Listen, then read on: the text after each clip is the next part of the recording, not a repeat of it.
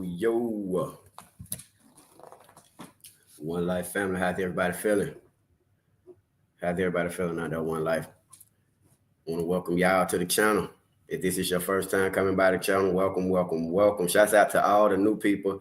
What's going on, Screech? What's going on, Kiki? What's going on, Miss Lavita, Alizé Jenkins? What's going on, Rose? What's going on, One Life family? How everybody feeling this morning? Oh, ladies and gentlemen. You know, we still talking about the disappearance, the missing teenager, Ziyah Harris, man. Justice for Ziyah Harris. Prayers to Ziyah family, man, the loved ones, man. She do have loved ones out there.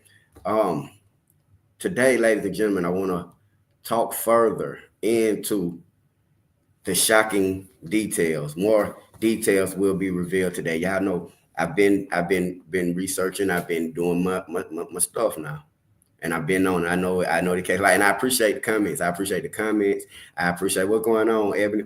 I appreciate everybody's input, man. You know what I'm saying? I think as long as we continue working together, we'll be able to bring some kind of justice to ourselves. I think we care more about what happened to Ziyah than her family. Normally you want to say, well, justice for the family and things like that, man. But it seemed like at this point, we the only family that she got, the bloggers and the people that, emotionally attached to what's going on. People that sitting here every day, like myself and you guys, that come together and see the injustice and how a plethora of people seem to have done Ziyah wrong. You know what I'm saying? I had a chance to look at some videos and things from her past, man, this morning. And when I tell you, man, it's just so sad to see this going on, her going from what's going on, Shadiki, what's going on, Miss Nikki, to see her go from being a little girl just having fun, man, regardless of anything else, but to see her go from that to just overnight and nobody know where she's at. And I'm so tired of people lying and playing in our face, and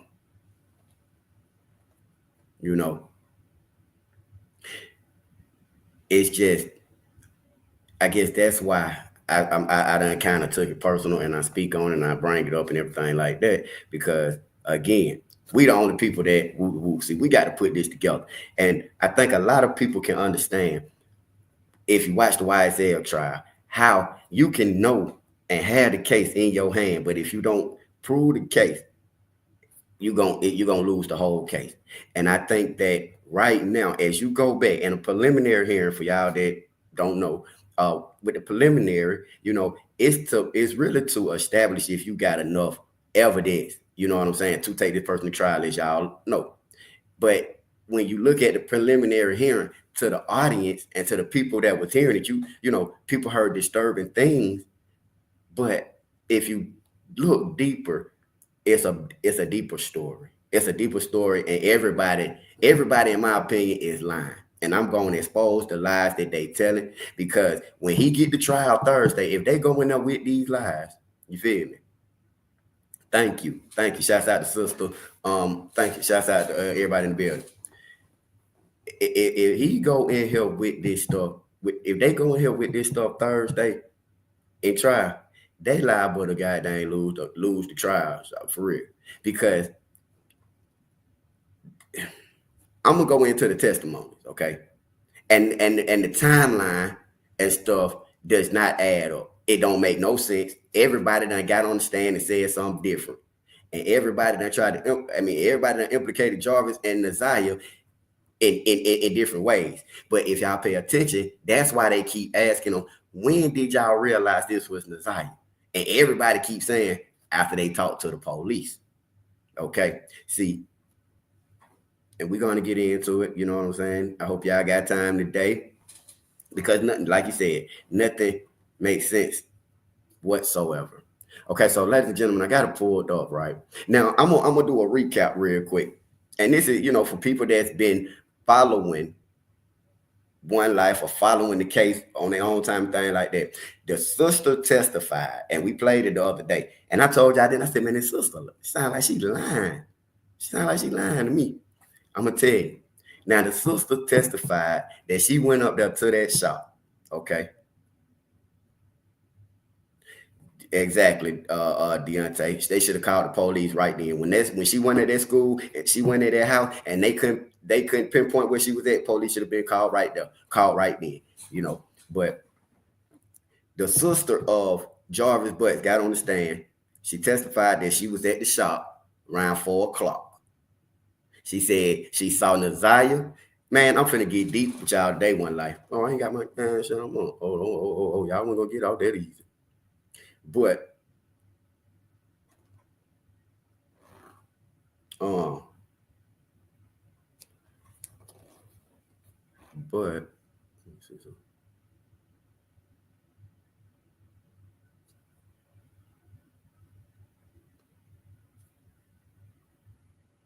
okay, so yeah. She said that she was at the shop 4:00. She saw the getting in and out of the car. She saw the girl, all this, right? This is what she testified to. She said, matter of fact, she said she sat up there so long with bro. Y'all keep up with me now.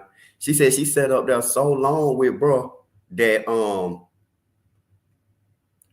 she said she sat up there so long that it got dark. She said when I got there it was daytime, but then it went into the night. And then what she said, y'all, this is what the sister got on the stand and testified to. Now I wanna ask y'all something.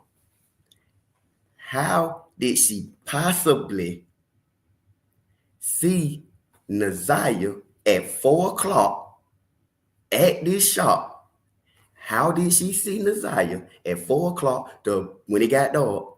If Ziyah, Jarvis, and Cordell was at the house dropping off the Jaguar? How did she see Shawty up there at 4:00 getting dark? Because the lady said, don't take my word for it.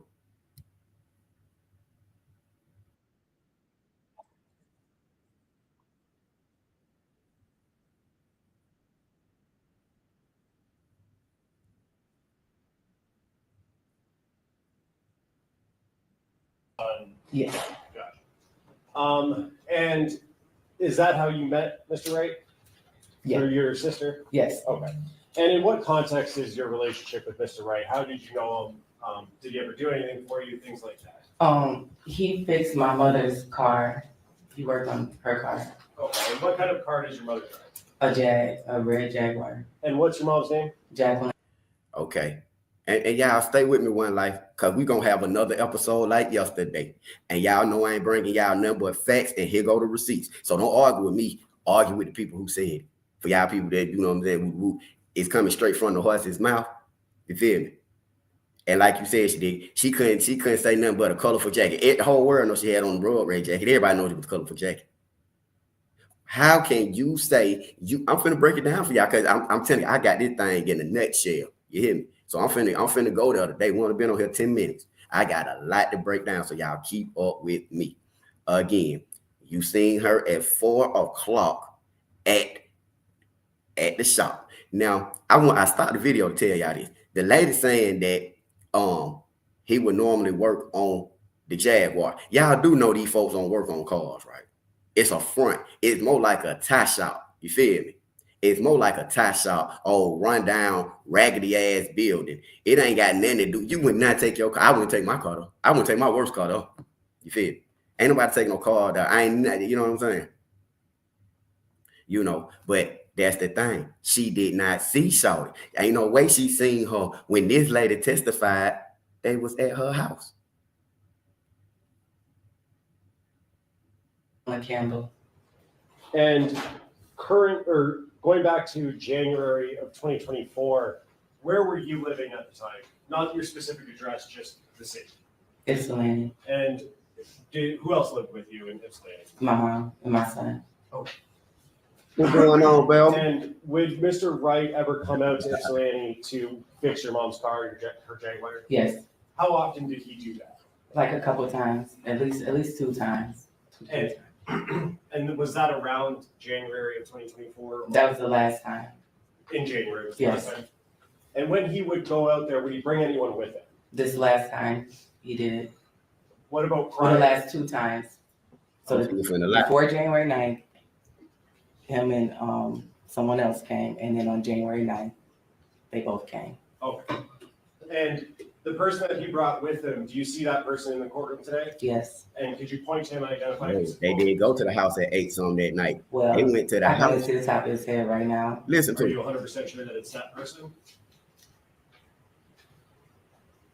Could we have everyone remove their masks, Judge, just for a brief moment? If everyone in the courtroom could remove their mask if they have one on, please. Ms. Remember, Moore, do you see the person that Mr. Wright? matter of brought fact, I'm with just let him? y'all get about 20 minutes. Just listen to the testimony. I ain't gonna say nothing. A green one-piece thing.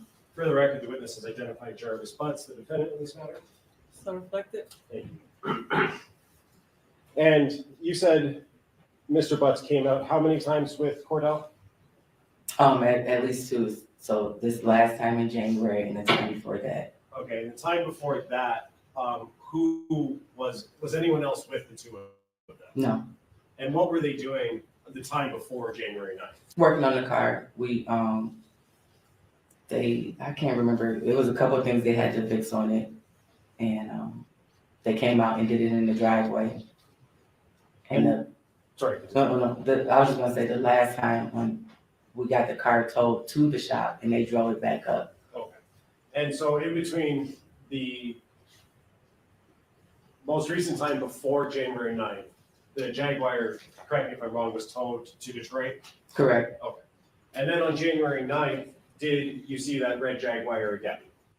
Atera is the IT painkiller. Remote monitoring and management, remote access, help desk and ticketing. Yeah. Okay. Who brought that Jaguar out to Ypsilanti? Cordell and Jarvis. Okay. And was anyone else with Cordell and Jarvis? Yes. Who is that person? Ziyah. And I want to clarify, at the time on the 9th, when Cordell, Jarvis, and Ziyah came, did you know that that was Ziyah Harris? No, Do you know that now? I do know now. Okay. And is that based on information you learned or seen in the news and things like that? Well, it was based on when the detectives came to the house to question us. That's when I found out Okay. who she was.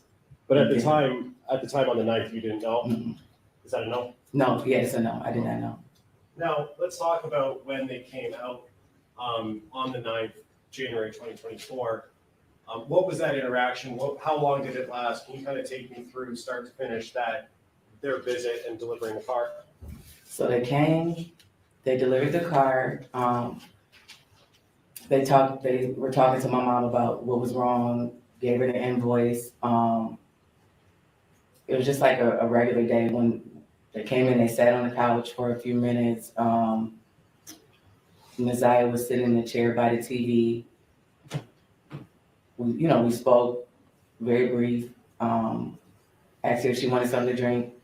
She didn't. My 6-year-old son ran up to her, the dog. It was just very mellow. They sat there, we talked about the car and stuff. We talked about my nephew.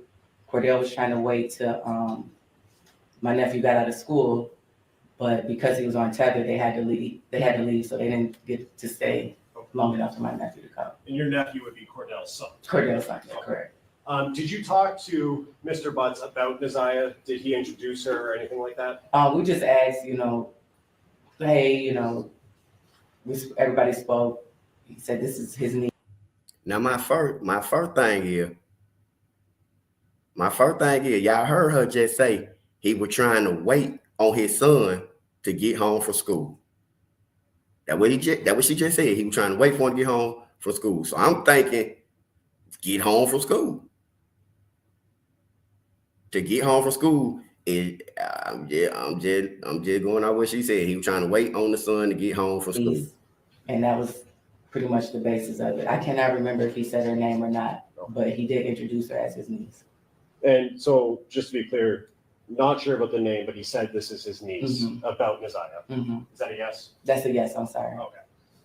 And then after that conversation, Well, let me ask you, during that time when they were there, did you notice anything that was unsettling or concerning about Ziyah? No. It was just a normal interaction. Yes. After that interaction was over, did the three of them, Cordell, Jarvis, and Ziyah, leave your house? Yes. Okay. And as far as you know, they were headed back to Detroit, right? Correct. Good morning. Good morning.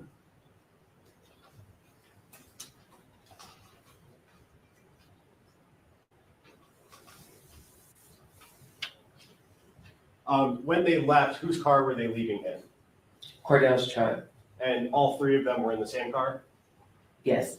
And you said Hold on. that they were delivering the Jaguar to your Hold home or on. to your Hold house. on. I just caught in another. Did you I see just caught them something in show the up? Do you lap. know what the driving and seating arrangements was? I do not. I have nothing further to say. Okay, Ross.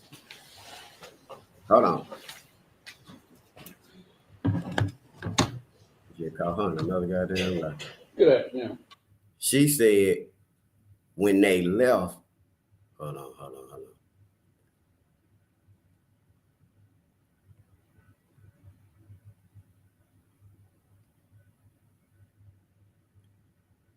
She just said when they left in Cordell truck.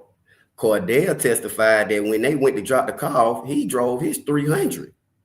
Oh, he said he drove his 300. And Jarvis and the girl drove. Jarvis and Ziyah drove the Jaguar. Now that's what he said he drove when he left. The 300. We're gonna get into it though. Hold on.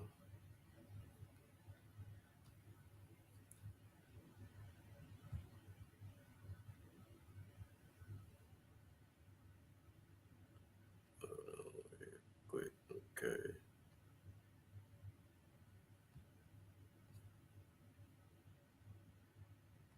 But yeah. So that's why I'm saying, that's why I'm breaking it down like this. Now, if I'm wrong, y'all let me know. But as I'm listening to it, and I'm finna pick back up on what she was saying, but as I'm listening to it, it is not making no sense. Everybody's story is conflicting. You just said the man left in Cordell's truck. Cordell said clearly he drove 300 over.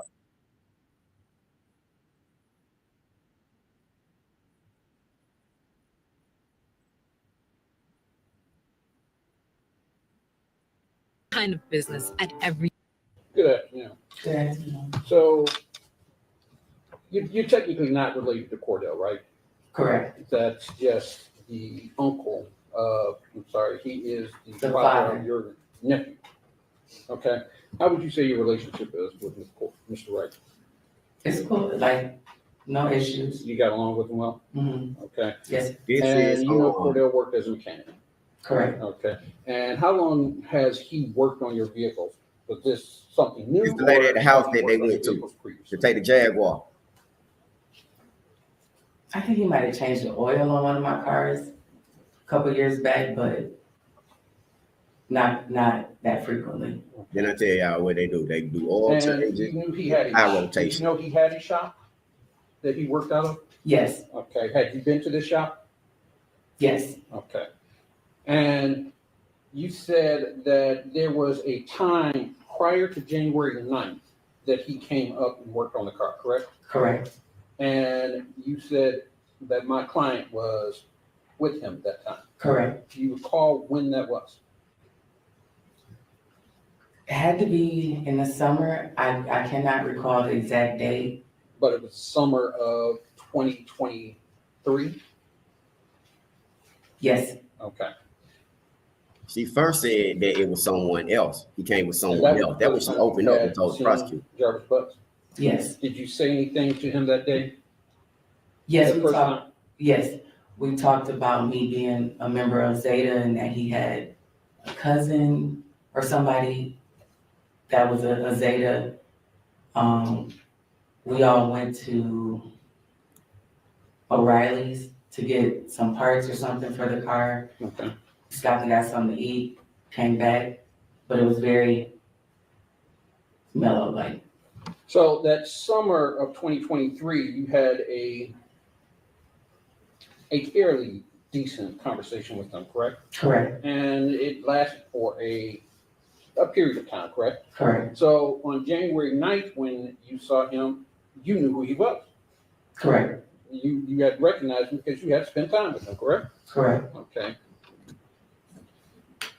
She was So spending time with you him too. had the car, and you knew that he was partnered with Cordell at the shop, correct? Correct. Okay. So on January 9th, approximately when did you have the car towed down to his shop? I think we had it towed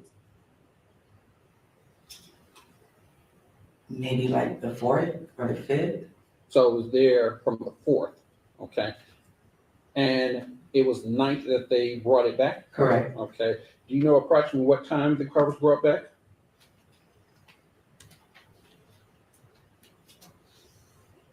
Had to be before 3:30 p.m. It was Shut the front door. It had to be before 5:30 because my sister got off work at 5:30. So mid-afternoon. okay. Ain't that the time Shawty said she seen I'm not Shawty sure at the the store? exact time. Was it light or dark outside? It was still light out. Okay. And they came up, they pulled the Jaguar in first, the driveway, Correct. right? And then Cordell's car was behind it. I believe so. Okay, when they pulled, Now y'all see where I'm going with this. Y'all see where I'm going with this. So I seen the person earlier say they went to their house at 8 o'clock at night. This lady just said they came before nighttime, 3:30, 4 o'clock. Then I think she went on up to 5. But she just clearly said it was daytime when they got there. How, Sway? How did your sister testify and say she seen this girl? It don't make sense. None of it makes sense. And that's why I'm bringing awareness, because this same stuff right here is going to be the reason he back on the street. Because all these people coming in there lying and covering up, and the defense ain't going to be able to, you got to prove beyond reasonable doubt. And I ain't got nothing but doubt right now. Every time they put somebody up there, it get worse. And well, I ain't going to say every time. It's just that I've been going back breaking it down. Said her sister got off at 5:30. But mind you, now they say people get darker, they're a little early now. But mind you though, when they left, it was dark. So there's no way she seen these folks up there at the shop. Cause not at the time she's saying. Not at the time that she testifying to. Ain't no way you seen them at 4 o'clock if they was at this lady house anywhere between 3:30 and 5. Because she said she seen them from 4 o'clock to where it got dark. Clearly, from the time the lady just testified the same thing that the sister said, except on the other side of time. Come on now. Hey, let them play that shit on y'all. They ain't gonna play it on you see them Star. exit the vehicles? No, Okay, so you don't know who was driving what? I don't. Okay. What's So up, Eva? What's up, at that Lee? point, they came into the house, correct? Correct. And Right. did they all walk in together? Yes. Okay, so Cordell came in, followed by Jarvis, correct? I can't tell you the exact, I don't know if Ziyah walked in first or if Jarvis walked in first. Okay, and this young lady. And to be fair, you didn't know who she was, correct? Not at all. Do you recall what she was wearing when she came? I think she had on a jacket.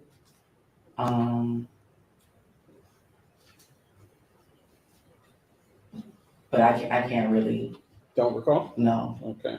Do you recall what any of them had on that day?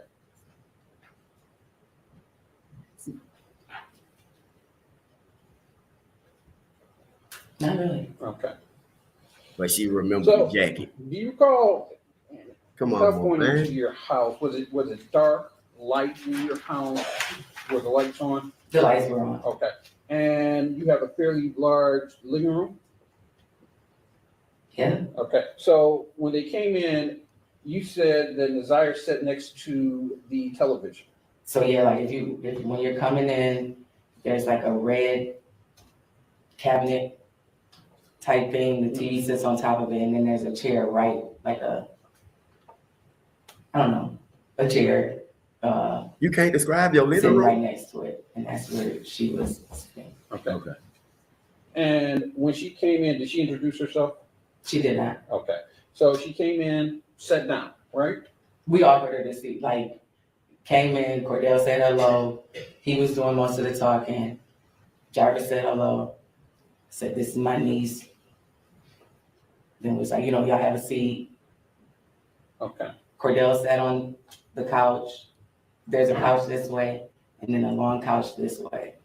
But I'm sorry, go ahead. And I was just gonna say, I believe that they were both on this couch. Ziyah was in the chair, and me and my mom were on the longer couch. So your mom was there? Yeah. Correct? All right. And you all were conversing, correct? Correct. And it's fair to say that you weren't conversing with Ziyah, correct? No, You were conversing with Jarvis. I'm sorry, you were conversing with Cordell. Cordell and Jarvis about the car and the invoice that they brought. All right. And you said at some point your son came up and was talking with Ziyah? Correct. Okay. And how long did this conversation last? Like all of our conversation? Right. How long were they there? See how we just caught her in another lie? See how we just caught in another lie? Now, did she say earlier that they left before her son got there? She said it was getting late, and because he was on the tether, he had to go. Ain't that what she said earlier, y'all? Oh, that's not true. That 3-4 lies this lady done told.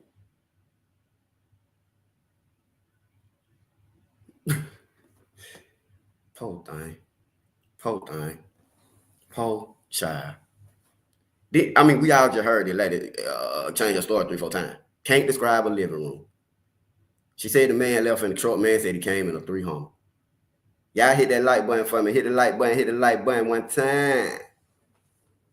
The lady that's on the stand is the lady who they took the Jaguar back to the house. No, I think she said who so. No, she said he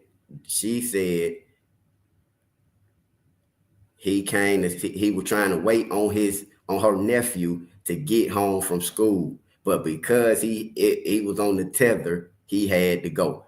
That's why I said, how long did it take for the son to get home from school?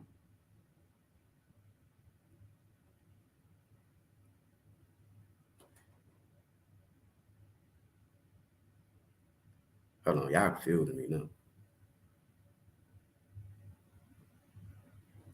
Oh, she's talking about her son.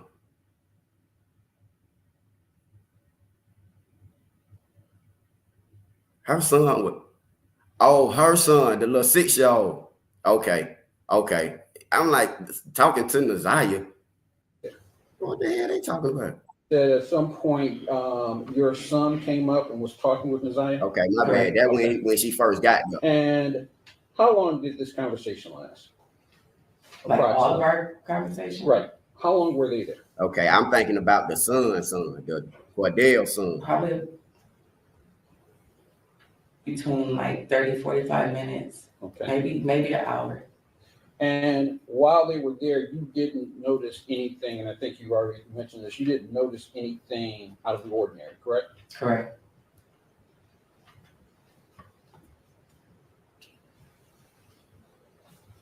Cause she lying. I don't know.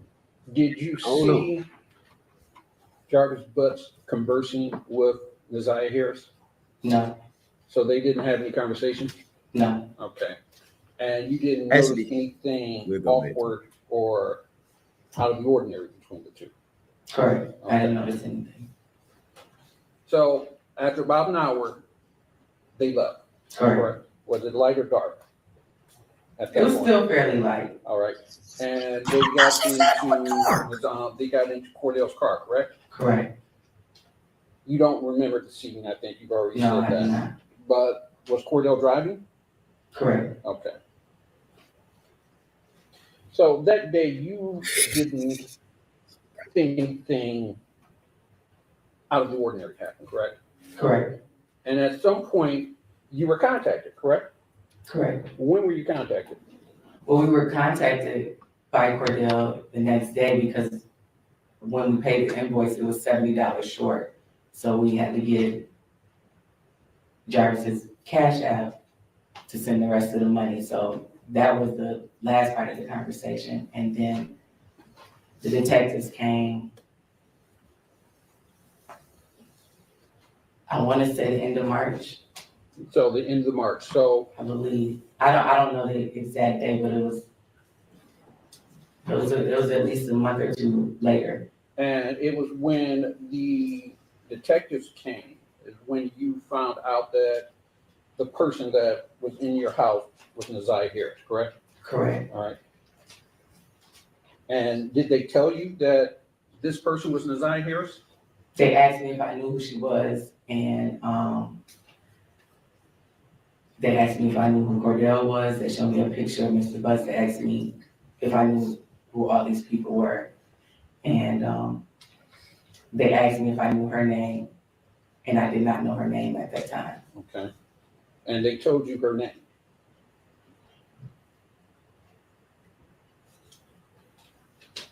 Honestly, I don't know. Okay.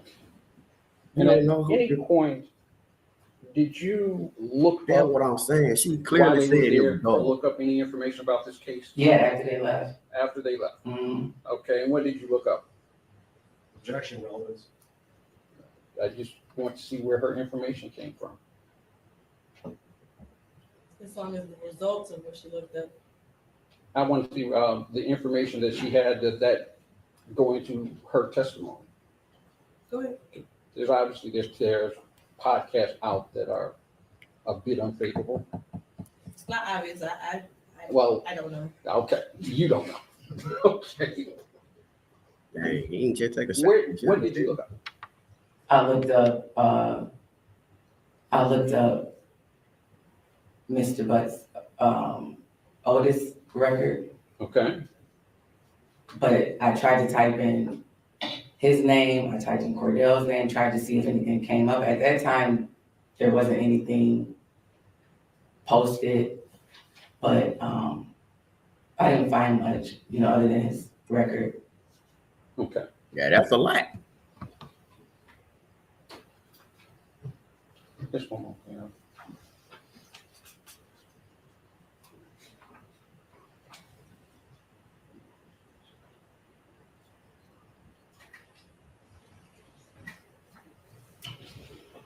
No further questions.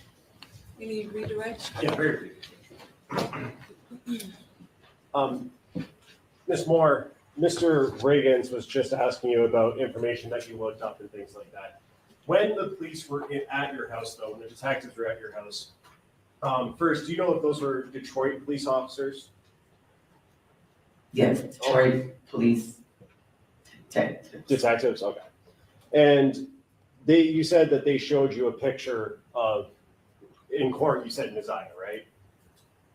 Say it one more time. They showed you a picture of Ziyah at that time, correct? Correct. Did you identify that picture when the police were there as Ziyah Harris? Did you say her name? No, I said that's the mechanic's niece. So just to be clear, you identified her as the girl that was at your house Correct. with the defendant, Jarvis Fox. Correct. And that was before you had looked up any information. Correct, because I didn't know anything until the detectives came to the house. And while Ziyah and Jarvis and Cordell were at your house, you said Ziyah was sitting next to the TV? Mm-hmm. Yes. And did Ziyah, during that 30 minutes to an hour, ever get up and leave, use the restroom or anything like that? No.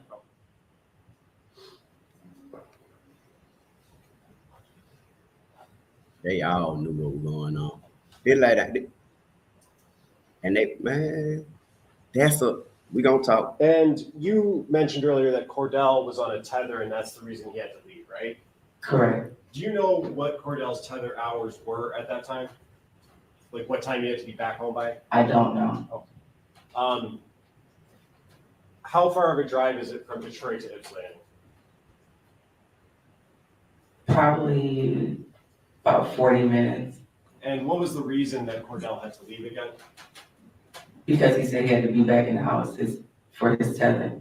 Okay, so did it seem like he was in a little bit of a rush to get back, or he was cutting it close maybe with that drive 40 minutes? No, I think he had whatever he needed to do, and he just wanted to make sure he was in the city on time. But is it fair to say that he would have left somewhat closer to his cutoff time?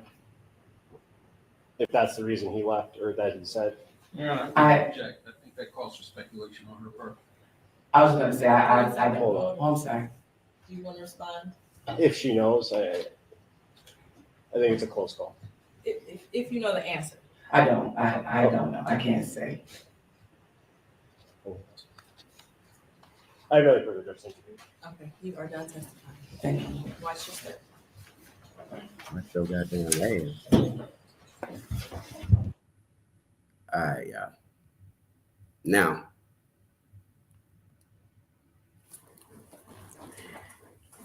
I got the part mixed up about the son being there.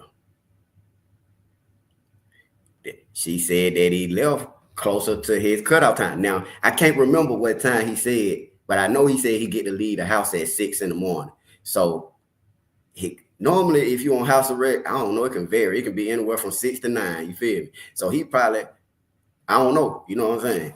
I don't know. I was thinking the sister didn't know what day. What sister? But yeah, so when he left, whenever he left, like she said, now, first of all, that's what I'm saying. She changed her story so many times. She said when he left, first she said it was dark outside. It had went daylight to dark. Then she said it was fairly still light outside. Then she said he had to go on and leave because it was getting close to his cutoff time. Even in the wintertime, it get dark around 6 o'clock. Oh, okay. I thought he said he had to be back by 9. Okay. So he got to be back in the house by 9. Ain't no in my opinion, ain't no way the sister seen her at the time. She say she seen her at that shop. If they were 40 minutes away, that's almost an hour. You feel? And so now y'all telling two different stories. Where they was at? Who seen them? She saying she seen them together over there at the gas station. He saying, now mind y'all, we finna get into some more stuff, y'all. But she saying they was at my house about 3:30, 4 o'clock. She might even say it up to 5. She said anywhere from 3:30, after 3:30, up before 5. That's what she said, pretty much. 40 minutes away. Now keep up with me. That means they had to leave. Y'all keep up with me, y'all. They had to leave where they was at a little bit before 3 o'clock. If they got there at 3:30, they had to leave a little bit before that. And Ziyah didn't get out the bus till 2:50, allegedly. Okay. Now that's important because if she got off the bus at 2:50, okay, went in the house, put her book back down, or whatever she did, she got off the bus at 2:50 and head towards the shop. Okay. She said she left before her sister got off at 5:30. Who? You talking about the sister? You talking about the sister? Look, so she get off the school bus, okay? She takes off walking. Boom. We see her walk past the camera. Now, for her to walk from her house to the shop, for her to walk from her house to the shop is a 50-minute walk, okay? Mind you, that's a 50-minute walk. If she got out of school at 2:50 and started walking right then, it's going to be 3:50 before she can get to where she going.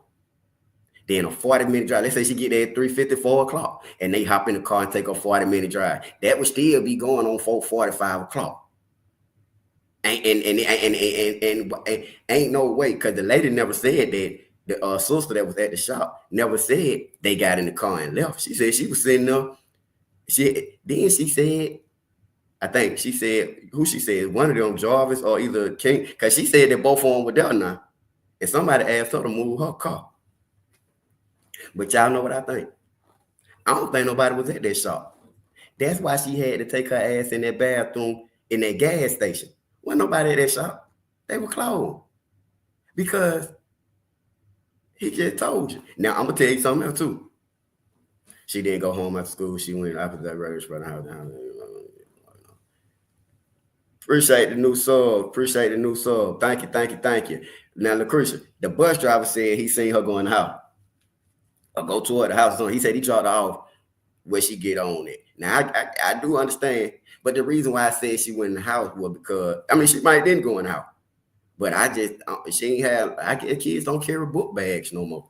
You know, I know she had that little bag with her, but I'm like, I know she ain't walking around with this man now, this stuff, no book bag. You feel me? Maybe. But okay. But I still want y'all to keep up with me though. I still want y'all to keep up with me because even if she went in the house or she didn't go in the house, it's gonna take her an hour, 51 minutes to get to the shop. I mean, to walk to that shop. I mean, you can believe the sister, but clearly the sister can't be telling the truth if the lady just said they was at her house. When they dropped the call, the woman said she said they left before her sister got off at 5:30. His sister said she was waiting on him to look at the car. He had hella access to she said she was waiting on him to look at the car. Yeah, that's what she said. She was up there waiting on him to look at the car. But she said it was daytime. She said she seen them. It was daytime when she seen the Ziyah. The lady just said they didn't even leave her house till it was dark. She said two different things. All I'm saying is, okay, where was she? Was she at the shop or was she at the lady house? She can't be at two places at one time. You feel me? But before y'all be so quick to judge, let's check out my next presentation.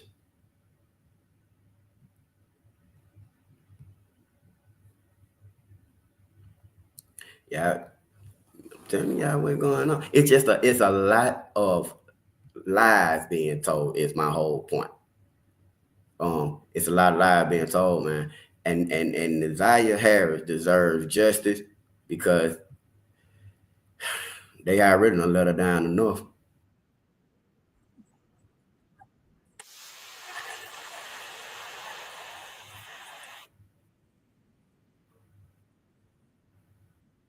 Okay. Hold on, y'all. Not hold on, but I'm feeling. Now I want y'all to hear what King said. We all speculation. So I ain't speculating. I'm telling you, it ain't speculation when I'm going off of what they said, what I'm talking about. I'm listening to what they said. I ain't speculating nothing. I'm repeating exactly what they saying. Speculation is when you come up with it on your own. You might be speculating. I'm listening. I'm not speculating nothing. I'm listening. I'm listening to what they said. So I'm like, if you said this, that ain't a speculation. It's a lie. It's a lie. Yeah, we all got different opinions, but it's a difference between an opinion and a lie.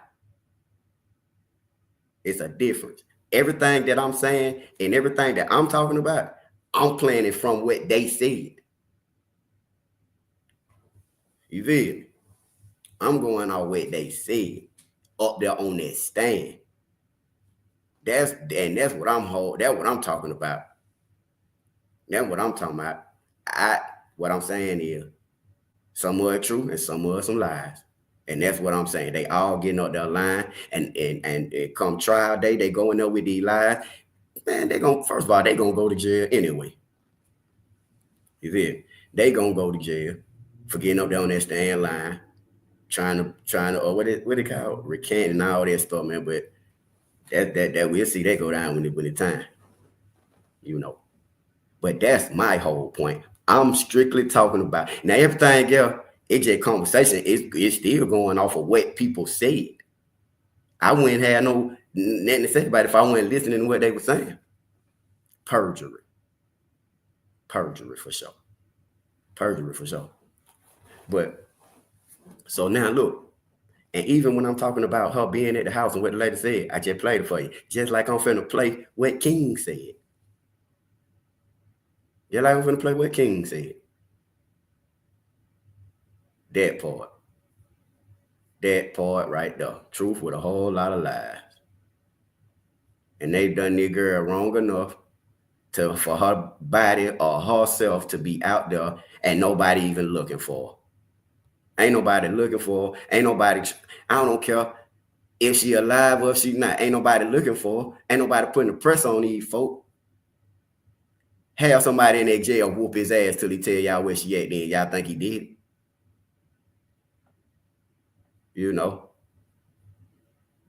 Now, let me see.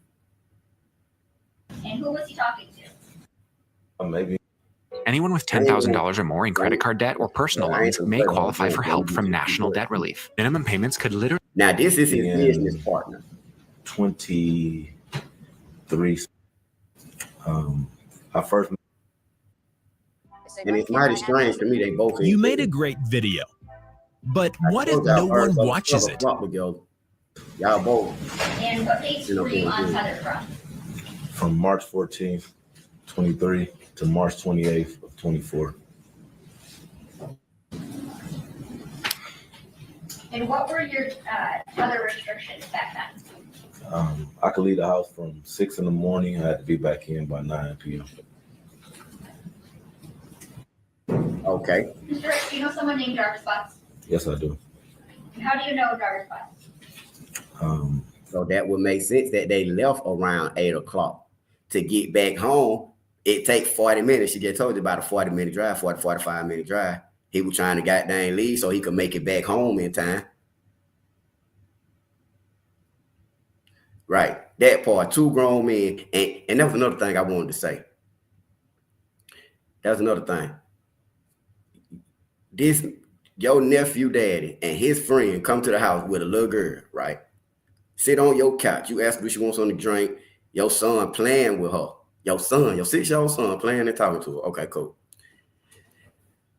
You didn't think to pull King to the side and say, hey, you know what? Nope. You know why? You know why she didn't question it? Just like she said that and told him, because she tried to lie at first and say that King and someone else came to the house. But then she came back and said King and Jarvis had came to the house and worked on the Jaguar in the driveway. But that March or that summer, whatever she said, that was in the summertime. She said they came and they worked on the car. But she also said that they rode around that day, went to O'Reilly's, when he got something to eat, him and her were having conversation that lasted a while.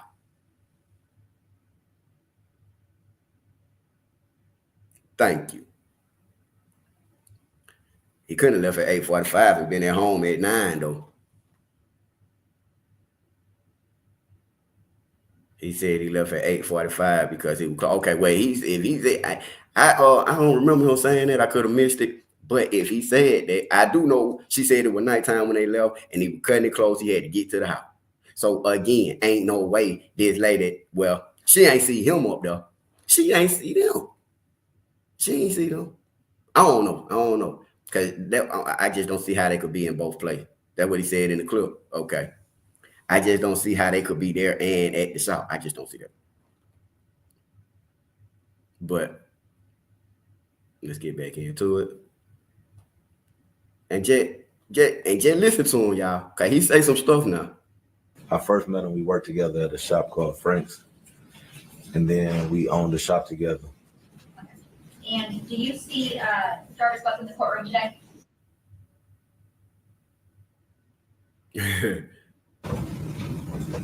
No. Yeah. Would you be able to stand up so you can look around? Yes. That's what I'm telling you, Ebony. Ain't no way they was in both places. Ain't no way. Mind you. Amen. When did you meet Mr. Butts? 2018. And you said you two worked together initially at a place called Frank's? Frank's. All right. Where was Frank's at? He has a couple locations. He has 7, but the one I met him at was on Warren and Neff. Warren and Neff. Okay. And what locations of Frank's did you work at with Mr. Butts? Warren and Neff.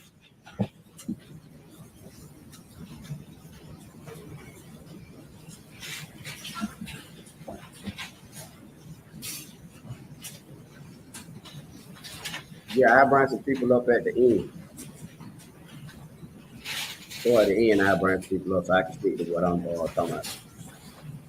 Mayor Van Approach. Yes. And Mr. Wright, I'm approaching proposed exhibits 4, 5, and 6.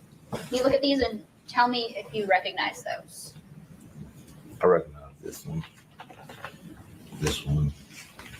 and this one. And those are those a fair and accurate depiction of the Frank's Auto Shops? At least 2 of them on Warren and the other one maybe on Harper? Yes, Okay, which is the one that's on Harper? the last one of the inside. Okay, and that's proposed exhibit 6? Yes. Okay, you're not moving for the admission of people's 4, 5, and 6? Any objection? No objection, Your Honor. They'll be admitted as equals exhibits 4, 5, and 6. Thank you, Judge.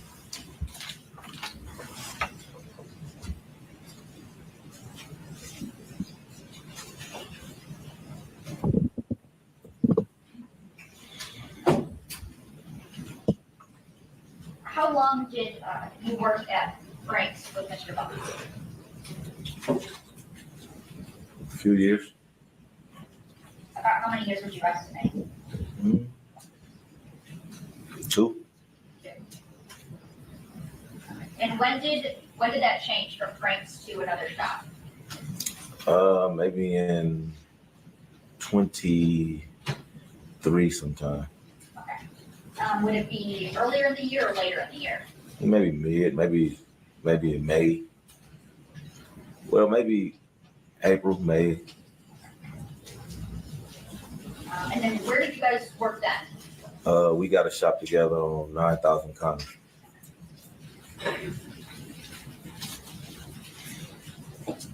And what is at 9,000 Connor?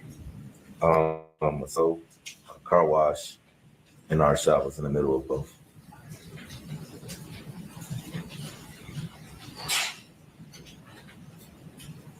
Your May I approach? Yes. Mr. Gray, I'm handing you what's marked for people's proposed exhibits 7 and 8. Can you look at those and tell me if you recognize them?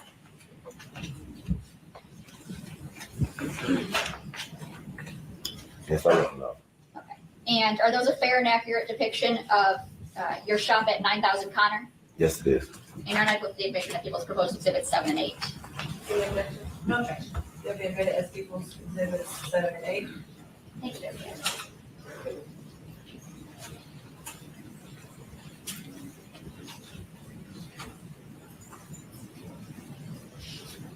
Who was it that you mainly worked with at 9,000 Connor? I'm sorry. Who was it that you worked with at 9,000 Connor? Jarvis. I want to take you back to when you were working at Frank's with Mr. Butts. Did you ever see Mr. Butts with any children there? Yes. And Yes, it's all. specifically, did you see him with any young girl children? Yes. And did you know who those were? Yes. Who were they? His daughter, his niece. Daughters and niece? What about any boys? Yes. And who were they? His sons. Does it feel like you're getting robbed every time you make a car insurance payment? But there could be a way out. There's this website called. How often did you see him with the children there at Frank's?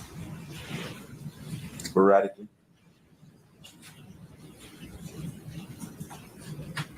And at 9,000 Connor, did you see Mr. Butts with any children then? Yes. Any girls? Yes. And who would they be? His daughter. And what about any boys? Yes. And who would they be? His sons. And how often would you see him with children at 9,000 Connor? Sporadic. And as it relates to this case, it's fair to say that you spoke with Detroit police a few times? Yes, about 4. About 4 times? Okay. That first time that you talked to Detroit police, do you recall about when that was? The first time was the day before Valentine's Day, so like February 13th. February 13th, and is that of 2024? Yes. All right, and at that time, were you presented with a jail call? Yes. Okay. And who was that jail call with? Jarvis. Okay. And who was he talking to? Me. All right. And what was the topic of that jail call? He called to ask would I receive a cell phone out of a truck for him. And were you familiar with what truck he was asking you to get it from? Yes. What truck was that? It was a Z71 Chevy Suburban. And did you know who that truck belonged to? Yeah, his baby mom or somebody he was dealing with. Was it his baby mama or somebody he was dealing with? And do you recall listening to that jail call? Yeah, I recall. Okay.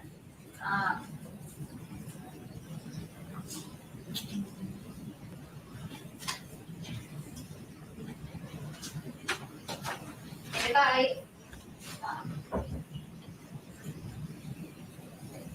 I would move to admit the jail call from, I believe it's February 8th, 2024, between Mr. Wright and Mr. Parker Bugs. Any objection? No objection. What's the exhibit number on that? Sorry, that's exhibit number 1. Would you have me to ask you to exhibit 1? Thank you, Judge. And may I He definitely had help. publish? Yes, I gave you photos. Thank you, Judge.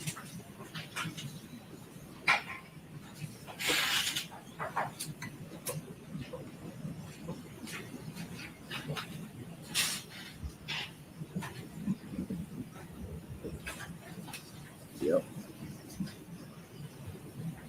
Everyone. And for the record, I am playing people's exhibit 1. That's it. This is a one-time free 3 minute call from an inmate at Lee County Jail. Your phone is not set to collect calls. This call has been provided by Helmet as a courtesy for friends and family. You cannot receive additional calls from this inmate until you call prepaid calls. We can take your credit or debit card information over the phone and connect you immediately back to your phone. This call is subject to recording and monitoring. Press 1 to accept all communications from this. Thank you for using Helmet. My guy, what's up, man? Not shit, man. What's happening? Not shit, man. How you feeling? My bad, I missed your call. I was working like a motherfucker. I figured they said you was up there banging. They said something banging. Yeah, you know it. What's up, my nigga? Who is that, Tim? What's up, boy? You know it. And shit. Man, I'm calling, man. These bitches, they put my money on my motherfucking books, bro. Oh, yeah, take a minute for them to put that shit on there. Even if you walk in with it, man, they be playing it crazy. Yeah, man. I swear to God. They shoot out a machine and shit. You show you straight, you need something. I mean, I'm getting a couple hours for that. Yeah, I had some money on my books, nigga. I came in with money. Oh, yeah. Yeah, so they put this shit on my hookup. I was up on the tab. I didn't come up $0. That's some bullshit. That shit crazy. Yeah. How is it, though? Man, that's some bullshit. I'm really gonna be quarantined on this whole shit, bro. Oh, yeah, they got you on that quarantine club for how long? 3 days? I don't know how long, nigga. Shit, I'm about to be the only one in this bitch on my part. You say, what happened?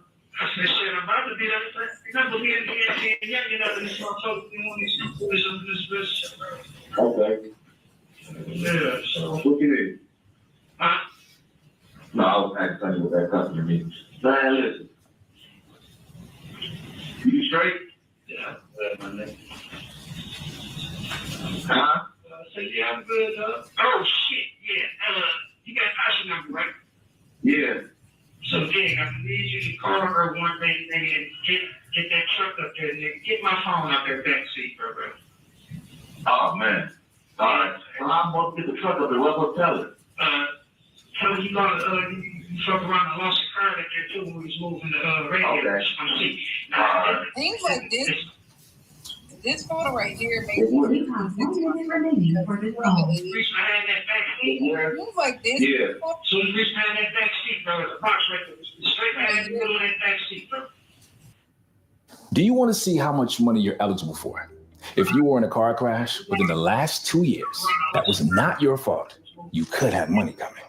The truth is, insurance companies make the claims process as difficult as possible so you can. Okay, under it or in the back or in the back In thing? the back, right in the back of the seat, bro.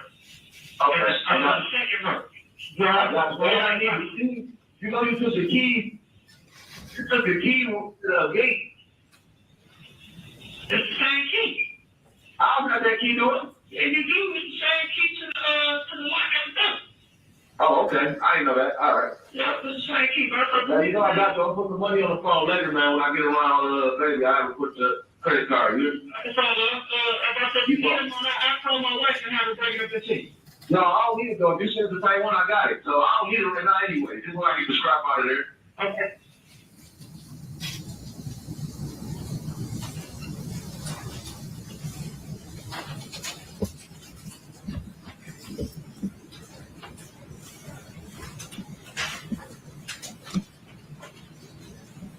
And Mr. Wright, were you successful in getting that cell phone from the vehicle like Mr. Butt asked you to?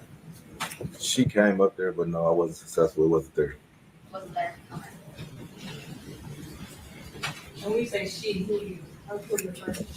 Tasha, And who's Taki that you know of? his baby mom. Okay. Did you look for it in the vehicle? Yeah, I looked for it. Okay.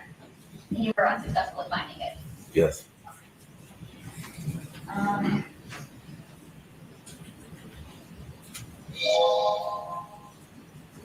And Mr. I want to talk to you now about the second time that you were speaking with Detroit police. That he heard that it was just a couple days after your first time. It was not long, a few weeks maybe. I was off tether at that point, I believe. Okay. And do you recall talking about fixing a red Jaguar and going to Ypsilanti? Yes, I do. Tell me about how many times did you and Mr. Butts go to Ypsilanti? I believe it was either 2 or 3. All right.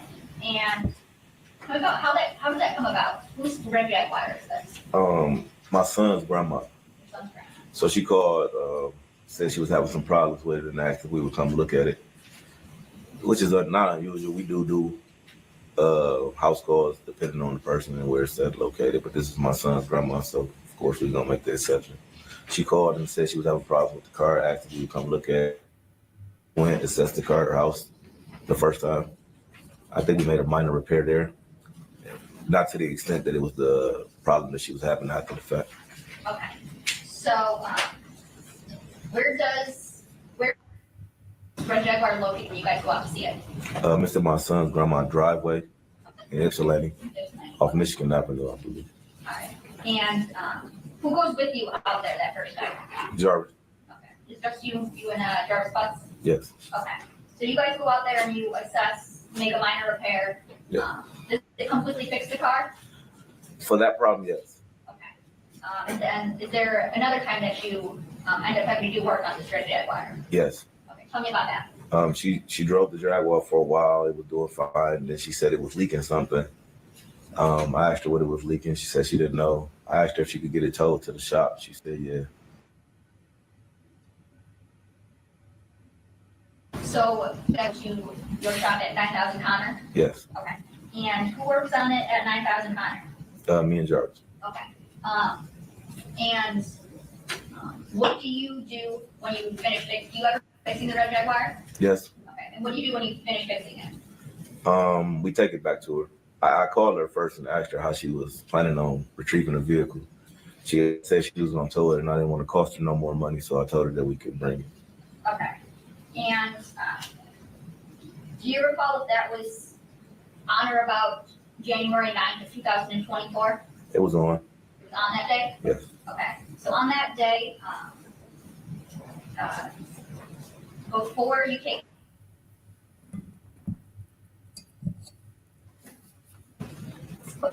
tell me about how that day started for you. I woke up. I typically leave the house at 6 because that's what time I could leave. So I went to the gym, Listen I to got to him. the shop probably around 8:30. I don't know who opened the shop. I can't really recall which one of us opened it, but Jarvis may have been there already. A few cars came in, then the Jaguar probably got there maybe around 9 o'clock. I assessed the Jaguar. Jarvis left. Did you know that Amazon has a $50 million fund that they have to pay out every month? And here's how you can get a cut of it. My name is Charlotte Mickelson, and we help everyday people grow their income with this one simple method. And we're pretty darn good at it. Our company, publishing.com, was named the 19th fastest growing company in America. And the only reason Moment, I had another mechanic needing a foreign car, so I had a foreign car mechanic on call to help with the work, but he was busy, so he came. Said he wouldn't have time to do it, so I think I Googled it, seen how it was done, and I proceeded taking the water pump off. Okay. Now let me stop y'all right there for a second. Y'all just heard it, man. They don't even know how to work on cars, especially foreign cars. So he said, now mind y'all, check me out now. She dropped the car by 9 o'clock in the morning. He had a foreign mechanic. Foreign mechanic said, I ain't got time to mess with it. What she said about King, you think he involved stuff. I think that I think birds of a feather flock together. I think he went to go get that cell phone because it's something in there that can tie him into it. I think he was riding around in his car with this man and this girl. He even took this girl over there to his baby mama house. Oh, well, over there to where his child stay. So I think, God dang it, if it walked like a bird, talk like a bird, damn it, that's a bird. But getting back on point. So, but y'all heard him when he just said, look, he don't even know how he don't know how to take a water pump off. You feel me? He don't even know how to take off the water pump. He asked another dude that work on foreigns. The other dude that work on foreigns said, oh, I can't do this. You know, y'all done been to these type of shops before where you be like, I told y'all, I wouldn't take my worst car to them. They don't know what they're doing. These the type of niggas, you take your car to them, it's going to come back with more problems. You feel me? Yo, you take your car enough for to change the tire, you going to come back with an axle problem type dudes. You feel me? Why you think that lady said she got her car back, she drove it, it started messing up again? They all at the house working on cars. What you call them mechanic? Shade tree mechanics? You know the mechanics, they fix your car just long enough so you can make it home. Out they shop, time you get home, another light come on. Wake up in the morning, it's leaking stuff.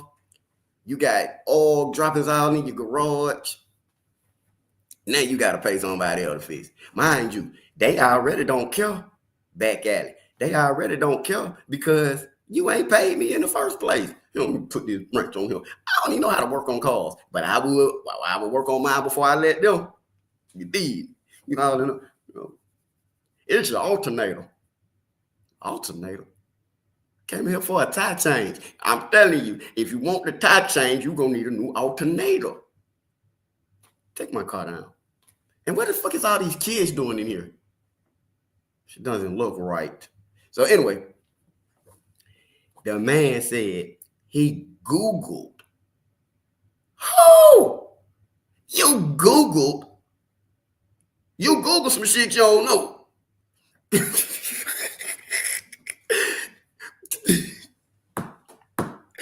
Y'all didn't go through his search history? I know that dude working on cars. I know a dude that be working on cars. Yeah. My brother-in-law work on cars. Your brother-in-law. Fuck is up, Jarvis? Oh, no, The one that be having all the kids up there at the shop? Oh, no, I ain't going up there. That's your brother-in-law. I wouldn't tell nobody else that. But, hey, Chelsea. Hey, but yeah, man. So look, he said he got on Google. So now you got a wrench in one hand and the tablet in the other hand. Going back, you know, when you watch something on Google, you got to keep stopping and rewinding and stuff. On basically, you might as well say YouTube. This man on YouTube. This man on YouTube trying to figure out how to change a water pump. Anyway, but right there, I just want to bring that to y'all attention because I don't even know what they talking about when everybody keep talking about they own the shop, they business partners. Apparently, whoever whoever Frank is, own all these locations, and y'all just running the location. Apparently, he put the 2 pedals over there. Y'all go on over there because we get too many complaints. We got children coming here that belong to the customers. You know what? Y'all better check with H&R. Do they got an HR department? I'm pretty sure they got some complaints from some of them customers. I came in there with my daughter. My daughter's 10. He's trying to buy her snacks and shit. But for real, y'all. But anyway, this man don't know how to work on cars. He's Googling how to take off his baby. His baby mama. What is it, baby mama car? Who car is this? Who? He practicing. This nigga been practicing on your car all day. But anyway, with the water pump though, if you working, anybody that know about cars, I don't really know that much about cars, but I done had to get a water pump. That kind of take a minute, don't it? That's about an all-day process. You don't take no water pump off watching YouTube and put it back on in the middle of the hour. Man, that take all day. Then you get frustrated and the bolts don't go back where you took them from. You ever took some apart according to YouTube and tried to put it back?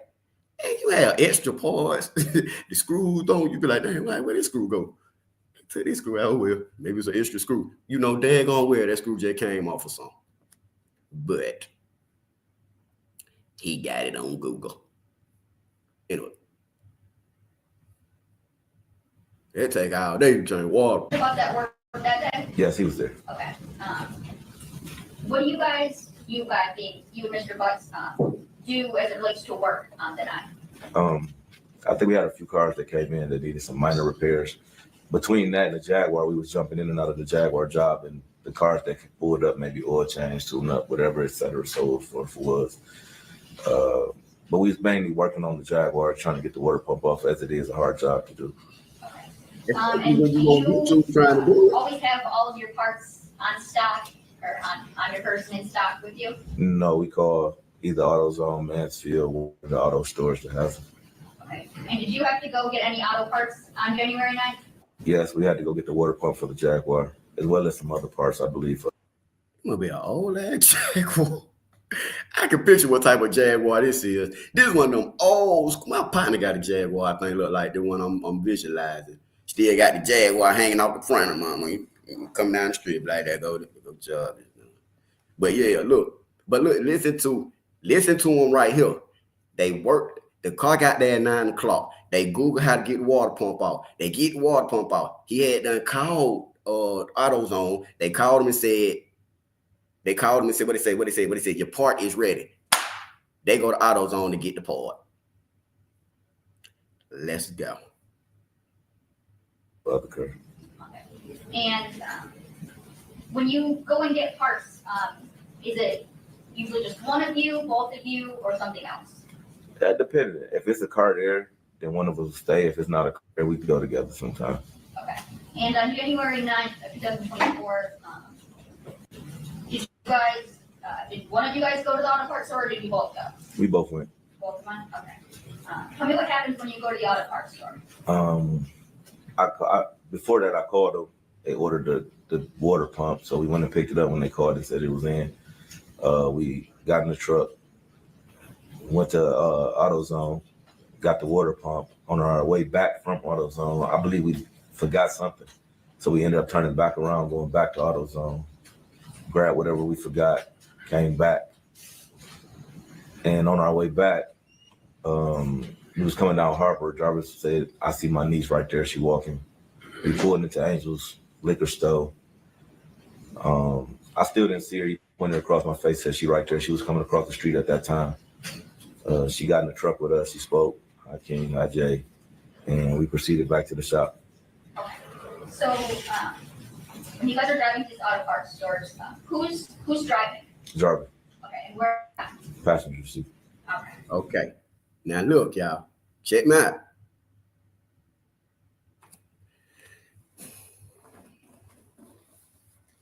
I'm finna get to the part, get back to it, right?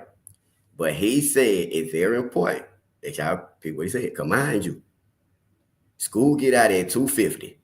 She got home from school by 2:50. Y'all coming from the auto parts store. Y'all see her walking down Harper. The shop is on Harper. It's on Harper and Connor. Okay. She's walking down Harper. Okay. He say, there go my niece right there from way across the street. You feel me? From way across the street, right? Boom. He said he still don't see her. She come across the street. It's a four lane highway. You seen your niece walking from way over there. Okay, cool, fine. She come across the street. She get in the car. Now, mind you, you still got to go back to the shop and put the water pump on. So now so then the sister could be telling the truth. Somebody lying. They all lying. But right now, I'm just saying, if you pick this water pump up and seen her walking, they had to be anywhere after 2:50. I'm going to say by 3:50. Because it take an hour. It take 50 minutes to walk from her house to that shop. Now, you better bid it. And you said when you guys are heading back to the shop the second time, that's when you said Jarvis spots someone? Yes. Who does he say that he spots? His niece. His niece, okay. And you recognize his niece? Yes, when I see her, when he pointed her out to me, yes, I recognize her walking across the street. Okay. And so you guys pull over. Where's she get into the car at? I believe she getting behind me. So the back seat behind me. Okay. Does Jarvis say anything to her? Yeah, she speaks to both of us and we speak back. Okay. What does he say to her? Hi. Hi.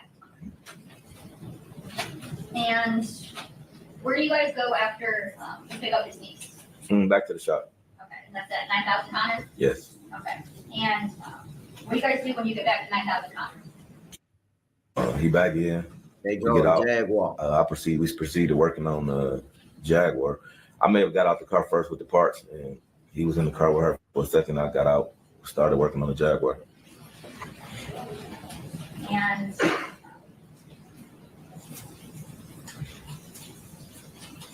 does what happens next? What do you guys do? I believe she get out, get into the front seat, reposition herself to the front seat of his truck. It was colder that day. I believe she started the truck. We started working on the Jaguar, putting the parts back on. It took a little minute. Like I said, it was a difficult job, so it took a while. At some point, I believe his truck ran out of gas, so we had to stop what we were doing to push his truck to the gas pump so he could get some gas. So you said that she gets out of the car that you guys were in? Yes. The last place she was really seen was at the house. No, we was always in Jarvis. So she gets out of the back seat and repositions herself to the front seat so she can start the cover. And what kind of car, what kind of truck does Jarvis drive? Escalade. And what color? It's pearl white.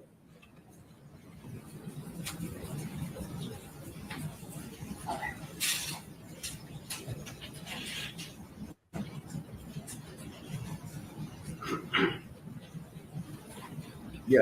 I'm with you. Again. What, if you can see, what is his niece doing while you guys are working on the shop, at the shop? I believe she's on her cell phone, I believe. It seemed like she was telling the truth now. You probably saying, but that's what I'm saying. Somebody lying. Does Jarvis ever take his niece anywhere while you guys are working at the shop? No. No, okay. Did you ask him if he was going to take her home at all? I believe I asked him, was he going to drop her off when the truck ran out of gas? We had to push it to the pump. It was just a distraction from work, so I asked him if he was going to drop her off. From the mama. No. And did you finish working on the Jaguar that day? Yes. And what happens after you finish up on the Jaguar? I called my son grandma and asked her how she was going to retrieve the vehicle. She said she was going to tow it. I told her she didn't have to do that. That was just spending extra money. So I asked Jarvis, was it all right if we dropped it off? He said yes. And we started making preparations to do so.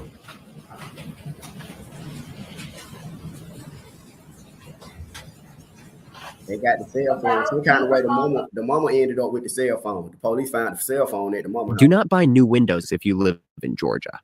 Americans living in zip codes starting with 30, 31, and 39. You guys finished the Jaguar and get to leave?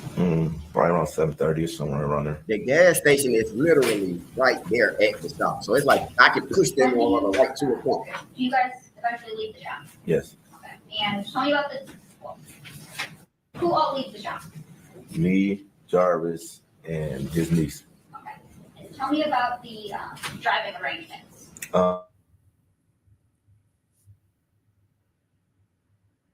Drove my 300 and Jarvis drove the Jaguar. And where was his niece at? She was with him in the front seat of the Jaguar.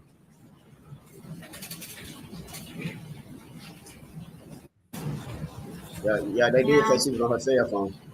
Do you? Asked her how she was going to retrieve the vehicle. She said she was going to tow it.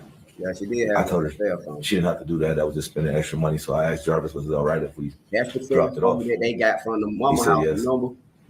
And we started to the house. preparations to Said, do oh, so. you talking about this phone? This the only one I got.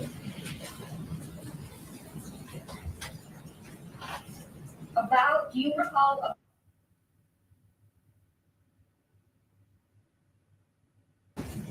You guys finished the Jaguar and get to leave? Probably around 7:30 or somewhere around there. Don't nobody know how she got it. When do you guys eventually leave the shop? Yes. Okay. And tell me about who all leaves the shop? Me, Jarvis, and his niece. Okay. And tell me about the driving arrangements.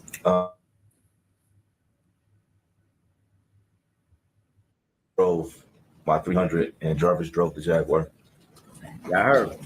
And where was his niece at? She was with him in the front seat of the Jaguar. No, she didn't have two phones. Hold on, I'm finna tell y'all. Yeah.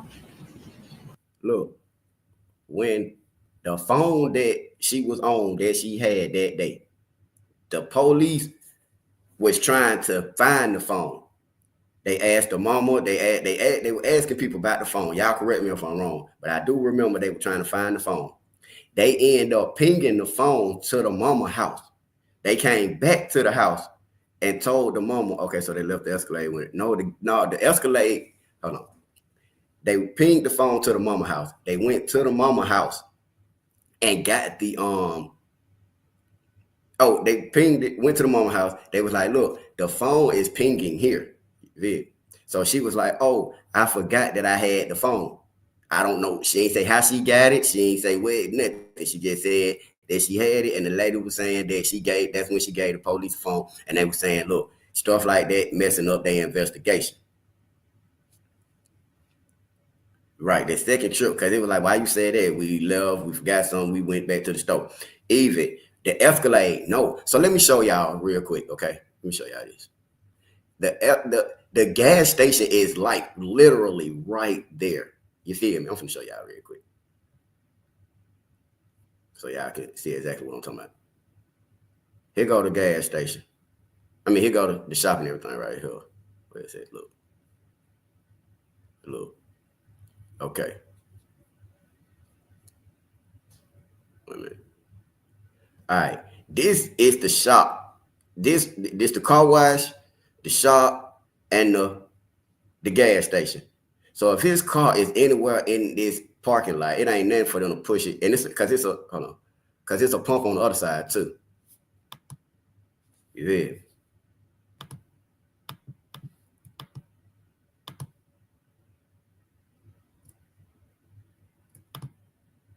Feel?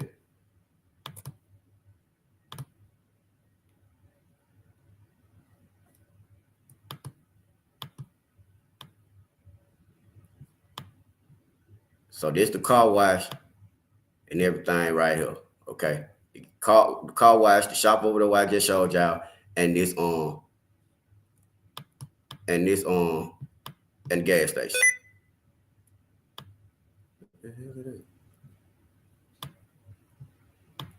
Feel me? All this is the area right here. So boom. So look, let's go back up here. This Harper right here. Y'all see what's over here?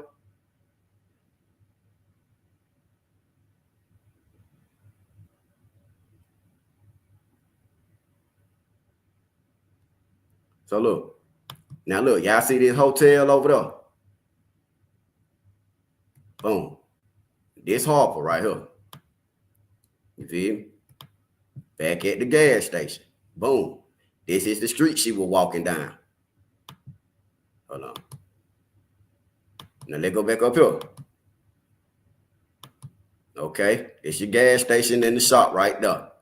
Y'all see all the wood back there? Now look at all these bandit buildings, y'all. Look at all these bandit buildings. I don't know if these still like that, but boom. You feel me? Now where the liquor store at? I think this is the liquor store right here. He said they pulled over in the liquor store.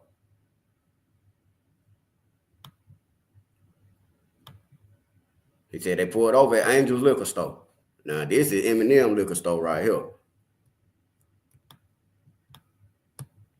Well, this the only liquor store I seen in the area. So I don't know if they changed the name of it or if I gotta goddamn go back, but so I was showing y'all this so y'all can get an idea of the area. Hey, that's an abandoned hotel. They better go look over there in that damn hotel. Hello? What the fuck is that?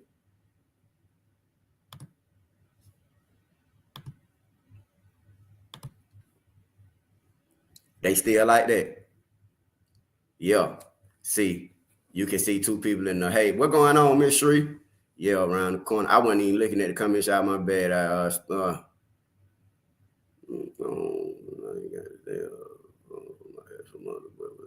Text messages. Yes, I do love iPhone, but she was sending the text messages and stuff like that. I don't know how they got the phone back at the house. The mama, they ain't say. The computer showed did say, yo, y'all heard that? I'm shut this thing down, man. That's an LBI. But look, I was showing y'all the street so y'all could see that, the area and just have a better idea. But look at these daggone empty, wait a minute, them empty hotels. Oh, okay, they might be people. They look raggedy as hell. Oh, the travel in. So yeah, this the street right here. We on Harper, y'all. We coming on up Harper right now. Look, they get over here. Over here, we finna pull up at the hold on, matter of fact, when you go back, oh, wait a minute. See, let me see. Get your ass out the street.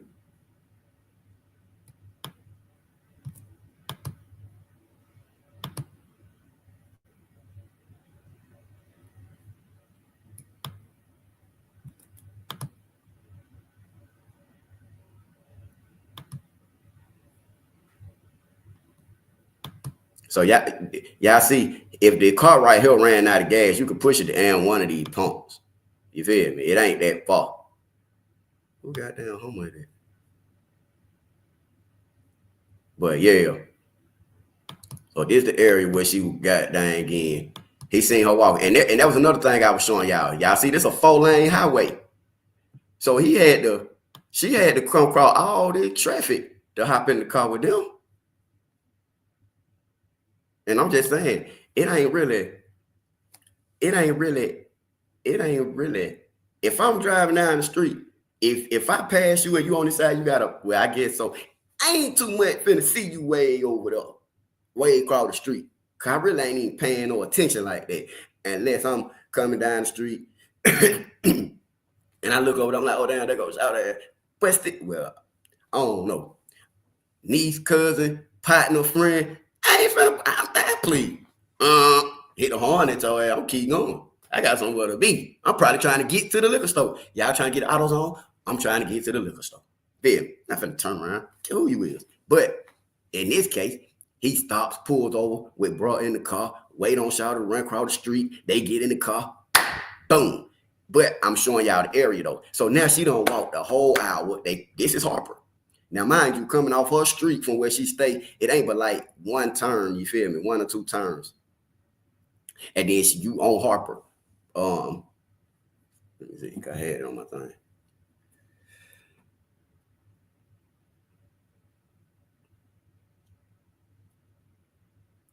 So like, boom.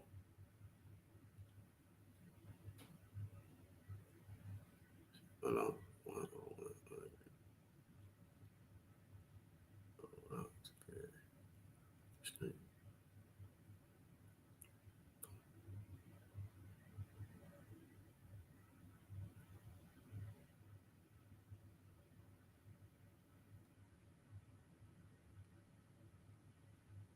Boom. Okay, so she got to come down.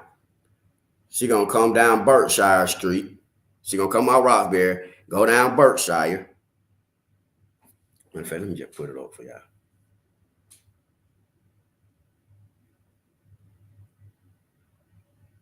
Hold on.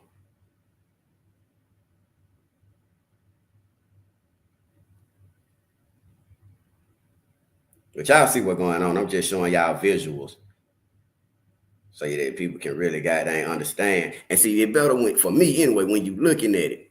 You feel me?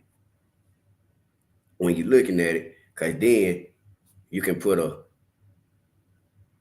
you know what I'm saying? You can put a picture, image with what you're thinking.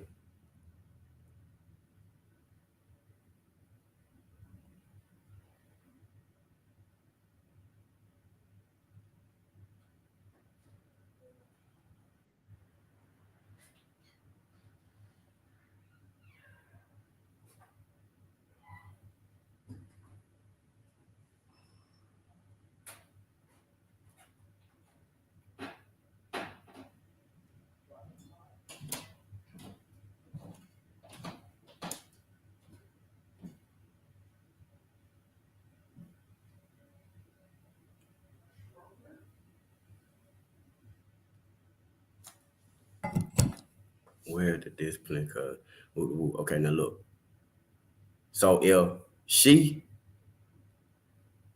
walked from her house right here, Roxbury Street, she gonna come off of Roxbury onto what that street I just told y'all start with a B, and then she gonna come down. See right here, all this is Harper.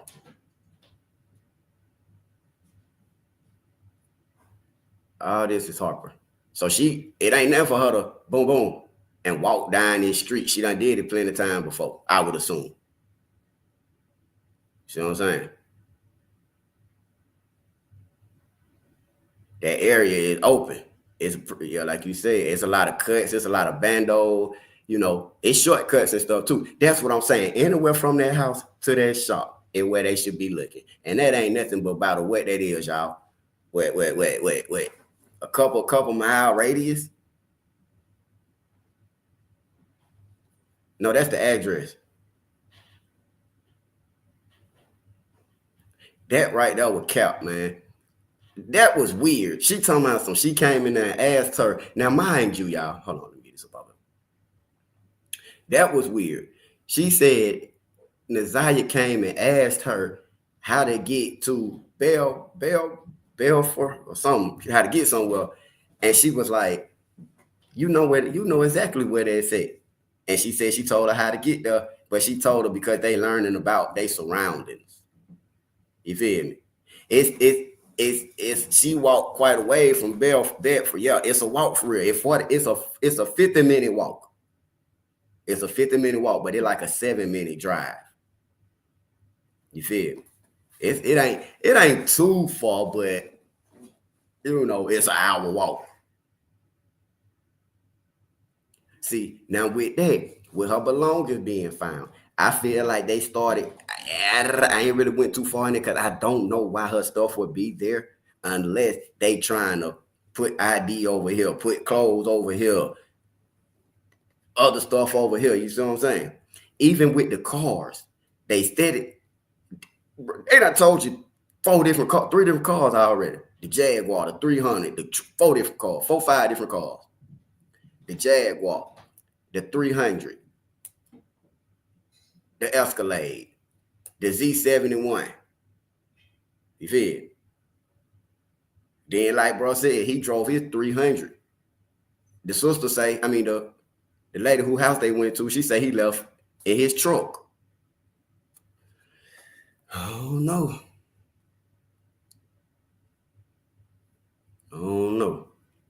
But this is the area right here, and this is that's the shop over there. Let's get back to shout the testimony, because I ain't done. I am not done.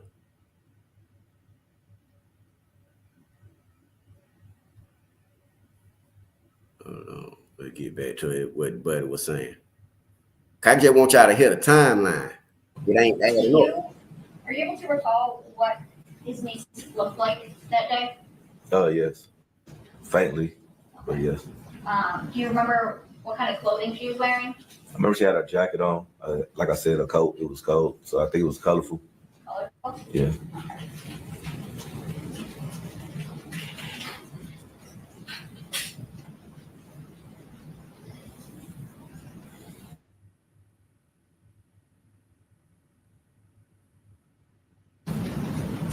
May I approach? Yes. And Mr. Wright, I'm approaching you with proposed exhibit 2. And I'm going to direct you to the top left corner. Can you tell me, is there anything that you recognize in that? The jacket in channel 1. Okay. And is that a fair and accurate depiction of the jacket that you've seen his niece, Jarvis's niece, wearing that day? Yes. And I move for the admission of people's proposed exhibit 2. Any objection? Objection. Will be admitted as people's exhibit 2. Thank you. They lying, so that what got me mad. They lying, and this girl, man, shout it. None of this stuff they saying is making sense. I mean, it's not adding up. Right. It makes sense that this can happen and this can happen and this, but it don't add up to the. You know what I'm saying? It ain't 1, 2, 3. Your story don't make your story, no story it don't make. It don't make. I'm going to show you your man approach. And I'm showing you its Mark Appeals Proposed Exhibit 3. Do you recognize what I just handed you? Yes. Thanks. And is that a fair and accurate depiction of Jarvis's niece as you remember? They all guilty. 2024. Yes. Okay. And is that the same niece that went with you to Ypsilanti? Yes, it did. Okay. And you're moving for the admission of people's proposed exhibit 3? No objection. Okay. To be admitted as people's exhibit 3. Thank you. Hold on. So he said a 300. That's a Benz. I thought he was talking about a Chrysler 300, but they do got the 300. You made a great video. It ain't no truck. But what if no one watches it? Too few subscribers on. Lady said they left in the trunk. Somebody lying.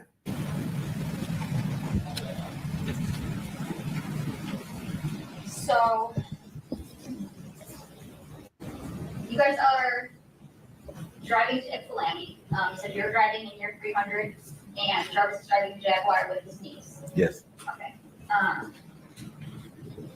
About how long did it take you guys to get to Ypsilanti? It was raining that day, so about.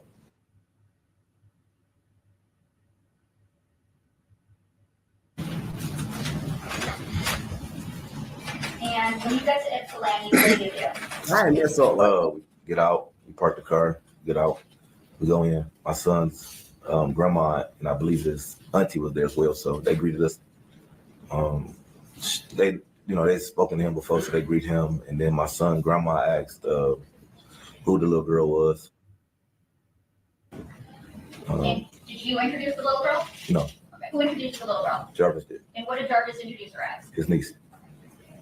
And about how long do you guys stay in Ypsilanti? Not long, maybe 15 minutes or so. My son, auntie had to go get the rest of our money that my grandma didn't have, so she went to the ATM. What do you guys do when you went to the ATM?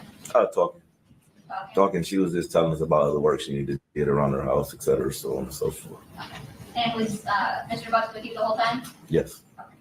Hold on. What now? Hold on. Run it back. My son, auntie had to go get the rest of our money that my grandma didn't have, so she went to the ATM. Y'all heard that lie, right? Y'all heard that? Wait a minute. Didn't the lady say they didn't have the money, so the next day she had to cash out Jarvis the $70? Matter of fact, they ain't leave before the sister got there. I know damn well this lady just sat up here and said they didn't have all the money. And she had to use Jarvis's cash out to send the $70. That's what she said. That's exactly what that lady said. Y'all see why we got to come up here and listen to this? They lying.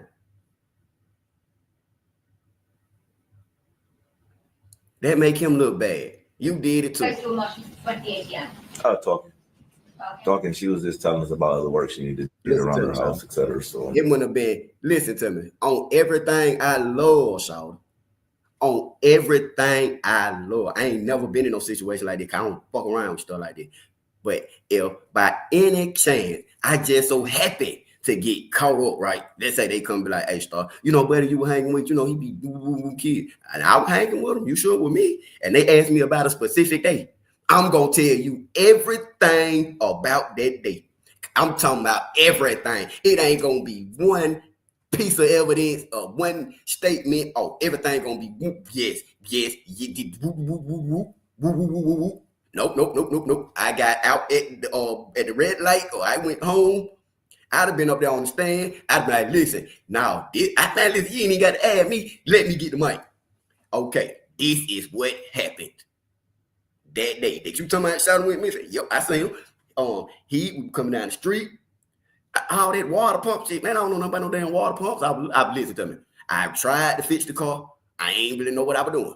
I said, I'm finna go get me up. I'm finna go get me a little something. I'm talking the truth. No lie. They gonna be like, yeah, right now, how everybody watching this trial and everybody like, they lying. But they'd be like, start telling the truth. That nigga telling the truth. Y'all going to jail. He telling the truth. Because I be telling on everybody. Now that I be on the stand remembering some more shit. Now that you say that, yeah. He was going over there all the time. He normally would leave the shop around 3 o'clock when that girl was getting off the. Now that y'all say that, gonna think good. Hey, Jarvis, who was that other girl? It was another girl up there too. Now that you say that, man, please. That'd be man. Listen, look, you know how they get off the witness stand and then they leave out the courtroom. Oh, I got on the witness stand, went out there and sat right there by the prosecutors. Who the next witness? You going to jail. You going to jail, Jarvis. You going to jail. And you too, Shannon. But y'all know, let's keep listening. Oh, Lord. Let's keep listening. But clearly, y'all hear this man lying. He just said they went to the ATM to get the rest of the money. And she telling him about work she want done around the house. If you got a car shop, when the hell you got time to be working around the damn house? Unemployed ass nigga. Nigga unemployed. And so forth. And it was Mr. Buck I knew a freelance when I see that. That's about our freelance mechanic. These are freelance mechanics. Hey, look. So you guys eventually leave it to that. Yes. You just these niggas, these the type of mechanic you get off Task Rabbit. They just ride around. And they just ride around and work on cars at random. You go outside, your car get worked on. You're like, what the hell you doing? I get your ass off from under there taking my Cadillac convertible. These niggas still Cadillac convertible. Hey, all right. Y'all better watch y'all cars. Y'all take y'all car. If anybody who ever took a car to them, y'all need to go make sure y'all car wasn't used in no crime and make sure that y'all Cadillac convertible is still up under there. They be outside stealing. I'm telling you something. My mama taught me: if you lie, you'll cheat. If you cheat, you'll steal. If you steal, well, y'all see what's going on. But they get back to it. Folks don't know how to work on no car, man. Let alone they coming up in Jaguars and Benzes that ain't theirs. Like they just got it going on, and he got a 12-year-old in the car with him. Man, the police should have pulled their ass over. Both of y'all, pull over. Pull over. Who is this girl? Your niece. According to who? What she doing with you? Get your ass out the car. I know you. You ain't supposed to be around no kid, Jarvis. Jarvis, but put your hand behind your back. You're going to jail today. You going to jail today. You riding around these Jaguar. The lady, listen to me. The lady should have slapped her hair out of buddy when he pulled up with that little girl. I brought you my car to fix. You bring my car back. You did. The quantum mechanic? Oh, they don't even do admissions. Do y'all need admissions in Detroit? You ain't had no task rabbit person to work on your car. If you did, that motherfucker probably still ain't working. Hey, woo! I'm trying to tell you here, buddy. But anyway, let's finish listening to this wacko. And tell me about the driving arrangements coming or leaving Ypsilanti. Leaving Vigilantes. What's the driving arrangement? Which is mine. We get in. Driver's in the front. I believe Ziyah sat behind me. Sat behind you? Yes. Okay. So,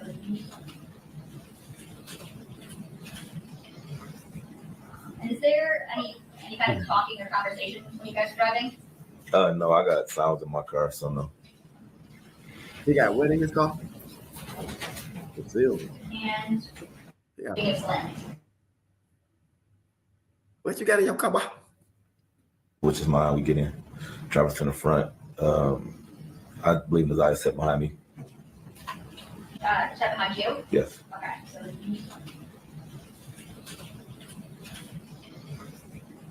and is there any kind of talking or conversation when you guys are driving? No, I got sounds in my car, so no. Sounds? Oh, he's talking about like music?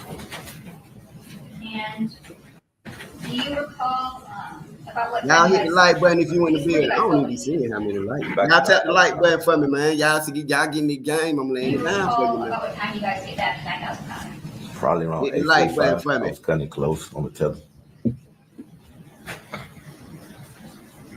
What do you do when you get back to $9,000? Opened up the shop door where he left. He left his truck in one of the bays, so we opened up that bay door, went through the gas station because that's the way we entered the shop. Went through the gas station, opened the shop, opened one of the bay doors. I went to the back and started splitting the money that we had made for the day, and separating the receipts. Why can't you stay organized? I've experienced this myself, and it's called chronic impulse control. Where you prioritize short-term. So, Get in this truck. do you recall where at this truck she got into? Passengers. Is that front passenger, back passenger, or something else? Front passenger. What time you said they left? Splitting the money that we had made for the day. Because where do you guys go when you leave Ypsilanti? Back to 9,000 Connors. Before that, Do you recall about what time you guys get back to $9,000? Probably around 8:45. I was cutting it close on the tether. okay, he got back at 8:45. That's why I said he had to leave him out there about 8 o'clock. 5-minute drive. Opened up the shop door where he left. He left his truck in one of the bays, so we opened up that bay door, went through the gas station. Mind you. Now listen to him. Listen to him. So how is the sister sitting out there if when they got back? Remember I told y'all wasn't nobody there when she said she was there. Now he came back they got back at 8:45. Ain't no shop open at 8:45. You can't see. Why would she be sitting out there talking about somebody looking at her car and a dog? You can't see no, you can't, fuck you, I can't see this shit. Bring this raggedy bitch back tomorrow. Ain't nothing I can do for you tonight. I ain't even there. But even when they get back, he had to go through the gas station. How the hell y'all get the gas? Oh, gas station still open. Gas station still open. So you had to go through the gas station. Y'all go back there to count the money. He still ain't said we got back. Jarvis' sister was there waiting to get her car looked at. Jarvis was out there talking to us. So he ain't say none of that. They got back. They went in that store. Them people at that store know what's going on too. I'm telling you something. When I had my barbershop was in a plaza. Or if you work in a plaza or anything like that, you're going, you ain't got to have no business. But people normally frequent the same store Same time. Me, I go to the same Walmart, same Kroger, same Chevron, same Legacy. You know what I'm saying? The same liquor store every day. Finna go now. Unless y'all gonna goddamn get me some lunch. Y'all know it's about lunchtime now. It is lunchtime. It is lunchtime. Y'all know that. But anyway, it gets dark early. Thank you. And you in Detroit. So it get dark at like 4. Ain't no way you pulled up at. Whoo! So you mean to tell me if I'm cutting hair, where my clippers at? They all style. I'm cutting hair, and the lights cut off. You want me to keep cutting your hair? I get the fuck out my truck. But anyway, let me stop cursing. But you see what I'm saying? So they go into the store, they go in the back, and they bust the money down. Ain't nobody said they seen no sister outside. Mind you, even before then, the man said that Shawty was sitting in the car, and the car ran out of gas. They had to push her there to get the gas. The girl, what do you mean she was getting in and out of the car? She was sitting in the car because it was cold. She was sitting in the car because it was cold. I'm just allegedly. Because that's what he said. She was sitting in the car so long that the car ran out of gas. She probably was in the car sleep. She probably was in the car sleep. She done been in school all day. She pregnant. You feel me? Got a little chokes or something. Done did an hour walk in the rain. Whoo! Please. That's the way we entered the shop. Went through the gas station, opened the shop, opened one of the bay doors. I went to the back and started splitting the money that we had made for the day. How much y'all made? And separating the receipts. You could split that in the for the whole day. For the whole day. So, do you recall where at this truck she got into? Passengers. Is that front passenger, back passenger, or something else? Front passenger. And where's your butt at? Back in the back with me, separate the cash. And Well, I hate when it paused on the part I can't hear. when you leave the shop, No, I left first. you left first. Okay. So when you leave, who's still at the shop? Thank you, blessed and anointed. You see them leave the shop at all? Thank you. No. Yeah, we going over here. We got it going on.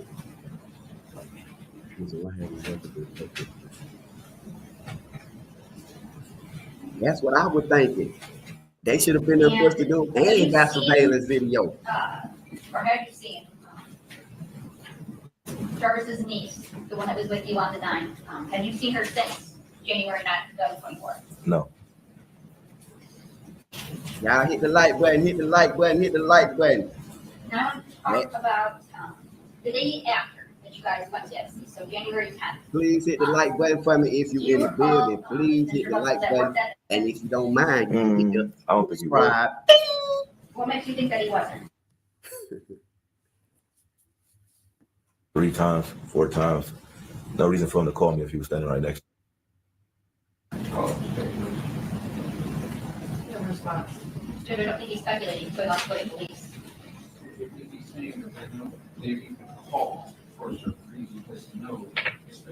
Let's get to 100 likes, y'all. Please, y'all get me to 100 likes. So you said that you don't believe he was at work because he would call you, or he called you so often? He called me. We had a 30-minute conversation on one account, and then we had another conversation about 15 minutes. So Okay, so that makes I believe it. you believe in your mind I that believe it. he was actually on the ceiling. What's the question first? If he was asking, based on those conversations, that Mr. Buck was not at the shop with him. I don't think that's leading. It's stating a conclusion. No. You already stated that he wasn't at the shop. So that means now I'm still trying to figure this part out right here, y'all. How did you make it back to the shop? Y'all had other cars. Okay, I know you said the one dude said he couldn't work on it right then. So maybe he was working on some other car. But that don't even make sense because why wouldn't the foreign dude, not call him foreign, but he said he had a guy that worked on foreigns. Why the dude wouldn't work on the Jaguar while they did the work on the other? I mean, it's not making sense. Then you got Jarvis there. So Jarvis, it's 3 people there. None of y'all know how to change no water pump.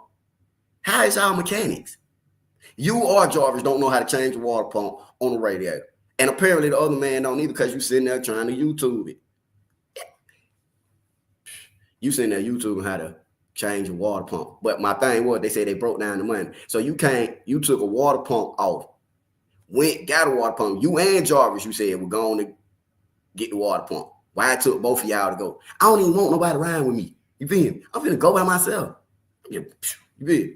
But what I'm saying, y'all went to the AutoZone, got the thing, came back, picked Ziyah up, right? Came back, picked Ziyah up, went back to the shop, put the water pump on while you had other cars. That you did all this before 4, 5 o'clock. That don't make no sense. If you going back to work,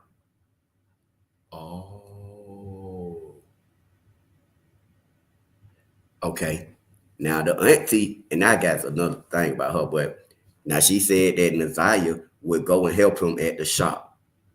So it's possible that she used to just, if she didn't, you know what I'm saying? Because I don't see, because they try to make it seem like he never picked her up. They never was alone together and stuff like that. She was like, but she said that that Ziyah and Janiyah would help him at the shop sometime. Ziyah wasn't helping that day, but she wasn't helping, but it's normal. I mean, I ain't saying it's normal for her, but they said she would help at the shop. So I could see it that if she normally work at the shop and help, if he don't always come and pick them up, or if he at the shop and they got a car, I don't think that it's too far fetched that she would walk up there to the shop. Being how it's 7-minute drive, you feel me? It ain't nothing for him to pull up and get her, but on some days she might just do the walk. You feel me? Right. Just tell her where baby girl is. Now, as far as that go, where is the polygraph test? Polygraph will help. We listening to online. They all lying. They all got some little lie in their stuff. But yeah, maybe it was because King was aggravated and wanted her gone.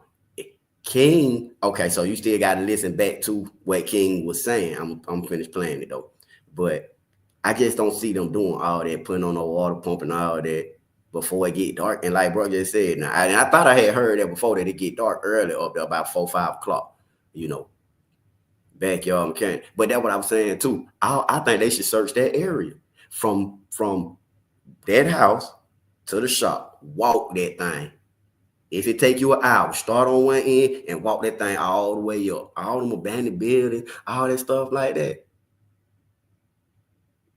And it's still, to me, I still can't say that. I'm just saying, y'all can look over there, but it's something about that auntie, shout. And they could have did it together, but it's something about that auntie, man. And I'm not excusing Jarvis and that. I'm saying, if anything, he got plenty of help.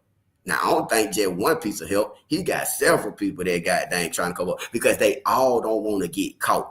It ain't really necessarily to help him. It's to say they own behind. You feel me?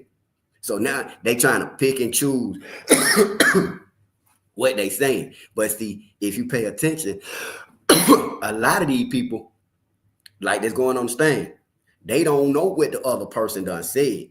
That's why it's like that lady, the one who they took the Jaguar to, when she got up there and she said, well, they left in the truck. Or she said, when she first said, she said, yeah, he had come by the house and worked on the car with somebody else before. She said the first time he came in was with someone else. Then he came the second time with Jarvis. Then she went back and said the first time he came with Jarvis. She even said they rode around in the car together.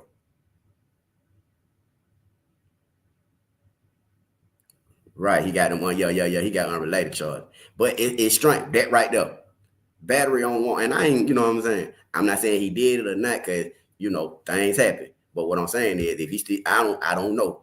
I don't know, because, you know, that don't always be the case, but birds of a feather flock together. So I'm saying, if he do that type of stuff and been convicted of it, you feel me? Then that would make sense, that they abuse women. I mean, shit, I ain't trying to be in nobody's business, you know, but I mean, shit, that way they both locked up for some kind of woman abuse. You feel me? So King was being loyal to a partner. Sister saw what she saw and called all that. That sister couldn't have seen it if they went there, shout. And look, and I don't know. I'm just saying the sister couldn't have seen it. When did she see him? Don't need no autograph. Right. Don't need no polygraph for this. They all were doing it. And you sitting up there at the shop with them, man. Why he doing this stuff? You doing it. And let me finish playing what he was saying. Cause y'all gonna we own him. We own him. They keep listening. Honeybook completely changed how I do business. I'm a photographer and independent business. Yeah, It's a fact. Running your own business. So based on the length of those phone calls and the time of them, did that make you believe that Mr. Bucks was not the shop? Right. Exactly, Gina. They had a whole month.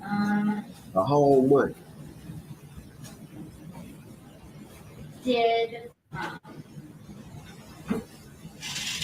Yeah, he Bucks ain't ever surprised. mention to you about his niece being missing? He's not surprised. Have you talked to Mr. Butts aside from the call that we played since turning himself in? No.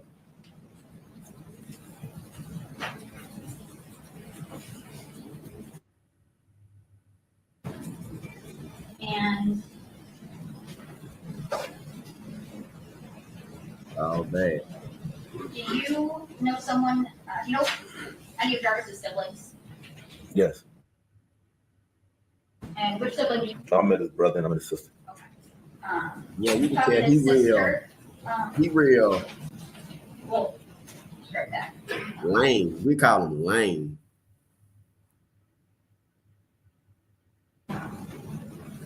Would his sister ever come to the shop? Sporadically. Right, okay. And are there Yeah, times I that can see you that. talk to her? Yes. Okay. And If he's carrying any time. had you talked to her about Jarvis's niece being missing? After the post questioned me, I believe she came up there and we. Hold on, who came with her?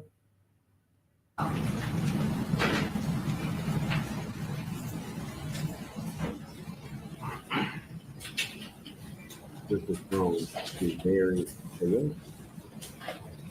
when and where and when she was at the shop. How a forensic detective, a forensic scientist can't tell you nothing about no phone.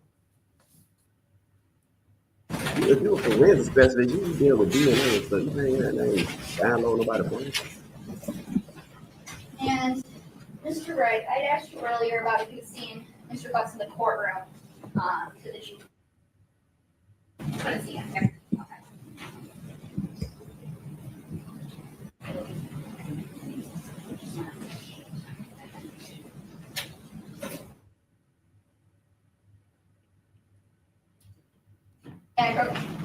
Y'all, we need to hit that like button. I'm finna stop till y'all hit that like button. Showing you People's Proposed Exhibit 9. Y'all hit the like button. You watch it, hit the button. Recognize. Hit the button, man. Yes. And who is it in that photo? Jarvis. Okay. Next, Jarvis Butts. Yes. Now for the admission of People's Proposed Exhibit 9. Hit that cash out too while y'all at it. One Life in the building. For sure. Yeah, free to hit the like button. Please hit the like button for me, y'all. We don't try to be my friend when we find where shout at either. The thumbs up button is right there. Mr. Wright, I want to direct your attention back to People's Proposed Exhibit 3. And then go click the cash out I'm button. sorry. Yes, sir. Can you see it from here where I'm holding it? Yes. Okay. And do you know who this person in this photo? Yes. And who do you know her as now? Ziyah.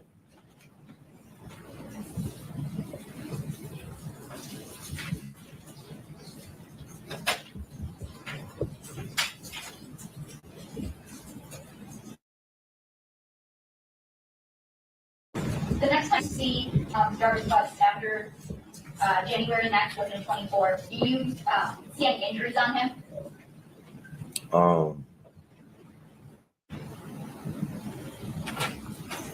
No, I don't believe I've seen it. Clearly for the judge. Okay, Ross. Thank you.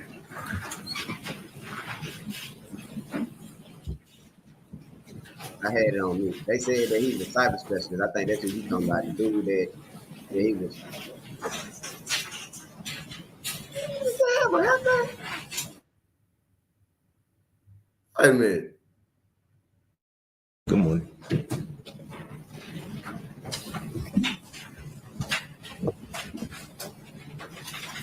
You said that, I believe, in your testimony that you have known Butts since about 2018, right? That's correct. Okay. You said you met at Frank's, the shop that you looked at. That's correct. And you said you guys worked together at Frank's for about 2 years. That's correct. And so that means in about 2020, you opened up the shop for Connor. Is that No, in 2021, I went to.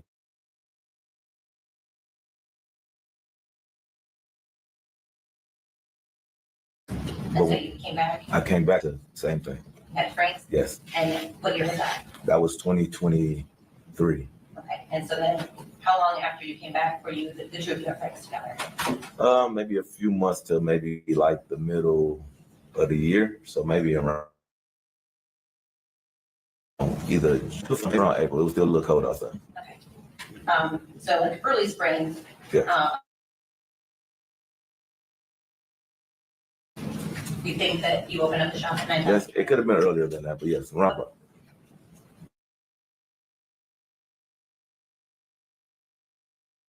Business partners? Yes, Did you give them business partners? yes, Okay. You also consider Mr. Butts a friend at that point? yes,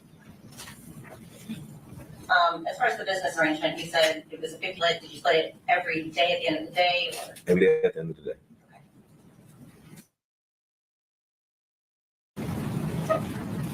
Now back around the beginning of 2024, end of 2023, were you seeing a woman in Clinton Township? A woman in Clinton Township? Yes. A friend of a woman named Shannon Harris? In 24? Yes. No. Or ever? Yes. When were you seeing her? Probably was 2000 and maybe 19 or 20. So before you went? Before I went to prison. Okay. Did you and Mr. Butts ever have a falling out about that? No.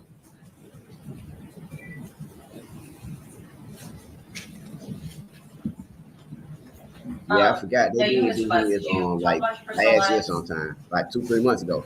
Sometimes, yes. You spent good days at work together, right? Right. So similarly, it came up. Of course. Talk about girlfriends. Of course. Did women often come to the shop looking for Mr. Butts? Like, Did he talk to you about the very women that he would be seeing or juggling, maybe? that happened. Did it sometimes cause drama in the shop? It happened. Women would come up and confront Mr. Butts. It happened. My women coming up, they're arguing and fighting at the shop. It happened. Did you ever feel like that was affecting the business? No, thanks. What about at the business that you owned with Connor? It didn't happen as much. Didn't happen as much in Connor? Right.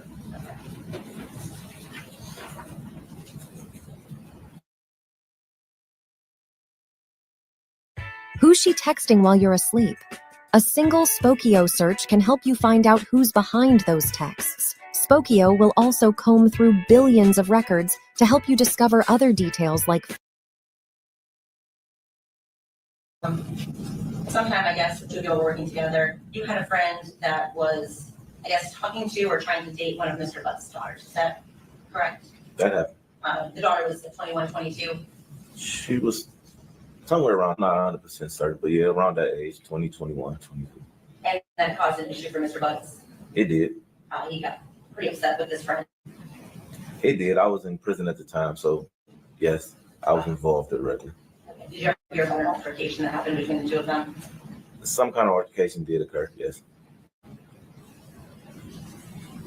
Was your impression that Mr. Butts was pretty protective of her? Yeah.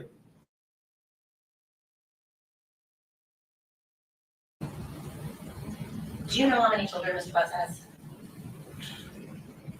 13? And you said that some of them would come to the shop. Yes, that happened. But at the shop on Connor, you said his sons would come. His son would come sometimes and stay the day with us. His daughter. She would come sometimes and stay the day with us. And what's her name? Do you recall? No, I don't want to misname it. I think it's someone with a J or something like that, though. I'm not sure. Was she like a teenager? Yeah. She come up there sometime, but not really. Little was when 9, 7, 8, 9, somewhere around there. Okay. And then his niece would also come? Yes. Would she come typically with?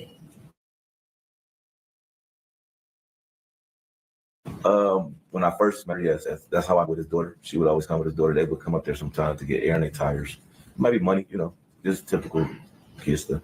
Did he ever, or did the two of you ever have them like doing chores around the shop? Sometimes. Did Mr. Butts talk to you about his children? Yes. Did you talk about spending time with them? Yes, I believe he lived with the majority of them. And you said that you mentioned Tasha. She's one of the mothers of some of his children, Yes. correct? No, I don't believe so.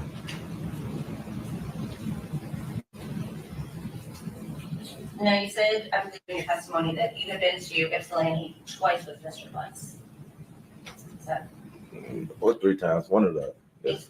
possibly could have been 3? It could have possibly been 3. I'm not 100% certain.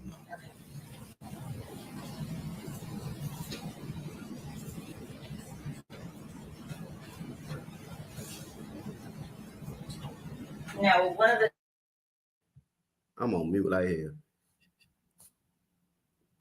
his niece was you said on January the 9th. That's how everybody in the building. Shouts out to Save in the building. Shouts out to everybody coming in. I was saying, hey, Miss Jenny, I hope you get that. Let's get it to 100 likes, y'all. Y'all tap that like button for me, man. Y'all I'm not come sure. on, hit the like button, hit the like button, run it on up, y'all. Paying attention to Hit his the like expression. He's button.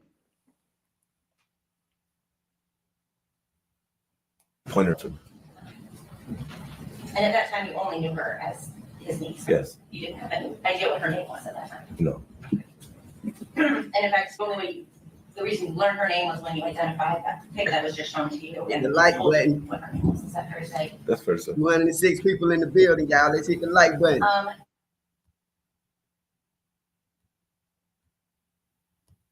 With Mr. Butts and his niece, did you see any inappropriate I like what behavior? y'all see now. 200 people in here. 199 in the building. No. We What landed about down any other over here. times that his niece would have been there? Stand the picture. We gonna be on point.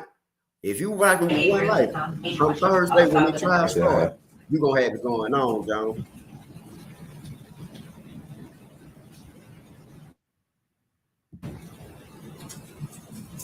Now, the 3 of you were back from Ypsilanti on January 9th. That was your testimony, right? Yes. Was there any conversation between Mr. Butts Yeah, you tell me to stop niece? talking. You better take your motherfucking ass There over was there no and find this conversation shit. between really nobody. I had the music on.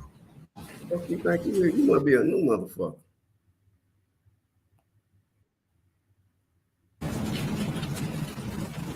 And I'm gonna back up to earlier in the day, when the 3 of you came to the shop the first time after you picked her up on Harper. Okay. You said that she pretty much stayed in Mr. Butts' car the whole time. Yes. She said she was on her phone. Yes. Did you ever leave the shop at all after that, before you guys went to Ypsilanti?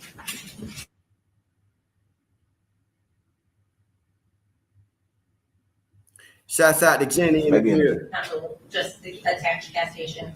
Yeah, maybe to the gas station. I'm not sure if I actually physically left the building. I'm not sure. Would have been from what? Shouts out to Jenny in the building. Thank you so much, Jenny, for the super sticker. I really appreciate that. Thank you.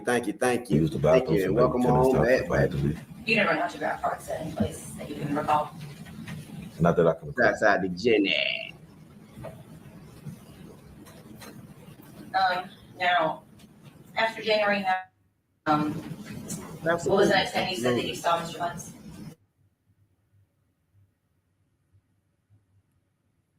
Oh, they keep pausing. It He ain't was me. not at work on the 10th? No, Do you recall?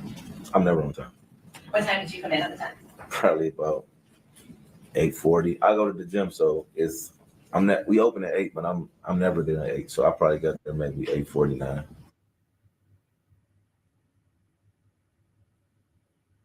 You want to open the shop? Yes. Now, you were aware at that time that Mr. Butts was supposed to turn himself in and serve a jail sentence of William County Jail. That's correct? Yes, I am. You have to leave the business for a while. Correct. And you actually went to the courthouse on the day he turned himself in to support him. Yes, I was there. And he was going to be serving time, That's correct. if you know. That's correct. And because you were kind of paying attention to what was happening, you understood that the court date had gotten changed a few times. Yeah, he told me that it had changed. So I believe he's supposed to get sentenced on the 9th, but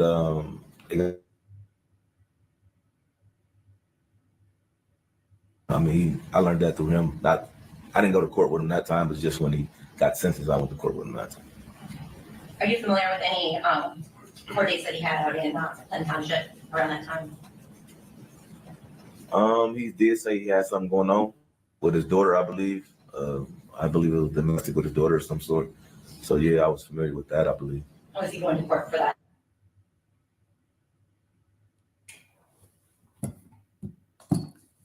Ain't that's that back child support, wasn't it? No, you got involved because at some point you became Yeah, aware that trial coming up. this It one start was on you. Thursday. Yeah, that judge look good. Okay, that should took you down. That don't. I'm watching trial. That was the first time. No! 13th, is that You know right? the judge. So with again, a couple days later. The trial is next week. Yes. Trial I Thursday. believe the first time I spoke with him, I was still on tether, so it had to be some time after I was The trial start Thursday. And then you spoke with him again in March, right? Yes. No, all of our conversations was via person.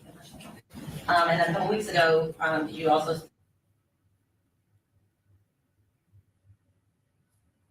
And the prosecutors? I don't know if the prosecutor, but yes, I believe she was there. I'm finna try now, Bria. I sat down to do it yesterday, but I didn't see how to do it. Let me see. Now, in February, when you were talking to the police, by that time, had you seen anything on the news or on social media about who you later learned was Mr. Hudson? Or an interview about the police you didn't know anything about?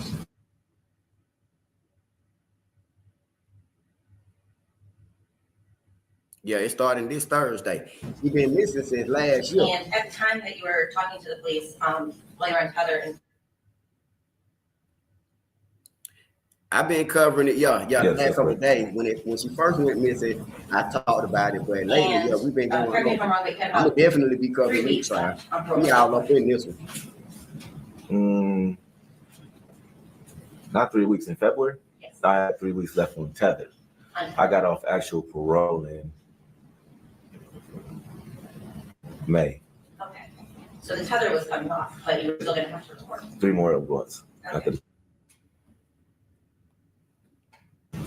And in February, I believe it was the second conversation that you had with the detective, presumably, you and the officer or the detective spoke about the tether, right? Do you recall that? I believe so, yes. Because you were concerned every time you would go somewhere, you would be late, you were very. Oh, yeah. Right. And in fact, he actually said, hey, we'll take care of you if anything pops up, right? He said, I'll talk to your PO, so you're fine. Okay. And he also kind of warned you that you didn't want to get somebody upset about the way you were answering these questions and have somebody feel some kind of way about you. Do you recall him saying that to you?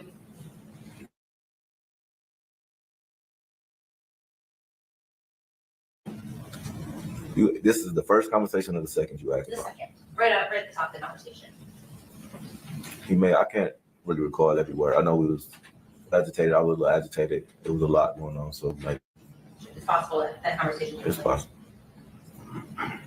Did you understand any of his statements while you're talking to him to me that the police wanted you to give answers, and if you didn't answer, that they could mess with your parole or your tentative? Also speculation, It goes to his state of mind. but he doesn't know what happened. It's what he believes might happen and could impact what he said.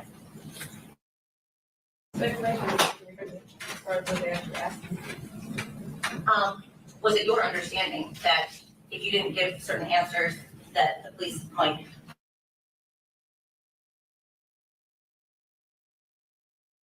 Other status? Was that a concern of yours? Really, you know what I mean? Concerned about how he This takes is the his dude that questions owned the upon shop me, with you him. know? So I mean, more of the concern was mine. No, Being I was picked up talking by the about police. Police contact is a violation of parole within itself. So I was violated for the police. No, I'm talking about Ziyah been missing. Ziyah been missing since last year. Okay, yeah. Okay, so look, I don't know if y'all caught my live yesterday, but I'll touch on it just real quick. I think I still got a picture right here. You know, I was talking about and I should have added it down here. I'm gonna add it down here at the bottom. I was talking about the daughter, Janiyah, and how people were saying that all 5 kids were his. Now, this is my thing. I don't see how he could have had Janiyah with her when he was locked up at the time Janiyah was born. He didn't get out of jail. I'm talking about Jarvis. Okay. I'm talking about Jarvis. So Janiyah had to been born in she was born like what, June of 2013. She was born June 2013. So so I'm finna show y'all why I was saying this. Because, matter of fact, let me add both of them on here. Hold on. Because I want y'all to see something. And I talked about this yesterday, so this just for people who weren't here yesterday. So the defendant's name is Jarvis. This is Cordell, aka King, his business partner. They're both in jail, unrelated charges. I mean, you know, different situations. Okay, this is the dude house they went to. This is Ziyah. She would be 14 now, but this is the dude house that they went to, and they took the Jaguar to the lady house, to his son's baby mama, sister, mama house. I guess they all stay over there together, but that's who he is. He was in the car with Ziyah and Jarvis and Jarvis on the way back, apparently, because he drove one car there, which was a 300E. He let them drive it, which is crazy because if it's your baby mama, why you let him drive the Jaguar? They dropped it off to you. You let him drive the Jaguar? No, I mean, I don't know. I don't think he owned the shop. They try to kick it like they own the shop, but I think Frank owned all of them. That's why he said they got 7 locations. Shannon and Janiyah. What you mean? Oh, yeah. She's 11. She's 11. Okay. So look, this is what I was finna show y'all. Now, I blame Shawty because now listen, look at this. I showed y'all this yesterday. This is Janiyah. She's 9 months. Okay. He took this picture in March, 2 months after getting released from prison for being a sicko. Now, if you ask me, this looked like basically she just gave him a baby coming home, knowing what he just came home for. Now, again, how could he possibly have fathered this child if he went to prison in 2005 and then get out to 2014? It's more like a chop shop. That's really what they run. That's really what they running, a chop shop. Hello. They running a chop shop. That's what they got going on over there. But now look, how did he have this baby with her in 2013 if he was locked up? The victim's bio mom paid for her cell phone. That's what Denia was conceived. Who is Denia? Janiyah was conceived. That's what I'm saying. If he was in prison, how he make the baby? If he was in prison, I know daggone well she wasn't sneaking in there getting none. You feel me? Mind you, she met him in 2013. Remember, she said she met him 12 years ago. In 2013, he was in prison. You ain't been a damn show. Oh, so you done been there. You part of the problem then. You support their business. You support their business. I think I'm finna block you. Shawty got nerve to my time. I done been there several times. You a weirdo. You ain't know they were going on. Did you ever see Ziyah? I don't think he the daddy. I think this the daddy.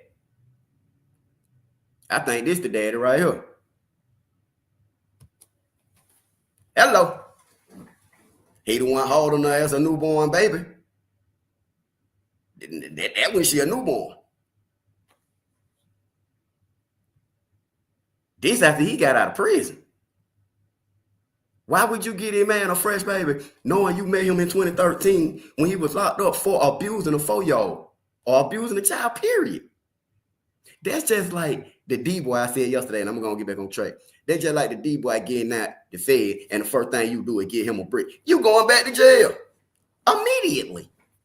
Nope, don't want that. Don't want that. That's just like me getting out of jail, they're like, hey, Star. Well, nah, that's different, but, sometimes you got to be like, no, I'm good. Star, you got, no, I just got out the clink. You did. Straight up. Praying on that baby.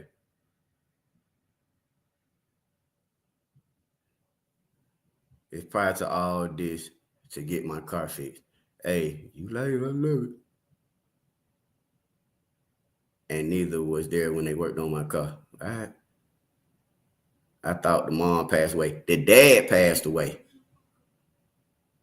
Yeah, he had them heart problems going on. Yeah, the father did. He passed away. But yeah, man, yeah. So I don't think that older one, I don't think that's his daughter. Cause it just, to me, like I say, a lot of this stuff with the timeline, it don't add up. Mind you, I had the whole thing up here yesterday. Where is it? I had to put it back up here. I showed the thing where he got released. You feel me? I showed the thing where he got released. But like I say, the story, all their stories and testimonies is all over the place. You feel me? What was done, but people are throwing false information out. Man, ain't nobody throwing out no false information. You is the false. You the one who went to the shop. You the one took your ass over there to that shop and set up there and let them work on your car. How you gonna tell me it ain't a chop shop? That's the point. It being a chop shop. Ain't nobody supposed to know. So who had girl up until missing? They did. Him, Jarvis, and him and Jarvis took the girl to that other lady house who said she came in there and they stayed there at about 8 o'clock and they got there about 3:30, who dropped the Jaguar off. So them 3 people seen her. You feel me? When they left from her house, she said she was lying. She said that she said that they all got in Cordell's truck and left. Cordell said he drove a 300 Mercedes over there. That's what he said. I don't know what truck she talking about. They got in the truck and left. See, she thinking about the Escalade truck, not knowing he already told these folks he drove a Mercedes over there. Somebody is lying. A lot of them is lying. I ain't gonna lie. Damn, they're all of them. Tell me y'all what's going on.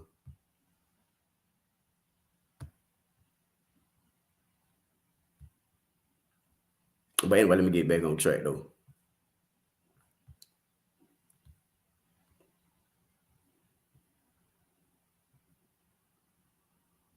Right. That's why. Oh, okay then.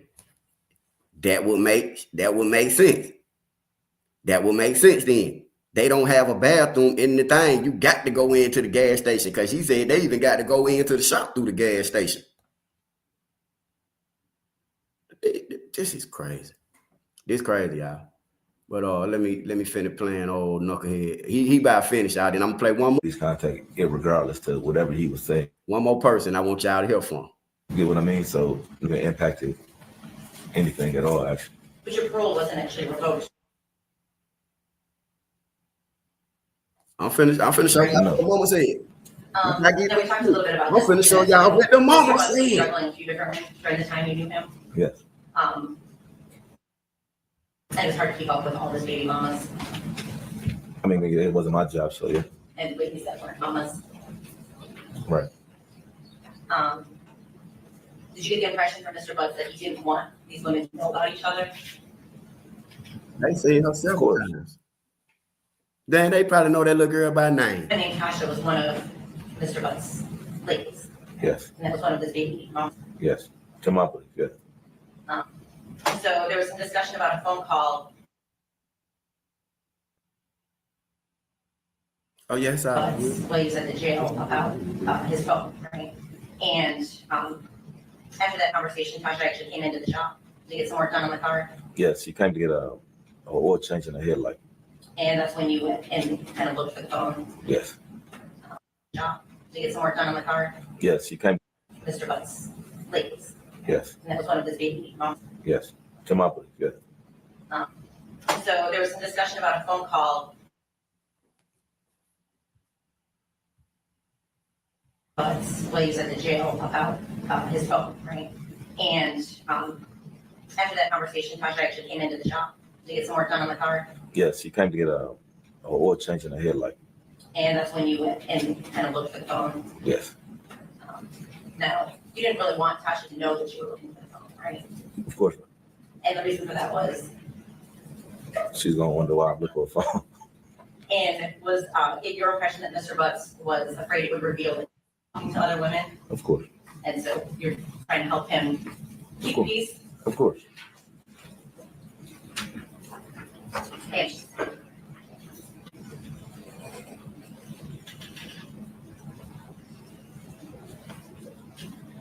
All right, so look, let me give y'all a quick recap because that's like the end of his testimony. So for people that's coming in and is trying to get caught up, okay. Okay, so he ended up picking her up. Ziyah had gotten off the school bus, okay? This is all allegedly, but this is what boom.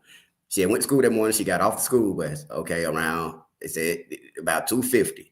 Okay. When she got dropped off at 2:50, it's unclear as if she went into the house or if she just took off walking. Okay. I'm just stick to the facts and then, boom. And so she was caught on the Ring doorbell camera walking.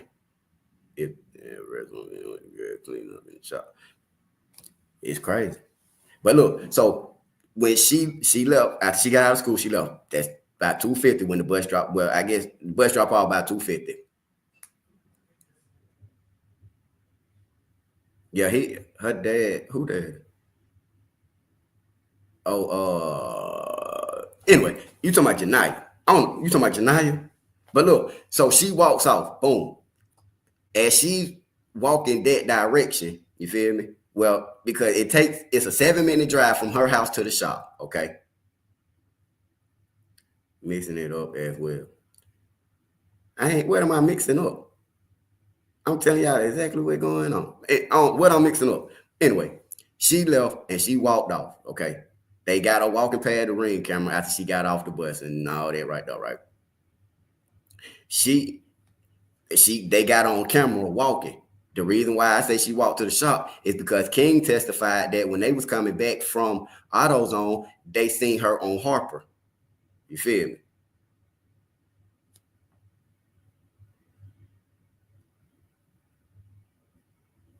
I don't give a damn about what you talking about. Shut your stupid ass up. Anyway, like I said though, yeah, you got it. So they said that they had picked her up as she was walking down the street. Okay, he said when they were coming from the AutoZone, they what she said? He said they were coming from the AutoZone, and they seen her walking. He said, "There go my niece." Okay, so he said When they said they'll go ahead and leave, she came across the street, she got in the car. They went back up there to the thing. Boom. And he knew she was on the way. Now, yeah. Cause she was texting him trying to get the abortion and stuff handled. You feel me? He before they got her appeal and he was looking up the antifreeze, all kind of stuff. So now, mind you, King, he testified that it will rain in this day. So that's how they end up picking her up this particular day. She was walking down the street. They seen her on Harper, and she got in the car with them. They were coming back from getting the water pump. He said he went to the shop, and I guess they did the work. They put the water pump on and did all that, which to me is impossible when, mind you, the lady testified that they was at her house about 3:30, 4 o'clock. She said definitely before 5. She said a lot of different things, but the first time she said was about 3:30. You feel me? Like she just popped up. So she said she was coming after school. You feel me? But yeah, he knew because she was trying to get that situation handled. Okay. She was trying to get that situation handled. But so anyway, that's how she ended up getting the car. Now, like I said, I was trying to tell you, the lady said that they got to her house about 3:30. Mind you, if Ziyah walked from her house to the shop, that take an hour to get there. You feel me? Shouts out to Black Butterfly. You know, so that's a 50-minute walk to get from her house to there. So you already looking at almost 3:50, 4 o'clock. You feel me? If she walking, taking her time, you at least looking at what, 3:45. That's her walking the aisle. Get in the car. So 3:45. I don't know how you put a water pump on in an hour, and then it couldn't even be an hour because the lady stayed 45 minutes away where y'all took the Jaguar to. So they get back to the shop. They got her with her. He puts on the water pump. He do all this. Now this part confusing too, because the sister, Jarvis' sister, say she was at the shop, seeing Ziyah going in and out the store. Now King did say that while he was putting the pump on her, she was sitting in the car and the car ran out of gas. But if that's the case, why the sister didn't testify to that and say, yeah, I was sitting outside. Matter of fact, the car ran out of gas. They had to push the car to the gas station. She didn't say none of that, but she said she followed Ziyah in the store. Yeah, he said they saw her walking. They said they saw her walking up Harper. They found that at Rouge River. They found that down by the river, but nobody ever seen her with that on. Even these people who testified that the clothes they found was a black jacket, the pink onesie, and the shoe. Everybody who's saying they seen her, like the lady who said she left her, King said he left from out there at 8 o'clock. Now that could be a cover up for him, but he said they left from out. That could be his alibi, rather. But he's saying they left from out there about 8 o'clock. He got back to the shop at 8:45. She still had on the same clothes. Because the lady said she had on the colorful jacket, which was the rug wrap jacket. Nobody seen her. The only person that say anything about them clothes is Shannon Harris. She the only person that can identify them clothes. And then the defense attorney had to correct her. Well, the defense attorney said, look, you can't really say if these Ziyah shoes or not, can you? Mind you, first thing she said was her grandmother bought her the shoes for her birthday. Then the lady said, you can't really say whose shoes these are. She said, well, nah, I can't. She said she couldn't really tell. King is the business partner. The auntie, Shannon, said she had been at home all day. She said she didn't go nowhere. She said the kids went to school that morning, and she was at home with the other two all day long. She said Ziyah never came back home. Shannon Harris is the aunt. Shannon Harris is the aunt. That's the one who boyfriend is. Shannon Harris got the 5 kids. Shannon Harris got the 5 kids by Jarvis. She's also the one that had the tablet. Y'all remember? Even that was weird. Since when do the police tell you they coming to pick up evidence? I mean, they don't make sense though. Yeah, her twin had them first. The sister had them first. But look, you saying that you got this girl tablet. Mind you, she done been at school with the tablet. Normally kids take their tablet to school unless you took her tablet from her like as some kind of punishment or to stop her from talking to Jarvis or something like that. But normally you take it, at that age. Hell, don't they use tablets at school? I think one of my kids, I forget which one, but one of them had a tablet. They assigned them tablets and stuff. But so anyway, yes, she was at home. So she said that Ziyah never got off the bus, but she changed her story too because she said that Ziyah used to go to after school. Thought his sister saw her, but didn't know it was Ziyah. She questioned King about her and how could she have seen her, Shawty? That's what I'm saying. Somebody lying.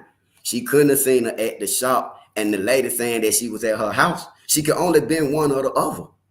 Nobody is corroborating the sister story. It ain't one person that said they seen the same thing. Not one person. Yeah, she got 5 kids. Well, she say 5 of them. I believe it's 4. That's his. But she say all 5 of them his.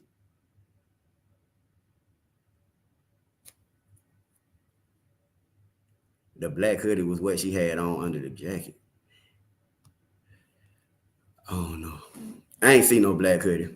I seen a road rat jacket, light jeans, and white shoes or something like that. I ain't seen no black and white, no black, red, and white shoes. I ain't seen no black jacket. I ain't none of that. I seen what she wore to school and what she walked by on that camera with. And the lady, I don't think she had on 2 jackets because the lady didn't say nothing about no black jacket. The lady said she had on a colorful jacket. Somebody else said she had on a colorful jacket, blue jeans, light blue jeans, and something else. She said the jacket was colorful. I did watch we already watched the sister testimony. Oh, I watched her the other day. Yeah, I watched her the other day. Regardless of text messages proves the relationship and stopped after he got stopped. The text messages proves the relationship and stopped after she got off the bus going to his shop.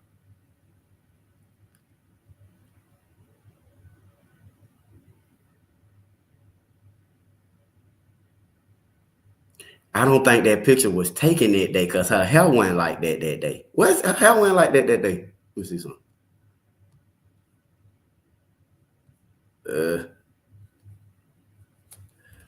I don't know though.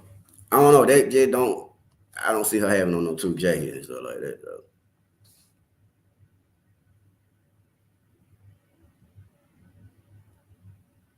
I heard she had the tablet at school that day. But even if she did, that's what I'm saying. How did the auntie get it? How did the auntie get it if she had it at school that day? Even with the text messages, see. The one lady is Jarvis' sister. The lady, they went to King. Yeah, I know that. But I'm saying, nobody is corroborating her story. The sister. Nobody is saying none of that. This man ain't even say he seen. What's his name? What's his name? Took in school. She had on a black jacket when she was waving hello. But she didn't wear the black. I don't know, Shawty. Everybody, ain't nobody testified about no black jacket. Everybody saying she had on the colorful jacket. Oh, dang, that's what I was looking at. Everybody saying she had on the colorful jacket. But even still, though, if she did have on the black jacket. So what y'all saying then? So up under her clothes, she had on the onesie? That still don't make sense because where the shoes come from?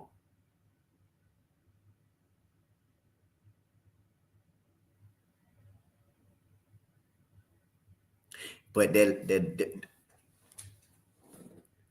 let me say something. I don't think that's the same day. The picture y'all talking about, that right there, that's not the same day. Hold on, let me go to the still shot though.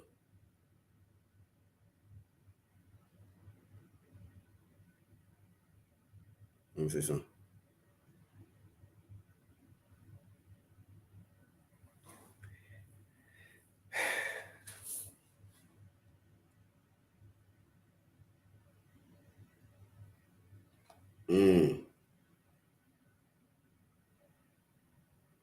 See, I think it was taken in the same time. Let me see something. She could took that day. But I'm not seeing the jumpsuit, the onesie, and I'm not seeing the shoes.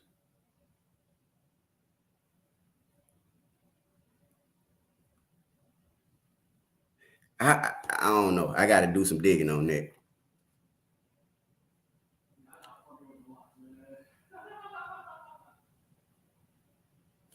Let me see. Like I said, she went home and changed clothes. But when she left, headed that way, she had on the jacket. When she left going that way, she had on the same thing she wore to school. I believe when she got back home, she changed clothes. I believe she went back home and that auntie was up. She didn't. That's what I'm saying. If you look at the ring camera when she was leaving the house, she had on the jeans. She had on the blue jeans, the white shoes, the Rugrat jacket. Let me show you.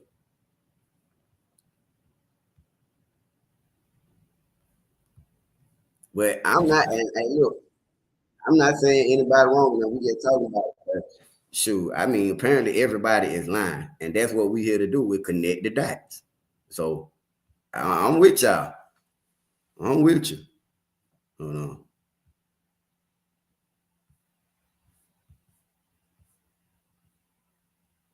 Where is it? Okay, and I'm gonna go back and I'm gonna go over that part, but hold on.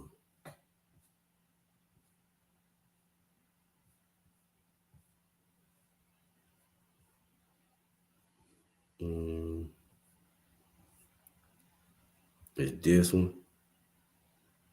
Let me go with Let me go with it real quick.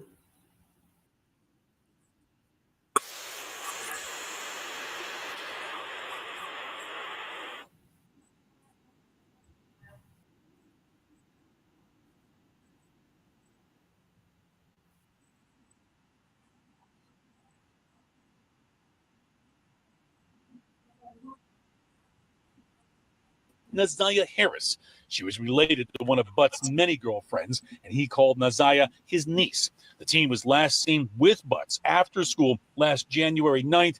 Then Ziyah Harris went missing. Police brought Butts in for this interrogation during a search for her, where Butts told police everything he knew about the girl was on his cell phone that police seized during a search warrant.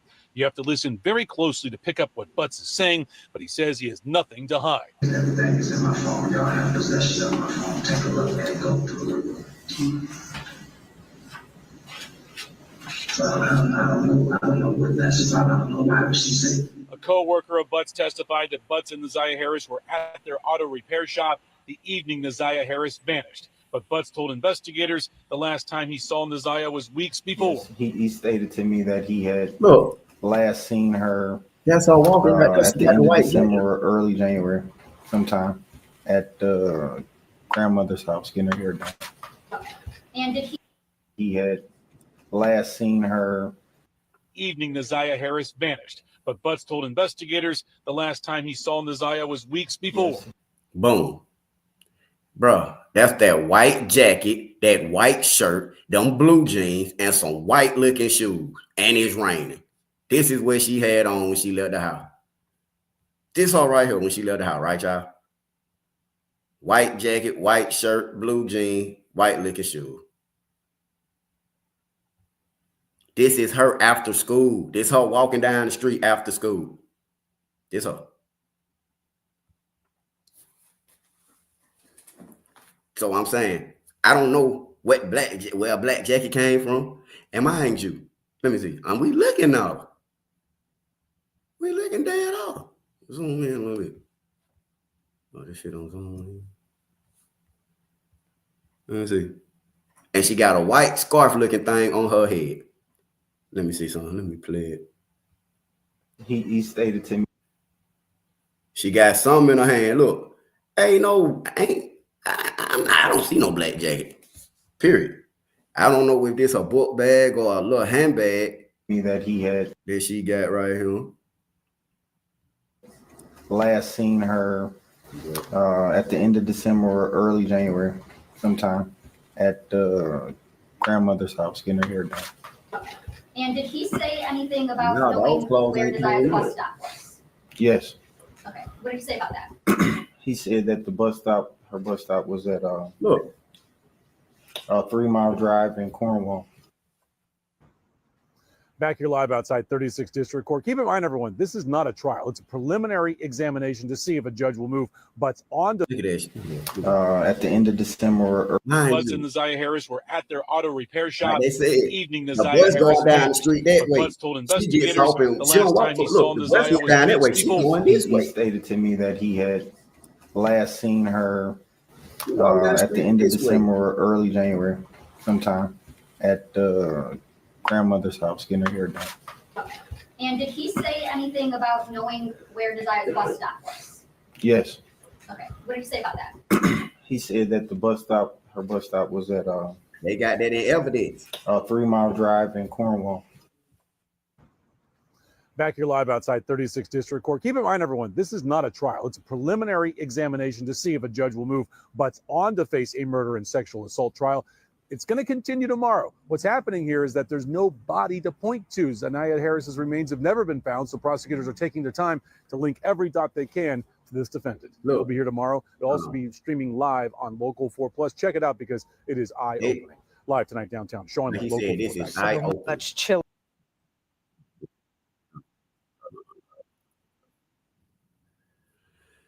It's eye-opening. But look, okay, so now I'm gonna play something else for y'all. Hey, y'all hit my Cash App now. Y'all know how we do it now. Make sure y'all hit the like button though. Make sure I keep telling y'all I'm working for y'all now. I'm laying it out now. Now this just my third day really. Yesterday I came live and I put it on here. So probably about the last 2-3 days I've been up on it. Man. So I'm showing y'all first of all the inconsistencies in a story. And then from there, we're looking at the video. We're hearing what people saying. We're putting a timeline with it. But the timeline is making it different because you got too many people saying too many different things. Now I want y'all to see this right quick. I want y'all to see right quick. Check this out, right? This gonna blow y'all mind too.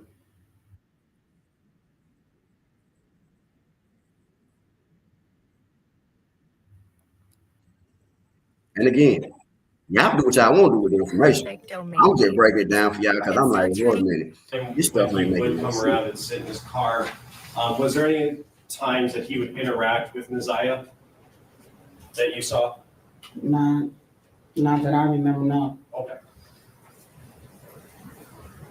Now I want to talk specifically about January 9th. You had described your morning routine with the kids. Did you follow that routine on January 9th? Yes, I did. And did that include dropping Ziyah off at J.E. Clark 7:15 to 7:30? Yes. And can you tell us what she was wearing on January 9th, 2024? Yes, she was wearing a pair of light powdered blue jeans with a light powdered blue. On January 9th, 2024. On January 9th, 2024. Yes, she was wearing a pair of Y'all just heard her, right? Look. with a light powdered blue jacket. Did you follow that routine? But he would very rarely come in my house.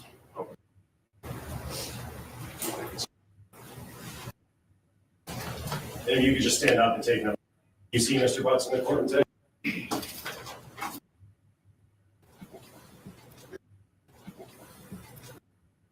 He's the father of my daughter, and Shannon would go out to the car. That you saw? Not that I remember, no. Okay. Not that I remember, no. I want to talk specifically about January 9th. You had described your morning routine with the kids. Did you follow that routine on January 9th? Yes, I did. And did that include dropping Ziyah off at J.E. Clark 7:15 to 7:30? Yes. And can you tell us what she was wearing? They let her tell a lie. Now she, and this is what I was talking about, y'all. I was gonna play it a little earlier when she initially told the story, but look at how God worked. Picked up right there. Now she said she took Ziyah to school that morning. I thought Ziyah caught the bus.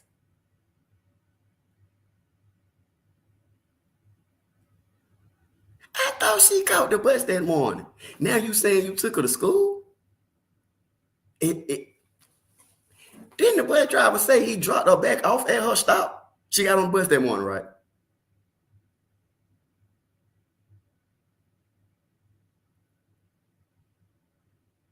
Everybody's story is different. Now you saying you took her to school. So if you took her to school, why you didn't pick her up from school? It's not, everybody's story is all over the place. You took her to school, but she didn't make it home from school. So you went to the school the next day and talked to the police. Y'all do know that on January the 10th, I pulled it up yesterday, but January the 10th, Shannon Harris went down to the courthouse and tried to put Jarvis on child support. Did y'all catch my live yesterday when I showed the court papers? She went down and I put up the case number and everything. January the 10th, while they was down at the school calling the police about her missing, Shannon Harris was down at the courthouse filing paternity work to put Jarvis on child support. Facts. Right. She talking about she didn't see punk glass on it. That's him. You know, yeah, that's him.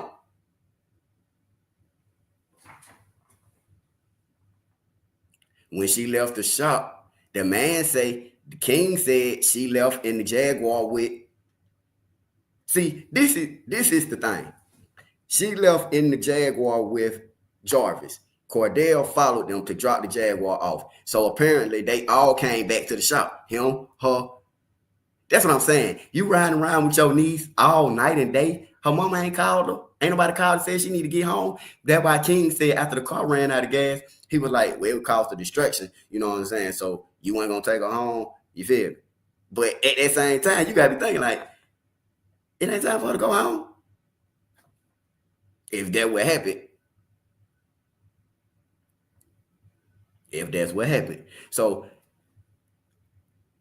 now the question is, when they got back to the shop, they went through the gas station and counted the money up. Oh, she see he got some money. Now, mind you, okay, so he had some money on him this day.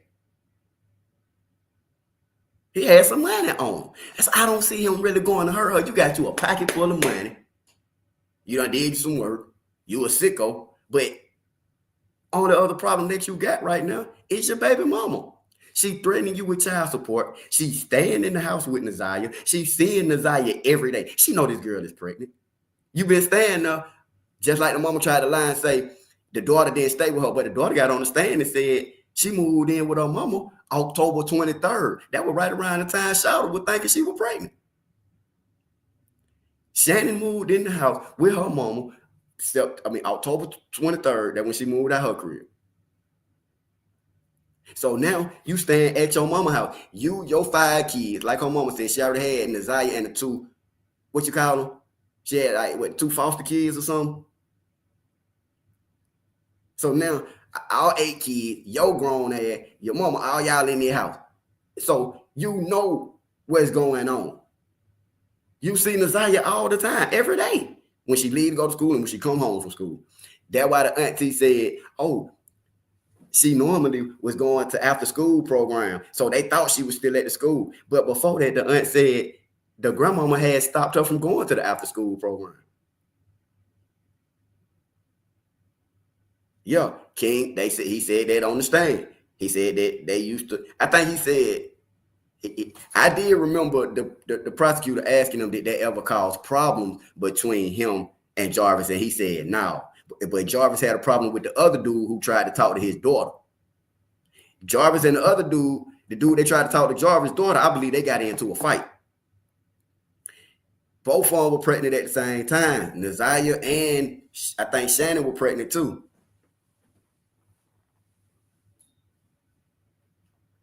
I ain't tripping. Oh, why I tripped up there? I'm telling you what's going on.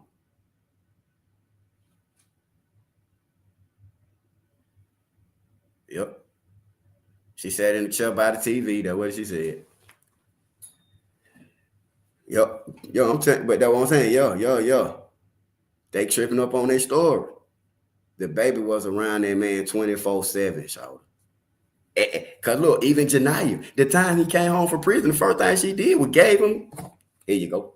Here go, you a fresh baby. I know you like those. Tell me.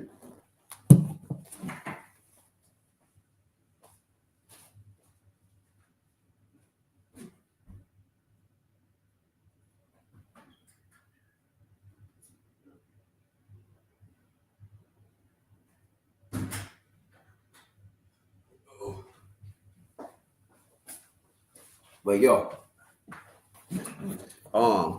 she was like, go ahead. Yup, that's what she said. Go ahead and give her some D so she can leave you alone. You know how upsetting that would be for a grown lady, for a child to be telling your baby daddy that you got 5 kids by, you're going to give her some so she'll leave you alone. Woo! That's a for sure ass whooping in the black community. I don't know about y'all. It's a death sentence if it's a child involved. But if it's another female involved and she and your baby mama or your girlfriend see what she talking about, I just going to give her some so she'll leave you alone. You better sleep with one eye open. You better. Oh, but even like this, shawty. Look, even with the text messages, right? Even with the text messages, y'all can't put them text messages on Ziyah. You feel me? Because check me out.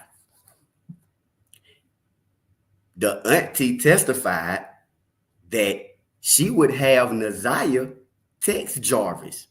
When she'd be calling Jarvis' phone, he wouldn't answer, he'd be ignoring her, jumping off and all that. She said that she would have Ziyah to call him sometimes. Didn't I tell y'all yesterday why? You know why? She would have Ziyah call him and text him because he would respond to her quicker than he would her. That's why she had moved over there in the house, partially. So she could keep an eye on everything. Woo! First of all, my mama ain't letting me come to her house by myself, let alone before I keep coming to her house, moving her house. She like, where your house is at? No. And you want to bring 5 kids? No. And I already know you running around there with that boy, that one that she pregnant by. Nah, y'all ain't coming over here. No. Who? Please. Man, listen, I can almost say my mama probably go and buy me a house before she let me come to her with 5 kids. Before she let me come to her by myself. I call my mama right now. Mama moving in. She gonna hang up.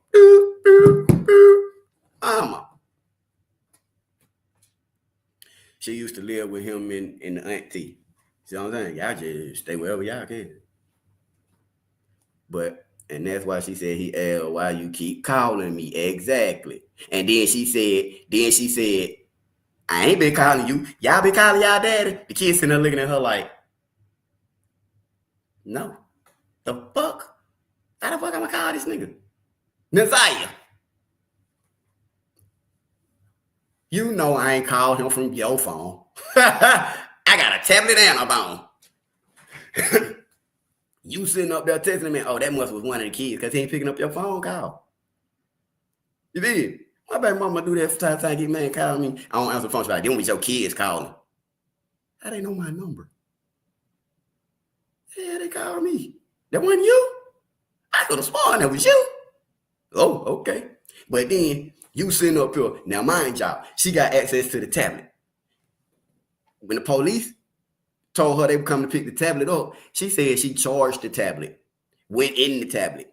That's when she seen they Instagram thing. Because when she got on that one and she said, I was scrolling, I seen that they were following each other. So I said, let me look at this. You sure you wasn't trying to erase evidence? Because I've never known the police to. If the police coming to get my laptop, my phone, my iPad, it's just gonna be a kick at the door. Boom! Search warrant, search warrant. Oh shit. You did. That's how they going now. Them niggas ain't finna call me. Hey, Star. Yeah, we on our way over there. We got to come and get that tablet. Yeah, the one that, yeah, we on our way. You mean? Come on, man. Shannon had more motive than anybody. Yes, he's a sicko, but he didn't really have a motive. That's why the trial is like that. The preliminary, going back when I was trying to explain to y'all before I got in my mojo about the preliminary hearing, you're supposed to really have enough evidence to be unreasonable doubt. But all they need is probable cause. Probable cause is so easy to establish. You feel me? So when it went back to the preliminary, and they would say, you know, dang, why we going with it? With the Shannon is the aunt twin, and it went back to the preliminary hearing, and they changing up their story. Oh, that's what I was gonna say. And she's saying circumstantial evidence. You feel me? You ain't got no substantial evidence. You are everything you saying is circumstantial. Is it could be, she could be unalive, she could be alive, she could be pregnant, she could not be. She could. It's circumstantial. It ain't substantial. It holds really no ground. You feel me? It's accusations. You feel me? You think only he gonna be charged? I think if they get up there on that stand and get the line, they gonna hit some mofo with some charges. And as long as I don't know about nobody else, I don't really watch other folk. But as long as people come up here and talk about what's going on and state what's going on, they're going to listen. They already listen. Treason comes.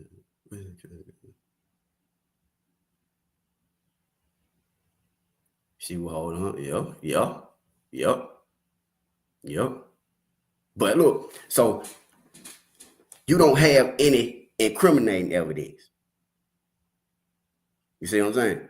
So now y'all going and are based off of, and that's going back to what I'm saying. If you look at it, if you look at it,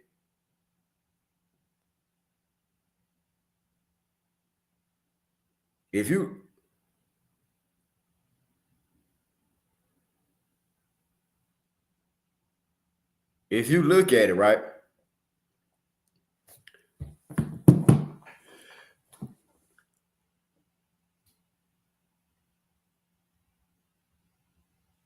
Nah, he didn't do it by himself. He had a lot of people helping him. And they had a whole month to do it. You see what I'm saying? So, with motive, again, Shannon had more motive than anybody. Everybody knew he was a sicko. He had been in prison already for 9 years. It wasn't really a factor, in my opinion. If you're a sicko, you're a sicko. You feel me? Yeah, you don't want to get out, but they don't really turn you into an unalive or put you in a position where you quick to try to knock somebody out. You already been messing with the girl. She had already said she was gonna get the abortion. She was willing to drink antifreeze. He could have just, bro, if he wanted to do something to her, he could have let her drink the antifreeze and been like, I don't know why she drank no antifreeze. Well, but then too, she could have did that, pad, whoop, and they had to get up out of there. That might, you know what I'm saying? That's a lawsuit. Then that's what they were saying. He hadn't registered since 2019 or something like that. It was something about 2019 that he hadn't registered or he became registered, something like that. I forgot. But yeah, he searched how to. That's what I got to go back and watch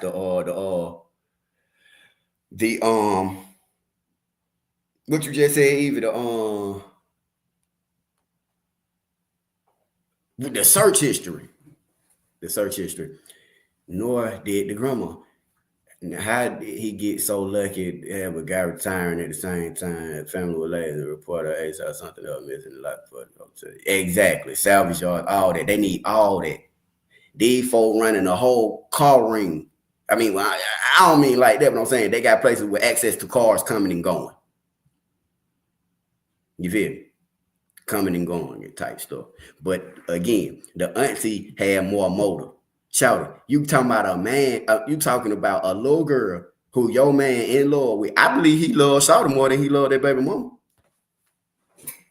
I believe he loved Ziyah more than he loved that baby mama. I don't think he would. I ain't woo. But I don't think he would want to hurt Shouty. I don't think he wanted that baby. But she was willing. Y'all, please hit the like button for me. Please hit the like button. But I think that she wanted that little girl gone. You know, mind you, I just told y'all, look, hold on, where is it? Let me show y'all real quick. Hold on, I'm gonna pull up for y'all right now.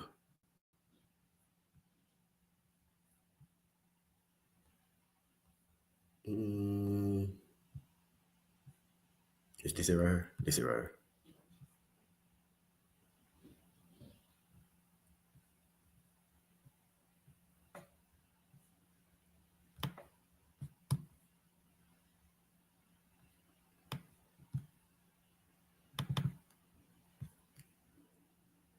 Okay, so now look, I'm just showing y'all this because I ain't done. Hold on real quick, where is it?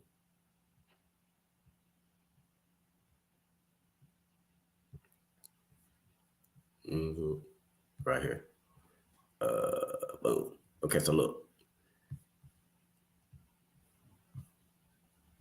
This I put it on Word, but the case number and everything is up here. So I'm playing this so y'all can see. Okay. Well, I'm showing y'all this. January the 10th, starting right here at the bottom. January the 10th, she went down a case filing event fee, no charge. Service review for schedule. All this happened on January the 10th. Complaint filed. She filed a complaint on Jarvis. Look, let's go back up here.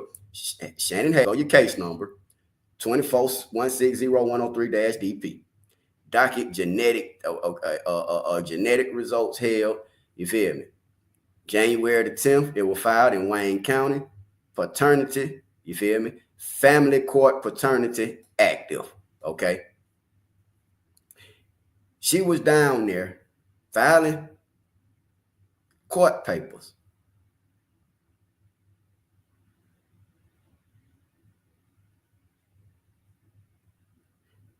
She didn't ask for directions to the shop. She asked for directions to get to a certain street.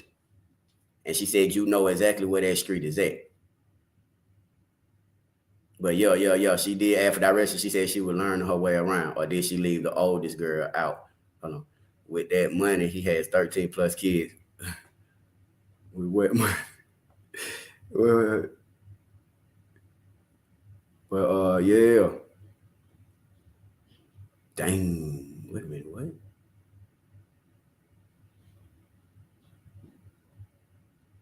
Damn.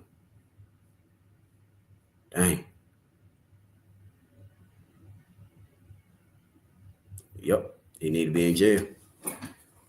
But like I said, look at it though. This is you down at the courthouse. Oh. So let me get back to what I was saying about this. That's why I was telling y'all that's why I said she went home, changed clothes, and left that tablet. Did she file for all 5 kids asking for it? I believe she was about to. I believe that what she was finna do, put them on child support. One of them he already on child support for. One of them she already had filed a court order for the child support. So what if he went down there and filed to cover her track? That's what I'm saying. It don't make sense as to why she would go down there. Why she would go down there to the courthouse at the same time your mama and them is at the school talking to the police about her missing. Shouted, you at the courthouse and you ain't said nothing. You ain't said nothing about your niece missing. You ain't filed a missing person report. You ain't passed out no flyers. You ain't did nothing. You down there trying to get money out of the man. Matter of fact, it ain't even about the money. It's about her putting the press on him. Yo, you know how women is. Oh, you done got somebody else pregnant. You done got my niece pregnant. I'm gonna go to the police. Well, if you go to the police on me, you going to jail and your mama. How about that? Your sister too. Because y'all let me do it. So she ain't go to the police. You feel? She didn't go to the police. She started doing aggravating stuff. But at the same time, you got to keep in mind, I think they stopped texting around a certain time, about October, November. I'm assuming they stopped texting because that's when she was staying in the house with Ziyah, so he wasn't trying to make it too hot, you know. Because mind you, like the aunt said, he used to come to her house and see the kids, and they would talk, and sometimes he would go to her mama's house. That's what she said. So he going to your mama's house, he come to your house. Then you eventually moved in with your mama. So now it ain't like he can separate the two. That's why Ziyah had to start sneaking around. Come on now. That's why she started having to go up the street, go to the shop more often. You feel? Because as long as they thought she was going after school program and able to get and able to be at their house while their grandmama was ripping and running, picking up the other kids, doing whatever she had to do, he had free access to come down to the basement and do whatever. His real name is Cordell Wright. I think it's Cordell Wright. Now the grandmama wasn't a good grandmama. The grandmama up there lying. She lied, talking about so she took the girl. She said she took Ziyah to school that morning. Do y'all believe that? Has anybody heard or got any kind of evidence that the grandmama actually took Ziyah to school that morning? Because, boom. Y'all see what I'm saying, though? Now, look, I just want to touch on, this is the mama right here. But I want to touch on what that aunt said. But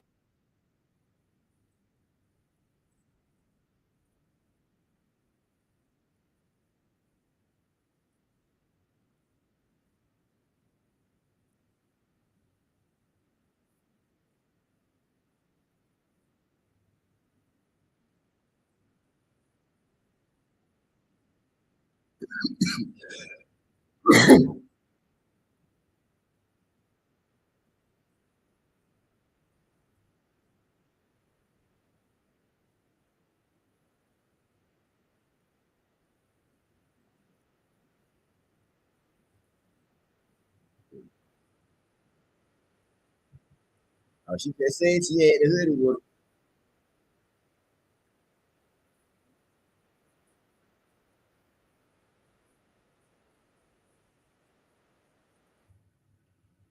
She said she had the black hoodie jacket with her.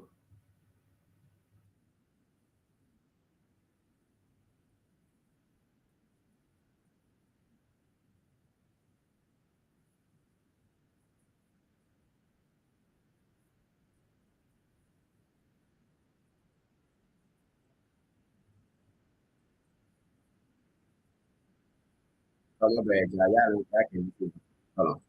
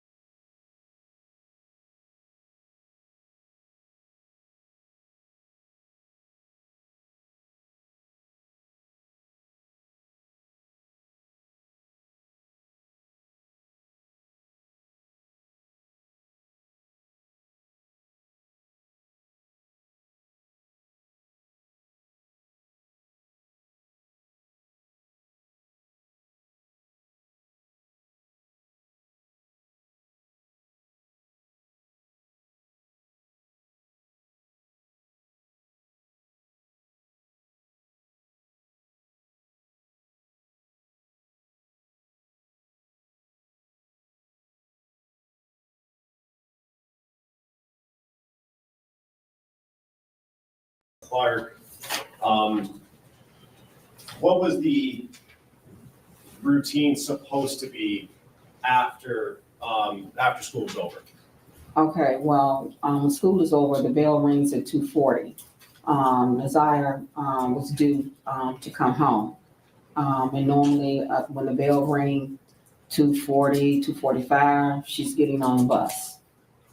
And was that's what she normally did on other days? Mm-hmm. Is that a yes? Yes, I'm sorry, And yes. what time would she normally arrive back at home? The Ziyah would be walking in through the door, maybe 3:05, no later than that. And on January 9th, did she walk in at 3:05? No, she did not. And were you home when she didn't come home? I was there for a little while, but I left out to run some errands. But no, when I got to the house, she was not there. Wait a minute. And at that time, did you have a conversation with someone else about her not coming home, Ziyah not coming home? Yeah, when I picked my children up from the after school program, I went in and my daughter said, I hate this daggone lady, y'all. I hate this lady. to come home. Listen, hold on, y'all. Hold on.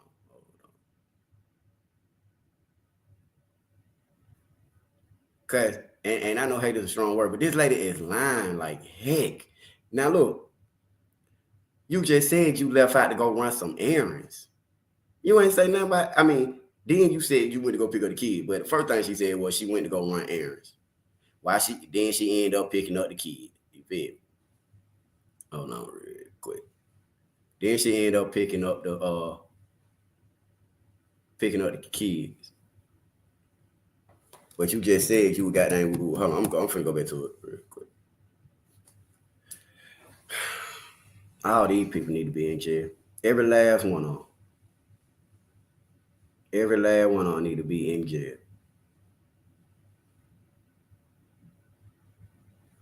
Hold on. Let me pull it back up. Where is it? I want y'all to see this specific part right here. Boom.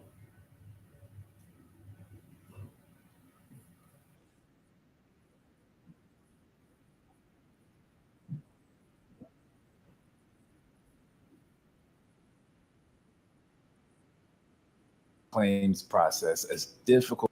And normally when the bell rings, 2:40, 2:45, she's getting on the bus. And that's what she normally did on other days? Mm-hmm. Is that a yes? Yes, I'm sorry, And yes. what time would she normally arrive back at home? The Ziyah would be walking in through the door, maybe 3:05, no later than that. And on January 9th, did she walk No, she in? went to after school before No, that. she did not. And were you home when she didn't come home?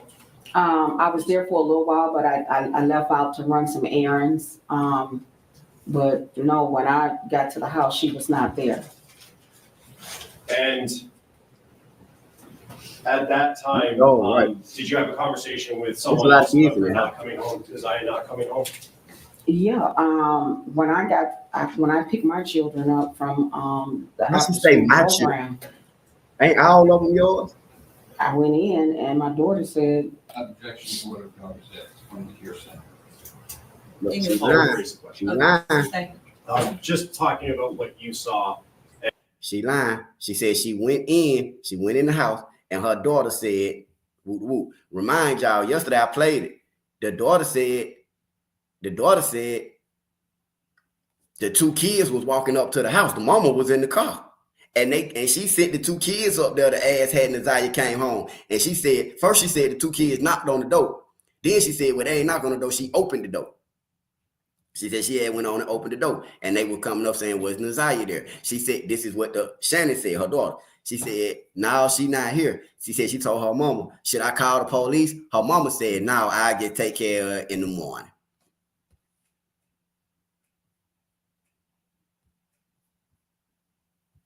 And heard, and not asking for what anybody said, but did you talk to Shannon, your daughter? yes, Shannon said she was not there. Okay. When you got home that day on the 9th, wasn't Ziyah there? No. And did you eventually make a police report about her missing? Yes, I did. Yes, And when did you do that? That morning when I got to school, I went up and dropped the kids off to school. I talked with the dean and the principal, And I told them that I was on my way to the police station, and they told me that they would call the police, and the police, DPS police, came there.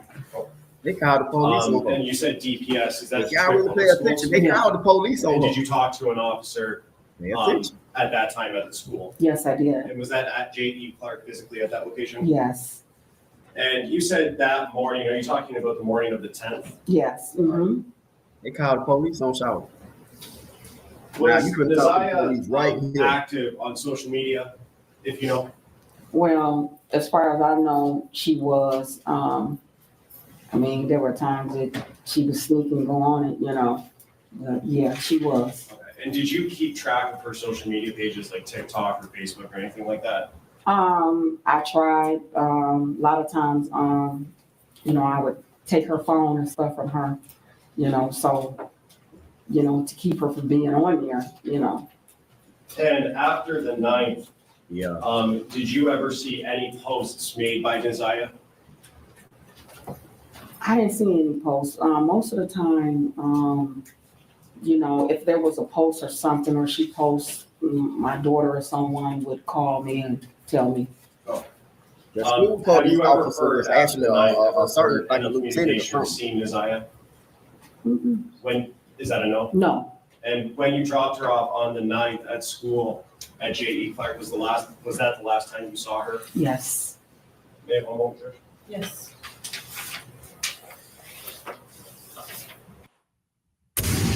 Welcome to Trailmakers, a vehicle building game made for explorers, racers, and inventors. Just to follow up, I did forget to ask this. Her bus stop, how far from your house was that in walking distance? 5 minutes. Do you know where the location that she got dropped off at was, the address or the intersection? Right there at a 3 Mile Drive in Cornwall. And that's 5 minutes from your house? Yeah. And did Ziyah have any nicknames that people called her? Where her family called her Tootle, but I've always called her Glamorous. I've been calling her that ever since she was born. Say glamour? Glamorous. Oh. We have one more objection. Yes. You said Tuda? Tootle. Tuda. Mm-hmm.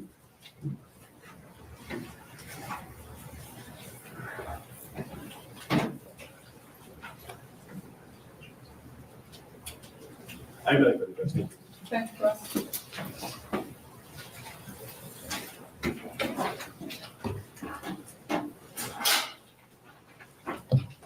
Good morning, Sheriff.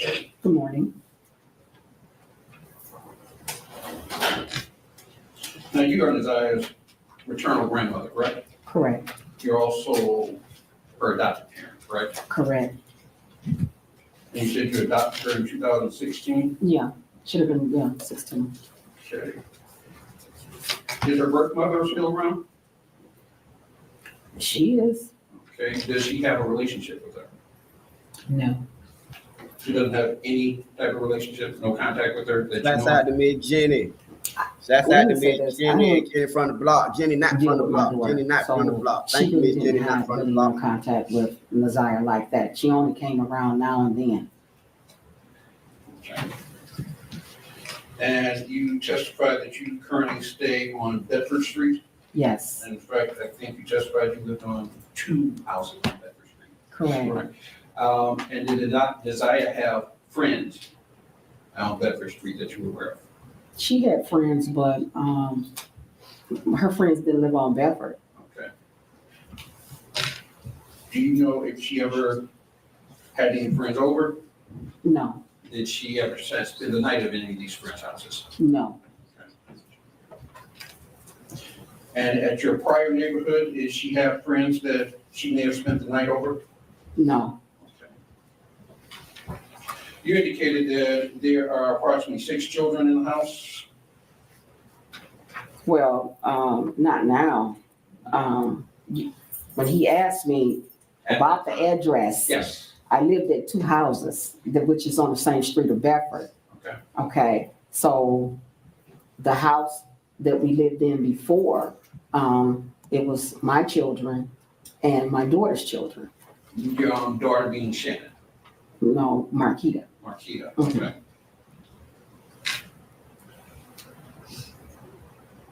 And did Ziyah have any close relationship with any of these children particularly? She was close with my granddaughter, one of my granddaughters, yeah. Which granddaughter is that? Ziyah. Janiyah. Okay. All of their names are similar.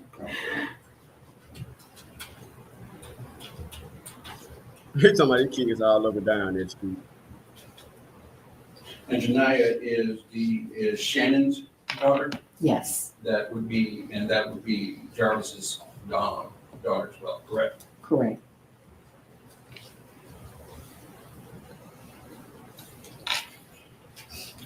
And at your Guilford Street address, how many adults live there? Just me and Shannon. Okay. When did Shannon move in? I'm sorry. When did Shannon move in to Bedford? Oh, I guess back in October, last October or something. That would be October of 23? Yeah. So in January of 24, she was there, correct? Mm-hmm. Sorry, Thank you, Miss Jenny. Yes. Thank you, Miss Jenny, not from the block. And you indicated that Ziyah participated in social media? She did. She did participate in social media. Everybody in the She was on building hit social that media like a button lot one of times time. when she wasn't supposed to be. Hit the like So, button one time, y'all. Did you If you haven't had a chance to tap that like see button her for post, me. or did you follow her post? I didn't see her really posting anything. I mean, at times when I did check, I didn't find anything.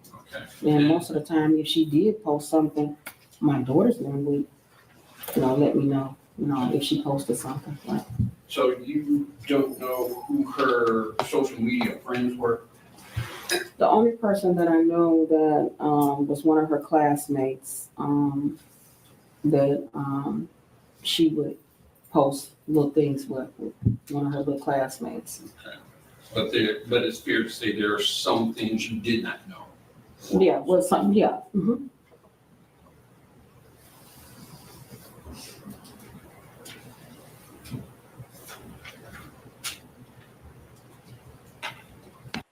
Did you know there's a hidden brainwave that could unlock unlimited success, creativity, and abundance in your life? And the best part? Activating it is as simple as doing one quick trick right before bed.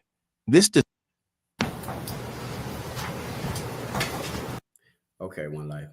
So we've been watching these testimonies and reviewing them. Now, let's talk. Let me drop the link down here because, and let me drop the link. If you please, I'm gonna drop the link and the phone number for the call-ins, and you can pull up however y'all want to do it. But please don't come up here asking all these questions. If you don't know, I can see a couple questions or a conversation, but if you just lost, please just go get caught up and then hit the link. Then get caught up and then hit the link. And I'm like I say, people got different opinions, and you know what I'm saying? Like I say, we all putting it together, connecting the dots. But please know some of the dots. Please don't come up here with a blank drawing board. And the phone number. Y'all hit that cash app for me, baby. Hey man, I've been up here all day. I'm finna drop this phone number for y'all. As soon as y'all hit that cash app. Y'all be trying to work all stuff. Hold on, what that phone number is? Matter of fact, y'all use that. No, what the other number is? What the fuck this number is? There's so many phones around him. 407. Don't everybody call at one time. Y'all the wig, y'all. 1373. That's the number. That ain't even the number. Hold on. That number right. Oh.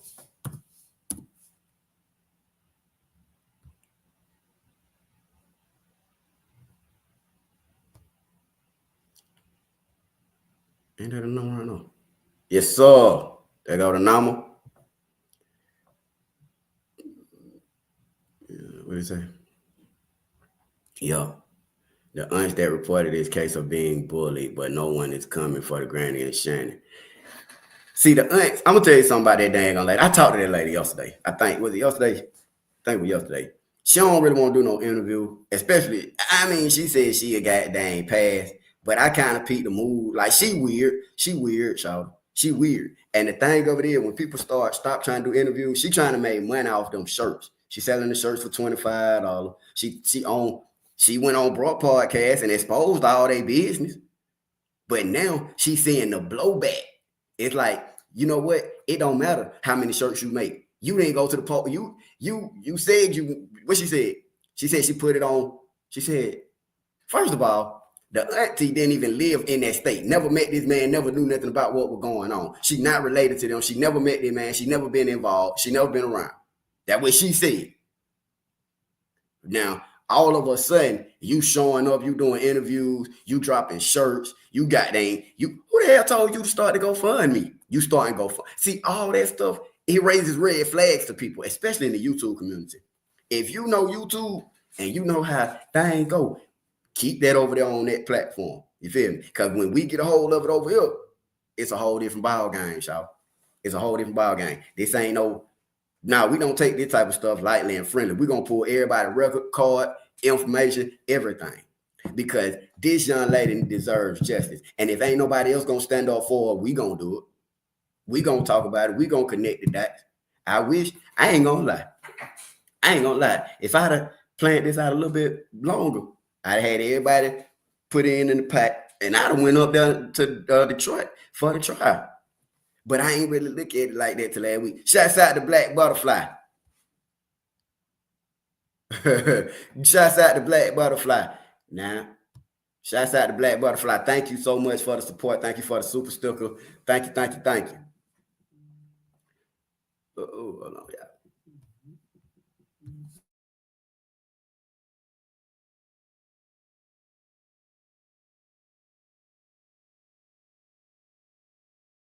I'm fine. How are you? I just started watching your program today. Okay, thank you. Yes, sir.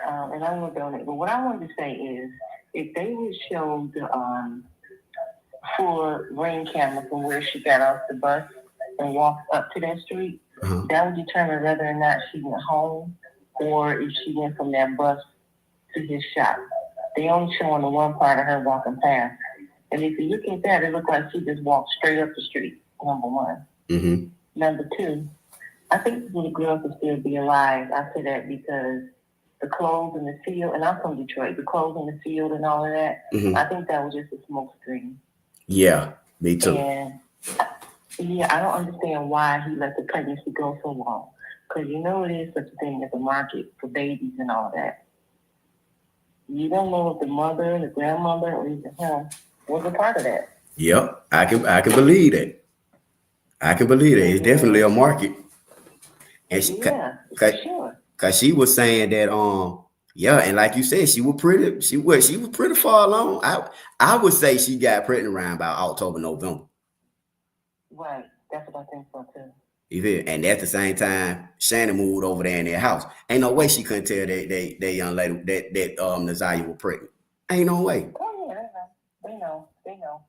But I really think that. And then I saw on another show, it said around September, she was telling him she thought she was pregnant. Mm-hmm. So from September to January, that's a long time. That's a long time. That's a long time. And then for the Shannon to ask her mother, should she call the police? Yep. Shannon don't have no sense to call on her own. It's just, everything just don't add up to me. Me either. Yeah, she asked the mama, she said, should I call the police? She said, the mama said, right. I handle it in the morning. Then you still didn't go to the police. You went back to the school. Yep. They already told you she went out. That's why I believe the school called the police. They knew that mama wasn't going to the Yep. They knew that mama wasn't going to the police station. She was gonna leave there, procrastinate another day. You see what I'm saying? Try to get their stuff together. Mind you, the other daughter was already down at the courthouse filing child support papers. That don't make sense The timing don't. But it makes sense for me, if you go back and you look at it from how baby mamas be tripping type situation. You feel me? Like if she steady telling him, oh, you done got this person pregnant, right? You done got this person pregnant, and she might need, and you know what I'm saying? I'm putting you on child support for all these kids. I done told you, leave her alone. I ain't got nothing to do with you, Jarvis. That's why then when she got them messages, she was like, F you. Nah, it's over with. All that stuff. Yeah. She was upset. Yeah. But okay, all right. Thank you for calling. I got more people calling in. I'm trying to hear from as many people. Let me ask you this. Yes, ma'am. Did you know you found that her school ID with blood on it? Did you know that? Now, no. I listened to the lady who testified, and I just heard her say that's why she picked it up that way. She said she picked it up so that she would. She ain't say nothing about blood being on it though. Yeah, they showed it. It could be some crack too. I believe that little girl alive somewhere and sold her in the black market or something. And then I know you gotta go. But the grandmother said she had on light blue pants and a light blue jacket. That's what she said. said. I said you watch she said it. Yeah. But that ain't what was on the tape. Okay. Thank you. Okay, yes, ma'am. Thank you for calling. Okay. Thanks for your work. Okay, bye. Okay, yeah, y'all just got a call. Okay, we'll go right here. Hello.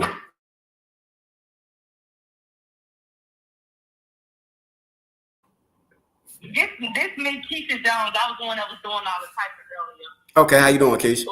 Saying about getting on, because I like to run my mouth and talk. But back to this, I was kind of tuned in, listening to the lady that was just on, but I kind of got on back on later. But I kind of agree and I disagree, about her probably still being alive. Mm-hmm. I do believe that he unalived her. And the reason I believe that is because I feel like, he was probably trying to do the self-abortion and stuff like that. And something just probably went wrong. Maybe Ziyah did agree to, about the abortion or whatever like that. But due to the fact that something went wrong, I believe he had no choice but to do something to her. Or, he hid the body or, whatever. He did something to her. Right. That, we don't know. And Shannon, I believe Shannon played a big part. That's the part I was looking at when I seen you put that up for going down to the courthouse. This is not the time for you to be going to a courthouse to try to get child support or, whatever it was that you were trying to get. This is not the time. Your niece is missing. So that clearly goes to show that, you don't care about this child being missing, or you had something to do with it and you were just trying to cover your tracks and what you had going on, and you were still trying to cover Jarvis because that's what you're doing. You're probably trying to make it seem like, oh, you and Jarvis was into it or something like that, or, you probably asked him to do something for the kids or whatever, and, he wouldn't do it. So, oh, wow, my mama going down to the school, let me go down here and, fake act like I'm going to go get child support for this child. Yep. Something like that. It don't add up, and I didn't even know that until you, you brought that up or you started showing that. I did not know that, and she ain't even say nothing about that. And then that mammy just a trifling mammy, she's a trifling mammy too. I can go on and on about all of them. The mammy, y'all got on that stand and y'all show no type of remorse for this child. If that was my child, I would be boo-hoo, I would be screaming, I would be crying, even though they probably tell you don't say nothing to him and stuff like that. When in court, I have to be held in contempt or whatever. Go to jail, pay my little fine, get out of jail. But I would be saying something I would be, asking tell me where she at or whatever. Tell me whatever. I would be saying something. And the fact that y'all ain't even doing that, y'all sitting up there so calm, hey, really, I don't care. Got this child out the way. Well, I'm going to get another child in the house. Because the way the mama was sitting up there answering those questions was more so I got to cover my tracks with these people, the agency that she works with for adopting those kids. Yep. That's a good point. About those people in the house. That's a good point. And because they come over there and Yeah, I agree with that. Cause if they come over there and take them kids, that's gonna take our money. That's gonna stop the money. You right. You right. You So, right. all those kids, all those people don't supposed to be in the house. You got Sandy and her 5 kids. You got Ziyah. Well, her brother was allegedly Roxy and them said that, you know, they said it's okay for the brothers to go wherever he gonna go. You know, the man is still gonna collect the check for him or whatever. That's whatever they supposed to say. Don't know the facts about that, but it's just a lot going on. Or is that the reason why the was saying on the stand like 2 houses, like maybe to make it seem as if she ran 2 houses? You remember she said that? Oh, that was one of my houses. You talking about the mama? I moved down the street. Yeah, the mama said she moved down the street, but this is what I think happened. I think they got put out their house. That's the house that Shannon was staying in. Then when Shannon got put out, she moved in with her mama. Or do you think that maybe that they had both of those houses and they were just staying in both of those houses? Well, like you say, got put out because the mama did say, yeah, that was one of the houses. Right. You know, she needs bigger houses. If she gonna sit up here and be taking care of all these kids, you need more houses and more room. So maybe Shannon was running one of the houses, you know, one of the houses that she wasn't running. And was staying in a house. Yeah. I heard different things. I heard she lost her Section 8 though. Yeah, Section 8. She ain't got no. I heard she lost her Section 8. So I heard somebody lost Section 8 on one of them houses. And there was another thing, because I was texting you on it. When we were talking about the stores not adding up with the lady, with the Jaguar, her mom, when was saying something about they went to the ATM. The AutoZone and stuff like that. How she was saying they went to AutoZone. So that's the thing. Was this a time before that they went to the AutoZone, like the first time when she went? I mean, when they got the car did. Yeah, this was the first time they fixed on the car, or was it like during this time when She was talking about the first time. It's confusing.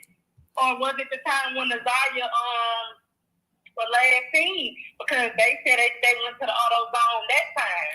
So it had to been the first time. Yeah, it was the first time they went to the O'Reilly's. And then they went to get something to eat. Okay.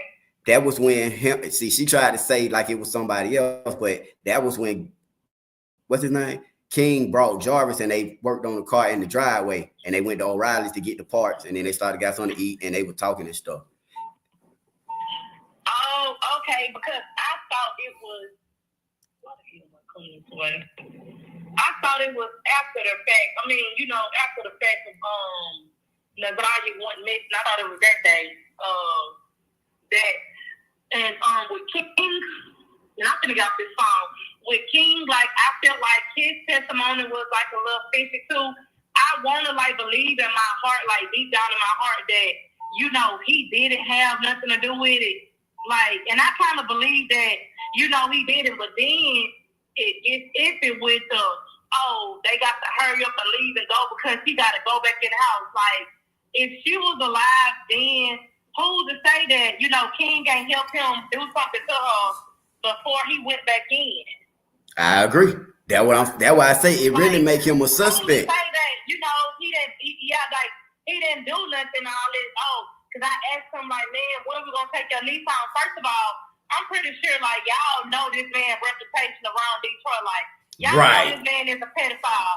Then, on top of that, you know, like, Ziyah, she wasn't even, like, the same color, y'all. Like, I'm talking about Jarvis. If you look at, I don't know, I seen a picture with Ziyah, and maybe it was one of Shannon's daughters, like, if that's Shannon's daughter, like the little girl, look like she could be like almost white. So you know that when Jarvis niece with this girl being this skin tone color and your child being this skin tone color, like I feel like King knew, like, man, I don't think this is man's niece, but you know if he said, then you know I'm gonna roll with punchline. But I'm pretty sure, like, y'all know this man's history. And with that being said, like, Jarvis, was this your first time ever seeing her with him saying, here go my niece right here? Was this the first time that you done ever seen her come up here at the shop? It had to be sound like it for me that was the key first time ever seen her come up to that shop. But Shannon always telling these kids, oh, Nazaya said, no, Tuda said, you need her and Raya, Naya, whoever at the shop, like, you was a damn fool. Like, ain't nobody my turn, or my niece, or my nephews, or my son. It's been a two-phone with no motherfucking pedophile, kids and no kids. And I feel like they need to pass a law for all the ones that's pedophiles, and they got sexual assaults on children and shit like that. They don't need to have no kids. And if the motherfuckers have children, they need to lock them up for life. They need to pass a law for that. If you are a pedophile, you cannot have no kids. Let alone be around children, but you just can't have no kids. And I just really feel like Shannon was just, her self-esteem was so low for one. I mean, look at her. She was big, fat, and ugly. God forgive me, and I'm a black woman too, but I'm talking about a black woman.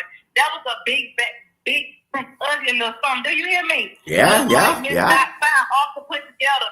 That thing was so ugly, and I'm just looking at it like, don't get me wrong, like Jarvis was a pedophile, but like he wasn't a bad looking man. Like, you feel what I'm saying? Even though he's a 6'8", but he wasn't a bad looking man. And if you look at the track record of the women that he have dealt with, they all be kind of heavy set, which I'm a heavy set.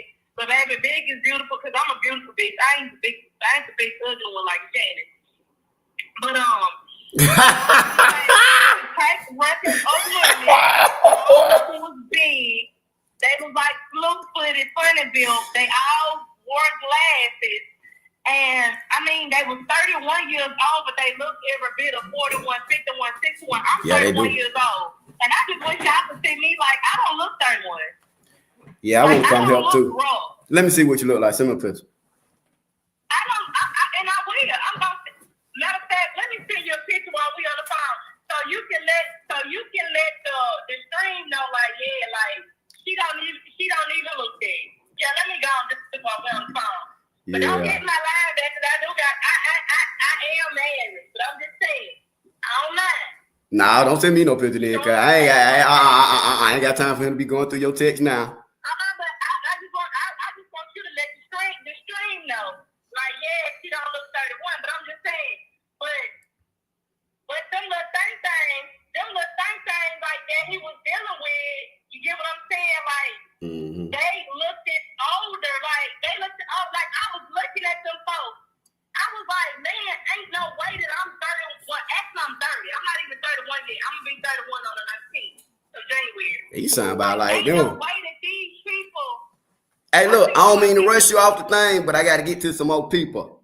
You feel me? But go ahead, though. Look at my picture before I get off. So you can let these folks know, baby, I'm 31. Hold on. Just look at it. Then his phone. Oh yeah, you straight. And I'm a okay. All right. Thanks, Miss Keisha for coming up. I appreciate that. Okay. Thank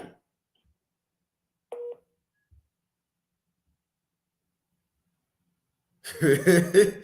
Hey man, y'all is funny. Man. I love it. Okay. I'm sorry, Mr. Troy. We got Mr. Troy backstage. What's happening, Mr. Troy? How you feeling? Hey, how y'all doing? What's good? Ain't nothing. What you got going on? I'm good. Okay. Let me say this. That's what I want to say. I can't believe that they waited a day to search for her. Yep. That they waited a day to search for her. You know, that's weird. Yeah, that is weird. And see, that's like they say, you know, really you gonna, you know, who gonna go home and go to sleep, my man, and they child or they niece or they cousin is missing. Right. And see, now with that, I feel like the only reason why she even did it like that is because they used to her being out with dudes. They used to her being out at nighttime, you know, especially, I mean, they just need to look from the outside. They know that she be up there at the shop. They said she wasn't the type to go out. That's what she say. But if she not the type to go out, why you weren't concerned when she didn't come home? They said she wasn't the type to go out. You see what I'm saying? That's what she say. But when she not the type to go out, why you weren't concerned when she didn't come home? See, they painting too good of a picture to me that make me feel like they covering up some shit. Right, exactly. That's how I feel too. That's how I feel too. But okay, appreciate you calling in, Miss Detroit, with the info. You got some what you up there? What you do y'all know about Buddy up there? Like, do he got a name for being a weirdo?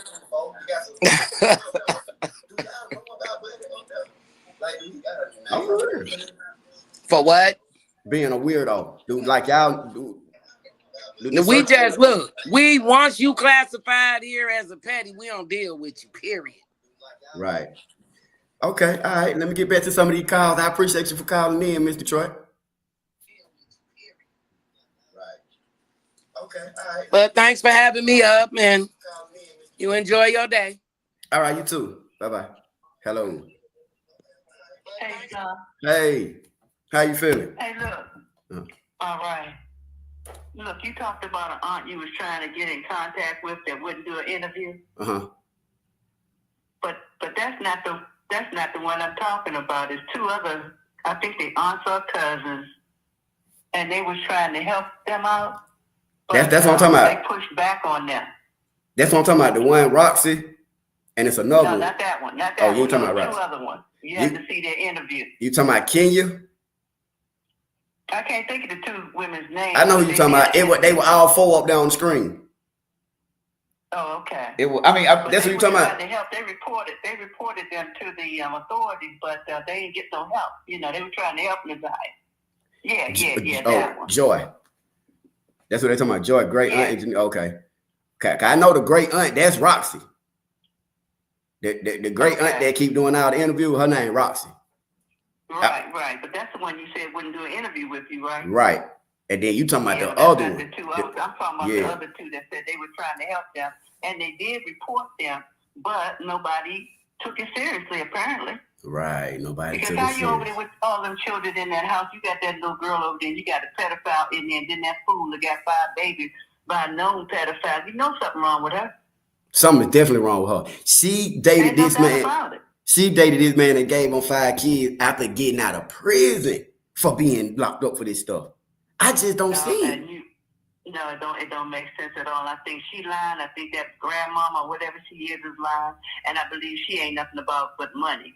She all about that money and that Section 8 housing that she got. And she trying to cover her ass right now. Right, exactly. Because if they go in there and find out what all that activity that was going on over there, I'm sure they would snatch all that shit up from her. Section 8, whatever else she on. Hey, look, when they do that, right, and they come to your house checking for stuff, do they let y'all, not y'all, but do they let people know that? They don't let you know they coming, do they? Or do they? I don't, you know what, I'm not that familiar with Section 8 housing and how that shit operates, but I know it's strict. Well, I mean, like with CPS and stuff, do they just show up? They should just show up, because if they let you know they coming, they would clean up their act. Right. So I'm pretty sure they just show up. And that's why I asked that, because I was going to say, if she know they coming, then it ain't nothing for her to get them kids and her daughter up out of there and go to Marquita's house. Or, go somewhere, go up there to the hotel, do whatever you got to do while we do this, and then y'all come on back. Because one of the things she said was, the mama said was, well, my daughter don't really stay here. She stay there. She just come and go. She'll be there sometimes. Well, we know that was a lie. We know that. Yeah, that was a lie. That was a lie. I just feel sorry for Ziyah. I hope they find out what really happened, but I will stay tuned and in for what's going down. Yes, ma'am. Thank you. So who is this? Thanks for taking my call, Blackbird. Blackbird. Oh, hey, Blackbird. Thank you for calling. Hey, all righty. Thanks for taking my call. Absolutely. Bye-bye. All right, bye. Yeah. Yes, man. I love when y'all call in. I love hearing y'all opinion. I love it. I mean, I love when we just having the conversation. You feel me? And it be so much going on that I do miss stuff. So I have to go back and watch it. And then, sometimes I get the names mixed up, but y'all be right there with me. It's a lot of y'all, know exactly what y'all talking about. Know exactly what y'all be talking about, and you know, hey, I love it. Hello. I want to call Becky when nobody called me to talk. I'm sorry. Hey. Because I wasn't done with them. Oh, okay. Okay. Yeah, because Shannon looked like Barney. She looked like Barney in that motherfucking purple bodysuit on. And I was just looking at her. I said, baby, if Barney and Bertha don't go sit down, that's what I call her sister. Barney and Bertha. Barney and Bertha. Hold on one second. Like I was saying. Okay, good. Hold on one second. One Life. Hey, Star. Hey, how you doing? This blessed and anointed. Hey, blessed and anointed. How you doing? I'm blessed. I'm calling because I'm pissed the fuck. Oh, excuse my French. I'm pissed off. Mm-hmm. First of all, Shannon knew damn well that her baby daddy is a pedophile. She was jealous of that little girl, so she helped cover up what he had going on. Secondly, I'm upset with the police, also CPS. Why didn't they further investigate what those children were saying? Right. Oh, now they said that the children, I'm a buzz out in, but they said that because the kids kept changing their story. Huh? They just let it go, and now baby girl missing. Yep. They need to be held accountable. Absolutely. And then you got them stingy scalp gutter rats over there jealous. The mama ain't no good. Mm-hmm. The whole damn family. Throw the whole family come away. On now. Throw the whole family away. I can't say on the live what I really want to say, but I just want to get that off my chest because it's bothering me. I'm a survivor of this. So Okay, yes, it's bothering me. You know, so thank you for taking my call. I love y'all, One Life family, but they need to go to hell and burn. Yes, ma'am. Thank you. We love you too. Yes. Thank you for calling in anytime. Please. Yes, I'm dropping back in the chat. Okay, yes, ma'am. Thank you. Bye-bye. Oh, okay, lay it on us. Call me. Yeah. Yeah, because back to Bertha and Big Barney. Big Bertha, Big Barney, yeah, them. Mm-hmm. But what I was going to say is, as I looked at Ziyah was a very pretty little girl. Yeah, yes, she was. She was a beautiful little girl. And just look at Shannon, and I know young folks talk about people because this is the way the Lord made folks. That's an ugly little something. But she's an ugly little something. So you had every reason of this child. No, I'm being serious. You had every reason to be jealous of this child. Just think about it. She's a little petite little something, which I ain't trying to compare a woman and a child. But I'm just saying, you just to look everything she was a beautiful little girl, and that don't exempt, from what he did to her. But think about it, when people have it out for you, just when you heard the grandma say, "Yeah, that's my daughter," and I don't talk to her, and I don't have no care for her. I don't talk to her. Whatever she said, that's something for a mother to say about their child. But you could have just kept it on brief and say, "Well, yeah, I don't have a relationship with her right now," or whatever the case may be. Mm-hmm. You ain't have to do it. So when you said all of that, that shows the level. This is the thing: you cannot mess with somebody's kids if you don't mess with their mama. You done heard of that before, right? You can't F with me if you don't F with my children, or you can't F with my children and you can't F with my children, but you don't F with me. Right. That is the truth. So she got treated accordingly to the way that you messed with her mama. And you didn't mess with her mama. You didn't deal with her mama, so you didn't mess with her, or you didn't mess with the brother. And that's the thing. People do whatever it takes. Do whatever they do, and do whatever it takes to get benefits. If it ain't about benefits, that's what people want. People want Section 8, food stamps, welfare. That's what they want. So that's the reason why you try to put the kids in. That's the reason why you didn't. Clearly you didn't mess with the mama, but I'm just going on all types of topics.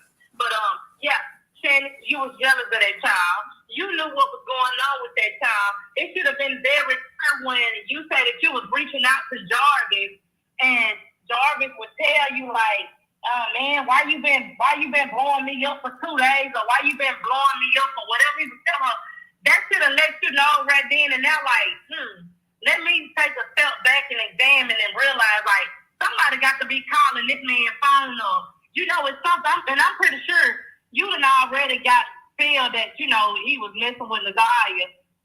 That's something like, you being a parent, like, you should have knew, like, something going on. If my kids ain't calling him, then you know who calling him.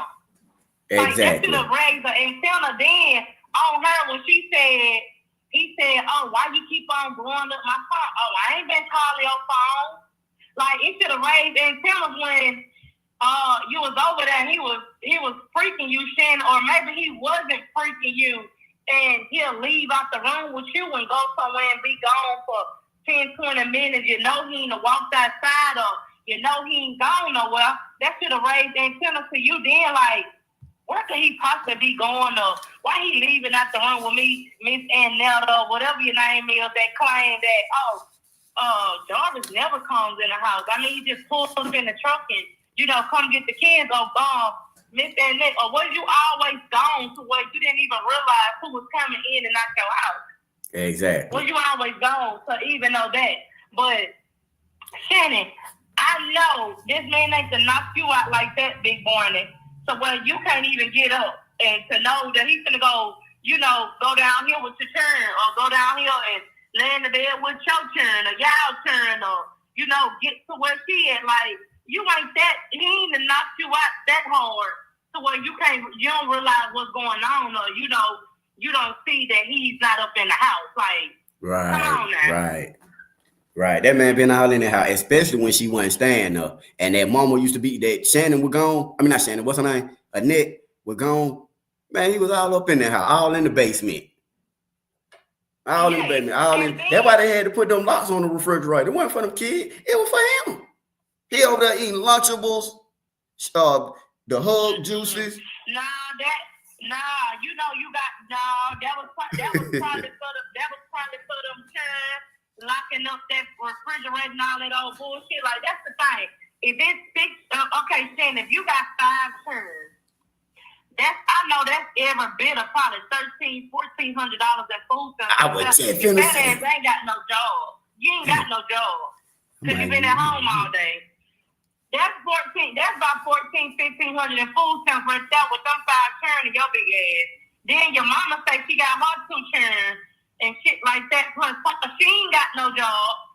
That's no food stamps right there. Ain't no way y'all probably getting every bit about $3,000 in goddamn food stamps. Ain't no way y'all got no lock on no door for no children to not eat they goddamn food. That's who food it is. It's they shit. Ain't no way y'all got no locks on no refrigerator. Ain't no way that y'all think that that's cool and okay. Baby, that's why them children was ready to hop up out that bed in the morning, turn they swag on and run to that school, baby. So they can go eat them some breakfast and lunch. And probably be paying for motherfucking dinner at the school. The school might be sneaking them, giving them more food because these motherfuckers ain't feeding them at home. Yep. You ain't no child ready to go hop up in the morning to go eat no motherfucking ass breakfast. Breakfast ain't like it was when we was back in school. I'm gonna say, shoot, 2000. I'm gonna say 2014. I'm gonna say around 2012. I remember school lunch being nasty during that time, 2012. I ain't been to school in a long time. School has been nasty for a minute. I ain't gonna lie, school I went to, but we had pizza, hamburgers. Oh my God, I love her. Yeah. Y'all, I'm gonna tell y'all something. Baby, I get on here now, boy, my father, I'm reading the comment, but hold on. But what I'm saying is school has been nasty for so long. Ain't nobody waking up, baby, somebody getting no goddamn school breakfast. What you want some 2% milk and some motherfucking cereal. You can get no frosted flakes. You can get some cereal and a fruit cup. That's what I'm saying. The fruit cups ain't even how they was. Back in the day, the fruit cups are you be mad you can't get 2 of them. Yep. But I'm just saying, y'all wasn't running to go get no breakfast. So that's what I'm saying. Y'all sound a mess. Now, I like how they do it. You know, they're going to put one dummy in and then the next one come and the next one come. That's why I say, I can see it's 196 of us up on here. I can tell you that my number is 196. When you get to that last motherfucker, what you think they gonna say the number is? They gonna say, oh, the number was 5. But everybody, this ain't went from 196. Somebody said 300. Somebody said 40,000. But when you get to that last, oh, the number 5, because you know they done fucked up the shit all the way to the line. When I know the number 196, and the second person probably know it. But I'm just saying, like, we set up, we listened to all of that testimony, like, it was all bullshit. Like, Shannon, you come in and say, hold on. My bad. I accidentally hung up. That was my bad, for real. That was my bad. I was trying to add the other person. Somebody else was calling, so I was trying to add them on. You more than welcome to call back. That was my bad. My bad. Okay. My bad. I was trying to add the other calls. Hold on. Wait a minute. Hey. Hey. How you doing? Merge you on. One Life. What's going on?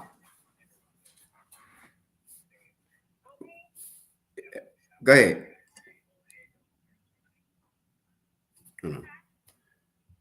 Well, okay. do you hang up? Okay, I'm trying to do 2 things. I'm trying to listen to you and talk. Are you there? Yes, ma'am. I'm here. I was trying to get it on the speakerphone so that everybody could hear you. How you doing?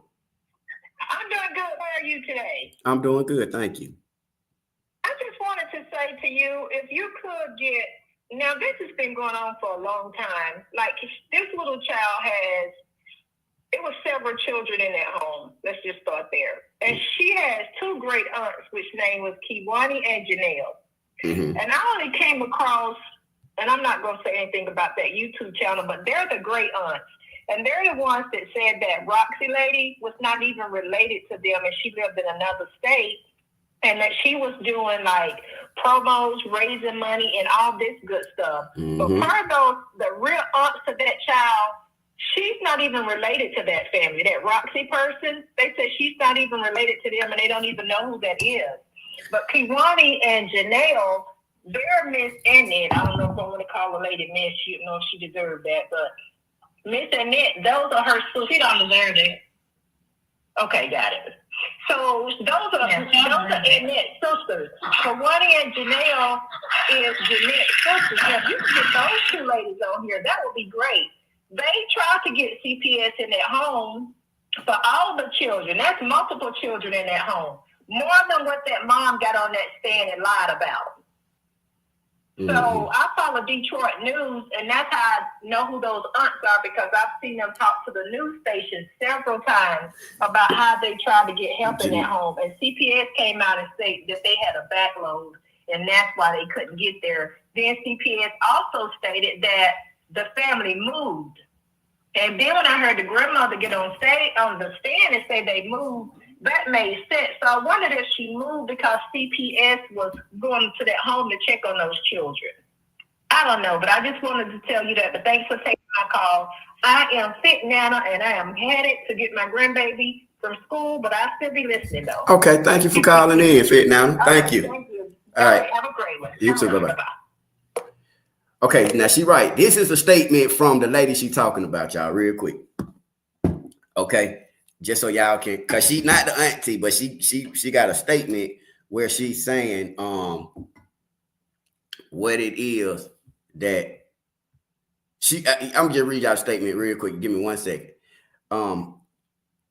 It says, if you just tuned into this case, she just put this out a couple hours ago. Here are a few facts for you about me. I am not her mother. I am not her aunt. I am her cousin. I have never met Jarvis. I am not her immediate family. I was never in any of their homes. I have not seen Ziyah since she was 2 or 3 years old. I did not live in Detroit, Michigan when all of this nonsense was going on. I think she was living down in Ohio or something. But I haven't lived in Detroit for 12 years.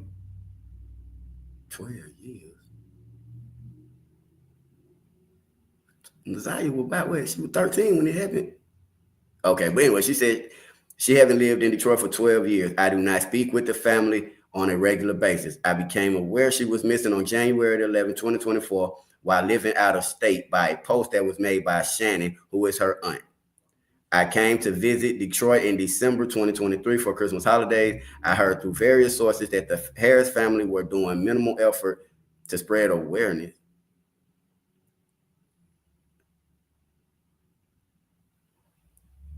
To spread awareness about Naziah's disappearance. I came back to Detroit, Michigan, February of 2024 and began to spread awareness. Cause then she went missing in 2024, didn't she? Your lady might be lying. I don't know. See, these timelines, y'all. But because she said she visited Detroit December 2023 for Christmas holiday. She went missing in 2023.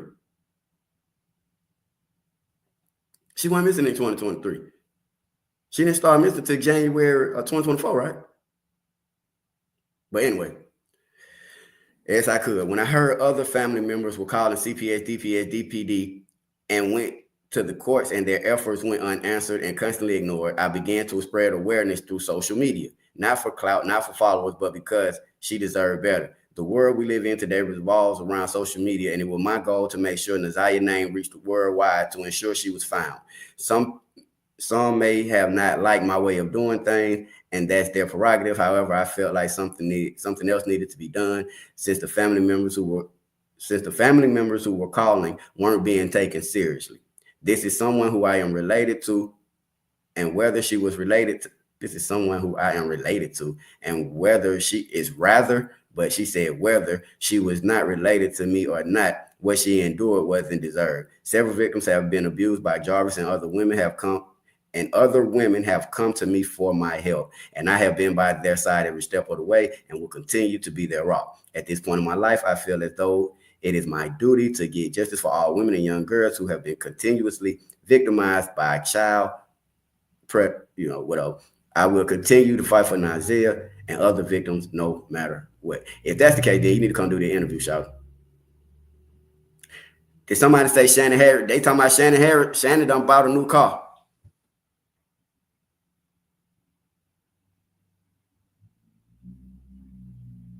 But that's what I'm saying. You talking about spreading awareness, but you ain't trying to talk to nobody about nothing.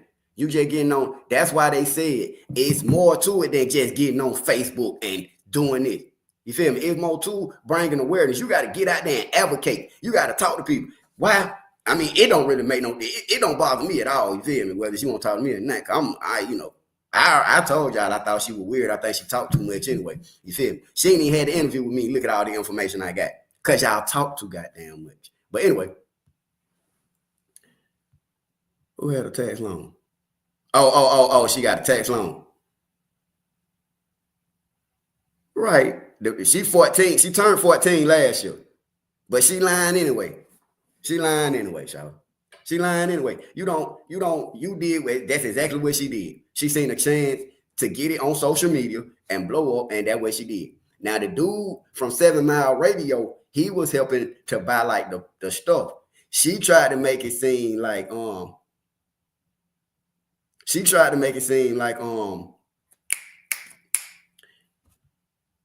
ain't lost my thought on that one. Let's hear from Jenny, not from the block. Hey, Jenny, how you doing? Hello. Hey, how you doing? Yes. Okay. I'm sorry. Uh-huh. Can you hear me?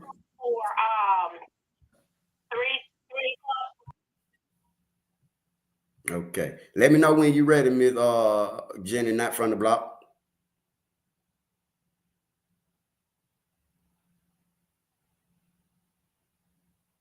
Yeah. It's deep like that. You feel me? Shouts out to, hey, Michelle. Thank you, Michelle. Michelle be looking out for old Star. Thank you, Michelle. Hey, I shot y'all out there. Kia Elder come and say she went missing January 20. When come and say 2023? She went missing January 2024. She went missing last year, January the 9th, 2024. They 25, right? Yeah, she been missing for a year. Thank y'all so much, man. Y'all, they be rocking with me on my Cash App and stuff. I really do. Hey, I really do appreciate y'all. You feel me? It just, you know, I'm putting in the work. I don't even really care about the money. I just really appreciate the support. You feel me? And I do be wanting to get me a little lunch and stuff like that. You know, shoot. Hey, listen, you know, I got a job and everything like that too. Y'all. I'm in school. I got a job. I be through school in a minute. I be, you know, working. But yeah. Yep, he was supposed to turn himself in January the 9th. But see, you see how the system failed him. Failed her too. Because if they'd have made him come down there and turn his butt in, he wouldn't have been able to do this to the girl.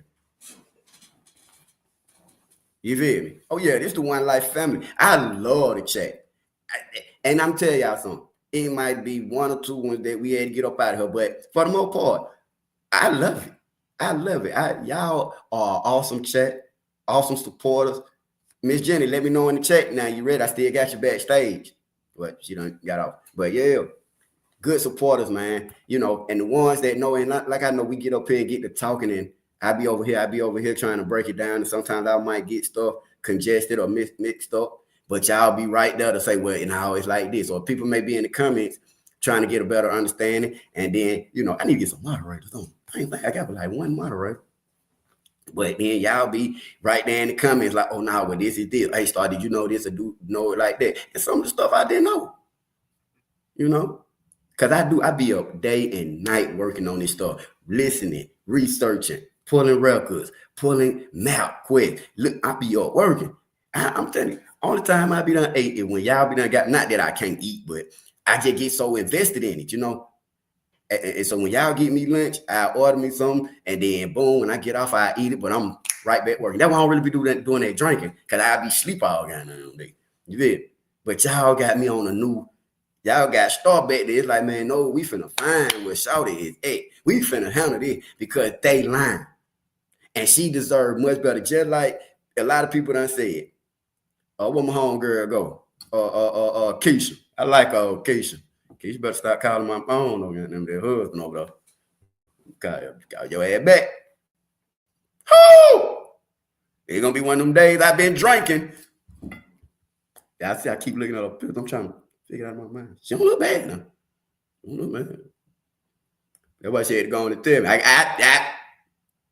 I've got a man. Please. Oh. Speak of the devil. Hey, how you doing? Yeah, I don't like y'all this channel because I keep on getting the food. No, I had on three-way. I had you on three-way. Yeah. Look, y'all, I'm telling y'all, I'll talk all day, man. I ain't lying. Hey, yeah, my birthday Saturday, right? You ain't finna talk my head off all day. But my birthday Sunday, y'all. I'm 30 to be 31, y'all. I got my first wig put on, baby. And I'm just feeling myself, y'all. Okay. What you gonna do for your birthday? I don't know. What you from? You from Memphis? My husband gonna do for me, but his mom gonna do something. I don't know. We're gonna have a little cookout or something. That's all right. That's all right. Let's get back to Big Barney and Big First of them. Hold on 1 second. Hold on. Let me catch your call real quick. Pull up on the thing. You need to hit the link. How do I hit the link, y'all, to get on? Hell, I'm finna drop it. It's in the comments. Just click it. Somebody said, and we back. Hold on real quick. Let me see who we got right here. One Lyfe. Hey. Hey, how you doing? Good, it's Messy. I wasn't gonna call either. Hey, Messy, I'm glad you called. How you doing? I'm good, thank you, on my little weather thing. But anyway, this is what I wanted to say. Okay. All of them fat goons are insecure. Every last one of them that came on that stage or that stayed in the courtroom, every last one of them mannerism was off. Everybody mannerisms was off. Yeah. I don't care. Somebody out of all of those witnesses, somebody knows something. And I guarantee you it's that man, that grandmammy, and that Shanny. I swear to goodness, I just feel it in my soul. I agree. Them two, King, I'm on the secular ground. I'm a little bit shaky. But King can't tell me, in his head that he wasn't thinking to ask this dude for real, who is this little girl? Exactly. Why would you feel comfortable enough to have this little girl in the shop with you and another grown man? Yep. Are you kidding me? I'm tripping. I just want to slap everybody, period. I want to slap him. Even his Jarvis attorney. I want to slap him too. Because I would feel ashamed to represent somebody that you already know is guilty. I'll just withdraw. For real. I would. But see that he a public defender, ain't he? Yeah. He gonna throw him to the wolves. He gonna throw him to the wolves. He don't even speak up or say it enough on his behalf because he already knows that his client is guilty. Yo, he ain't trying to get butt off. He just, I'm telling you, that's why you notice how every time the prosecutor say he want to do something, he be like, yeah, go ahead. They be like, no objection. That's it, because he can't defend him. He can't defend him. No objection. Go ahead. He can't defend him. I just want to just say, hey, it's guilty. Goodbye.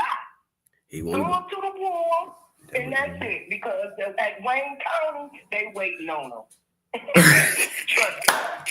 Hey, they talk about he was asleep the other day in court. Fit that out is so funny. I hear you though. I hear you message. No, he been getting that tail busted. That's why. You see how he limping and all of that? Yep. That's the Detroit inmates don't play that. They waiting on him. Yep. They waiting on him. Yep. I believe it. Detroit players is not playing that. He's lucky he even made it to the jailhouse. He's lucky. He lucky. That could not be my niece. And I look over and say, oh, that's my niece. Where's she going? Hell no. Hell no. I would say, where the hell you going and where you been? Or where you trying to go? I'm one of them old school aunties. I'm not playing that. I'm one of those people gonna be like, did I just see you? They gonna be like, Star, you know you just saw me. I ain't one for sure if that was you or not. I ain't stuck. I'm in a one-seater. And sit over there and act like, oh, she just got in the back behind me. She just said hi. What? Did you say hey back? Hey. What? Man, take this little girl home. I don't want to be a I don't give a damn where y'all go. Let me out. Now, hey, you remember that movie? Yo, dope boy. Let me out. What? That girl knew that little girl was on the way up there. The way she was at, that is all the way on East Ward, damn near back out of Drive. That is a long kind of ways to be walking from Cornwell, Bedford, all the way to goddamn Hopper in 94. Are you kidding me? Yep. That dude already talked to that little girl. Mm-hmm. He talked to that little girl. Okay, when you coming up at Hopper, okay, I'm on my way. Okay, so he tried to make people think or believe that he just ran into her. Right. You're right. That's how he tried to kick it. Yeah.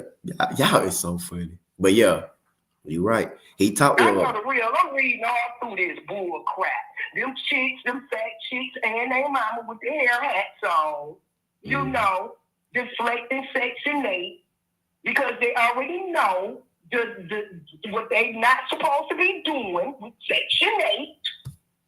You know. Yep. And got a lump on the refrigerator. That's why the hoes fat. They eat up all the food for the kids, and that's why the Ziyah was as little as she was. Cause every time I come in the kitchen, all the whole family money away. Throw them away. Throw them away. Yep. Throw them away. Throw the key away. Yep. Period. Grandma not getting no more money. She calls it Take hair your hats. kids too. Yeah, you're right. She needed that's what they need to do. And I think by the time they trial over with, they're going to get them kids. It's gonna be inevitable. They already got the paperwork going. They already got the paperwork. Yeah, going. they're going to get them. That paperwork is on the docket, baby. Yes, She's ma'am. gonna be in a mental home. Cause them fat girls cannot even take care of themselves, let alone their mama. Yep. They say Shawty got her a new car. Shannon. Yeah, okay. Shannon and her family can't even come outside because everybody on the Detroit East Side, gonna know who they is and what they look like. How can you not spot two big Barbies at one time? And the hair hat mama. Yep. They ain't coming outside. Yep. They're too scared. They're scared. I'm telling you, Detroit people, they know. We nosy. We see everything. We recognize you. And the East Side ain't that big. Everybody know everybody. Right. That's what I was asking earlier. Do they know, do he got a reputation for being a wacko? I don't know, but let me tell you something. He wouldn't be my choice of man. Absolutely not. He light skinned, he got a long face, and he got bad teeth. Not to mention he touched kids. Chicks thought they thought they won a prize. Cause who else gonna talk to him? Yep. Oh, I got a light skinned man with good pretty hair. About like Monique on Precious. Yeah, that's what it is. They insecure. They felt like they couldn't get nobody else but a bum ass nigga like him. For real. Excuse my French. Yep. They feel like that the best they can do. Yeah. Cause I know some ugly dudes ain't going for that. I'm talking about they ugly. Right. But look at them dresses though. Ain't no way I'm gonna walk around with nobody party with no dress like that. And my stomach hanging all over like, are you crazy? They look like that girl, that meme, the girl. It's a meme. They remind me of that meme with that girl. I'm gonna find it for y'all. But thank you for calling in. They share that dude. Oh yeah, everybody. I don't want him no more. You take her. He was hitting everybody. I believe he even hit that girl. That who Jaguar that was talking about. So we went and got something to eat, and the prosecutor was like, so y'all had a long conversation or something. And she was like, yeah, they had talked for a minute. But yes, ma'am. Thank you for calling in. Let me get to Miss Jenny. Call back in if you got time. But yes, ma'am. Thank you for calling in. Thank you. Have a great day, okay? Okay, you too. You too. Love it, y'all. And I don't mean to rush y'all. I don't even be rushing y'all. I just be trying to get everybody in. You feel me? Hey, Miss Jenny, not from the block. How you doing? I'm doing great. How are you? I'm doing and good. The family. Good. Thank you for asking. I apologize, but as soon as you hit me to click on, my doctor's office was called, and I told you I've been very sick. And anyway, I'm having a surgery this week, Thursday. Yes, so prayers for you, and I hope you have a successful surgery. Thank you so much, and I know y'all be praying for me. But this is what I want to say. I've been out of whack because I've been out of tune because I've been sick. But however, I just from today watching and listening, trying to get in the good information that you've been sharing and the chat been sharing. I just love it over here. Everybody, we just kind of all melt together. Like you said, we got a few hard heads, but for the most part, we're a family. We pull together. So we're just adding to. It's not nobody's right, nobody's wrong, but correction has to be made sometime. And we over here to give our opinions, correct? Absolutely. Yes, ma'am. Okay, so this is my thought process real quick. This is deep. It's deep. It's not new, but it's deep. It seems like to me the grandmother has a hatred for this little child based on other videos that I've watched just since I've been watching the live stream, going back and forth between my phone, trying to do this and do that. This morning routine thing they have going on, this prayer and how they yelling about, how to keep you teaching the kids. It's abuse. It's a lot, some deep-seated abuse. I think the mother resents that grandbaby, even though she got her, like it's about the dollar. Something went on with that mom and that daddy. and that child that she don't have nothing to do with. That's what I think. The mama. I believe, huh? You talking about Shannon? I'm talking about Shannon. No. The other daughter. The Marquis. one that had Naziah's mother. Oh, okay. Kenyatta. Right. Okay, I know something. Okay. It's a reason she don't have something to do with that child. We go through it with our adult children, true enough. But it's something not sitting right there. And why hate this child so much? She didn't say it, but all the actions, I watched 14 videos since we've been on here. It's a deep resentment and hate with that child. I think the granddaddy was sleeping with Kenyatta. I said that. I said that. This is years worth of abuse. Yeah. I'm with you. This thing is and people, and I'm gonna say this, and some people gonna get mad. People talk about it being a generational thing. It's not a generational thing. It's a learned thing. People practice. We as humans practice what we see. So it's not generational. If you don't stop it, it goes on and on because that's all they know. Some people just all they know. I'm praying for this family. I'm praying for this whole situation. I'm even praying for us in the chat because this is traumatizing. It's really traumatizing. I'm not surprised because we are in the biblical days. But it goes back to that granddaddy, Kenyatta, whatever was going on. That might be his baby. I don't know. He might have been pimping her. I do not know. But it starts with that grandmama and that granddaddy. Believe that. It started with that grandmama. Believe that. I'm a grandmother of 9. And my children, the world know. Y'all know Miss Jenny from the block, but I'm really Yaya's 9. My grandkids call me Yaya. Call my husband Papa. Okay. It ain't going down like that. It ain't going down like that. I don't give a damn how mad I am at their mama. The babies ain't got nothing to do with it. So if I'm pissed with her, I'm still not gonna not call in about my grandchild. It's just too much. It's too much. I don't know what's going on. Cult-like. I get a little like cult-like stuff too because they seem like they was a real religious family. So it's something going on. I can believe that too. I said that yesterday or the day before.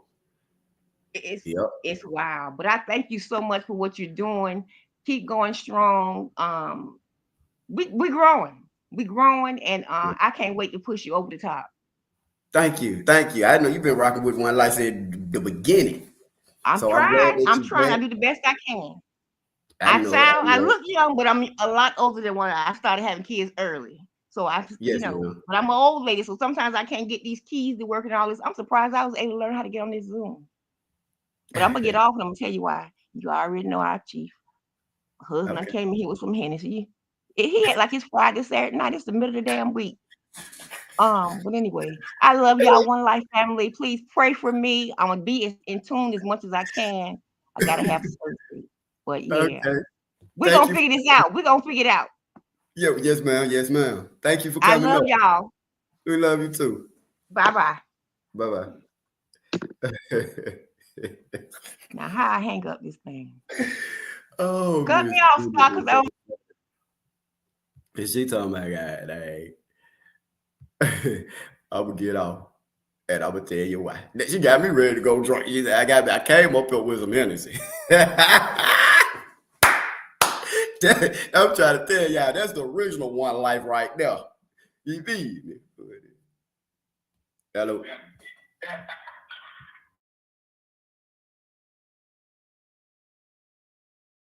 I'm fine.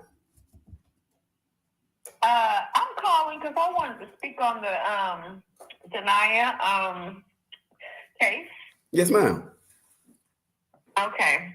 I wanted to say that I really feel like the guy Jarvis, I feel like he, being that he couldn't really go too far, I really feel like he hid her. You know how they have like they have like the basement, but it's kind of like outside, and it's like those little wooden things you got. That's in the ground, like. Yeah. Yes, I really feel like he threw her up under one of them. That would have been like, I feel like the reason why she was naked, they found the clothes, is because from the text messages, it's already disturbing. We already know they were doing disturbing, very sickening things. I believe he got hurt in that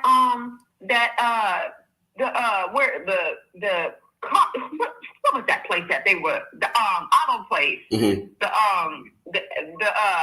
God Lord Jesus, The auto zone. what's that thing called? The garage. There you go. The auto parts for wherever they fix the cars at. Uh-huh. I believe he got her naked up in there since they was doing freaky stuff. He kept telling her to take off her panties and all the inappropriate things. I believe that girl was naked in there. I believe whatever happened, he did in there.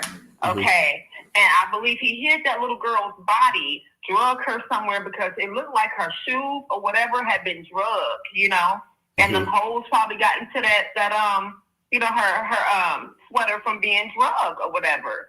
And I feel like the easiest way to try to get her somewhere and out of sight was to probably throw her up under one of them houses instead of in one of the abandoned houses.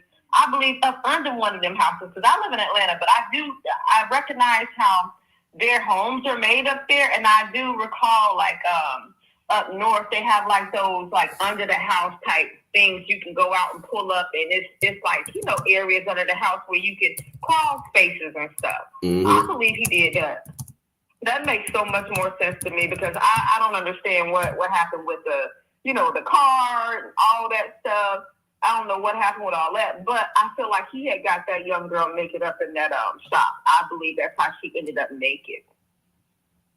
But yeah, I just wanted to offer my absolutely. I mean, you make good sense now. Awful. Yeah, I feel so awful for this child. It is just horrific. It is just absolutely horrific. But I just wanted to share that with you. Okay, thank you so much. Who is this? I'm sorry. My name is Lola, and I live in Atlanta. Okay, you Lola in the chat. Yeah. Okay, hey, thank you for calling in, Miss Lola. No problem. All right, all right, bye-bye. Uh-huh. Keisha, what you got going on? Keisha's birthday coming up, y'all. Oh, I better check. Hey, happy birthday. Not yet. When you said it, because I can get on here and talk my shit. But hey, y'all. But I'm gonna turn my camera off. But nah, leave that motherfucker on. We trying to turn up. Huh? Not think you finna turn up. No, I can't even see the comments on here because I want to react with the with the chat. Yeah, I can't see the comments. See the comments. Okay, yeah. Hey, blessed and anointed. See, that's my girl right there. I don't know her today. I mean, I don't know her, but that's my girl. Hey, because I'm back on here to talk about Big Birthday. You can see her comments. Mm-hmm. Yeah, I put the thing on comment. Okay, there you go. I don't understand why the room Jarvis checked in wasn't checked. Right. Good point. That's a great point. Now this is the thing. Oh, wait a minute. I ain't trying to cut you off. What this person just said, Ziyah was bossing his A around. That is the truth. That's what I wanted to speak on too. The thing about that was Ziyah was young. He groomed her. But at the end of the day, when she said something, it was like this. Like, I mean, hey, he probably wasn't coming to see her like she wanted him to come see her in the XYZ. But when she said stuff, and by him saying, oh, I'm used to you saying no, or you get what I'm saying, stuff like that. Yep. I feel like when she said stuff like she stood on what she meant, and it's sad, it cringes my skin to say it, but he loved her, even though she was her age. He loved her, and she could tell him exactly what to do. Yep. That's the truth. And even I'm talking about when you got a what you call it, 11-year-old telling you ain't finna get no more cat. Hey, Jeannie. Yes. What? And look, I'm gonna tell you something. I swear, y'all, and please, y'all, don't be mad at me for saying this something like this, but like I was telling my husband. Oh, matter of fact, let me go get my ring before he come back, and then because it's not on my hand. But I'm sorry. But I was telling him, I said, you got to think about it like a child that's only being like. Hey, y'all think I ain't gonna shoot my shot? She don't need with her ring. Shit up. Where is it? You don't need know what a ring. Yeah, Like, because I took it off and I told him to get it. Wait a minute. Where? And I just asked him, I said, where's oh boom, I got my ring. you got it? I found it. Yeah, he put it in my box. But yeah, because I was like trying to do some stuff yesterday. Oh, but like I was saying, I was hold on. I was saying to him, like, you gotta think about it like a child and an adult. Mm-hmm. And we grown. Like, I mean, you know, women, we grown. I want to say what I want to say, but it's like, oh, okay, how should I word what I'm trying to say? She was more like this. You get what I'm saying? Hold on, hold on, let me see what you said. Yeah. She was more like this versus Big Bertha and them probably being like this. So Right. he was enjoying the, you know, he Mm-hmm. was enjoying the closed fist than the open wide. You get what I'm saying? Yeah, right. So that's probably what, you know, he was in love with. Like, you, I mean, she's a child. Yeah. And I was saying that, I was like, it kind of makes sense to me, like, you know, her being a child and, you know, grown people, like, but I was like, it's just crazy that this child could tell him what to do versus, I mean, you got these grown people, they want to see you when, you get what I'm saying? Like, you got a fiance, you ain't even going to stay with her, but you're finding time almost every night to go and lay up or try to do something with this child. Like, if she say, oh, is we still on for this, that, we still doing this and doing that, he's gonna find time to come see that child. Yep. And I think the only reason he even started trying to separate himself because she moved over there in that house. Shannon. Other than that, it's messed up. He made a way every time. That's why she said at times she had to have Ziyah text and call him. She'll call him for 2 days. He won't answer the phone. Now, okay. She in the room now talking come to on. him. Now come on. Now, would that not raise your antennas up right there? You came out and maybe she did not try to even say that, but you came out your mouth and say, sometimes I tell Tuda to text him. Like, what? Because what they doing is I swear to God, like, y'all don't know me. Y'all don't know me. I don't know y'all. And I just hope this don't. I mean, even if it do, because I really don't even give up. I'm going to say I know somebody. And they baby daddy was licking on their daughter private area. Mm-hmm. Like, this is a 9-year-old child. Mm-hmm. Private area. And so you found out about this, like your child told a friend in front of her mama, and I feel like that freaked you out to make you call and try to tell everybody else about, oh, what just happened. But I'm pretty sure you I'm pretty sure you saw this. Like, you knew something was going on, and you know something happened or whatever, but you still choose, like, even after like the family found out about this and know all this and that and third, you still choose, you still deal with this man, you still bring this man around your kids, knowing the fact that he done put his mouth on your child private area, and then they're telling what else he done did to your child. And so that's why I can say I can relate to the stipulation with Shannon, like having a low self-esteem. Like, this man have probably degraded you on so many levels and, you know, treated you like what you was. And you knew he was doing this to Ziyah, but you did not care because, hey, look at you. Don't nobody want you. I'm sorry. Yeah.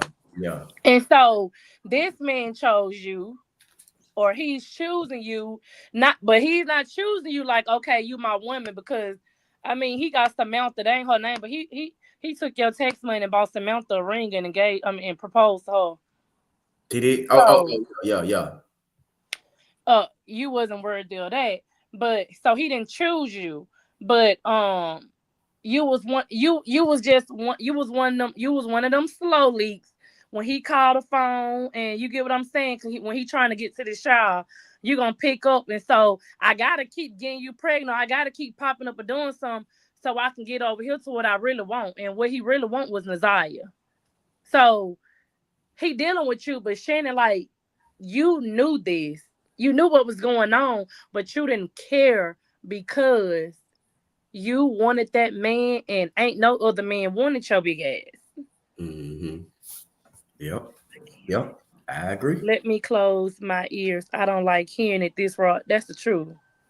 Yeah, that Michelle, I. Then with his, like, that's another thing too. Like, how sick are you? Like your own child. Like, and like, did they even show the video part of the child getting up on the stand saying what they were saying? Because I never saw it. Or they cut that one out. With a minor, they can't show. Oh. Yeah. Dang. That's what I'm like. They keep on saying this, that, but I. Yeah, they said because she because she underage. But once when the court case over with, when the trial over, I'm sure to be like open records.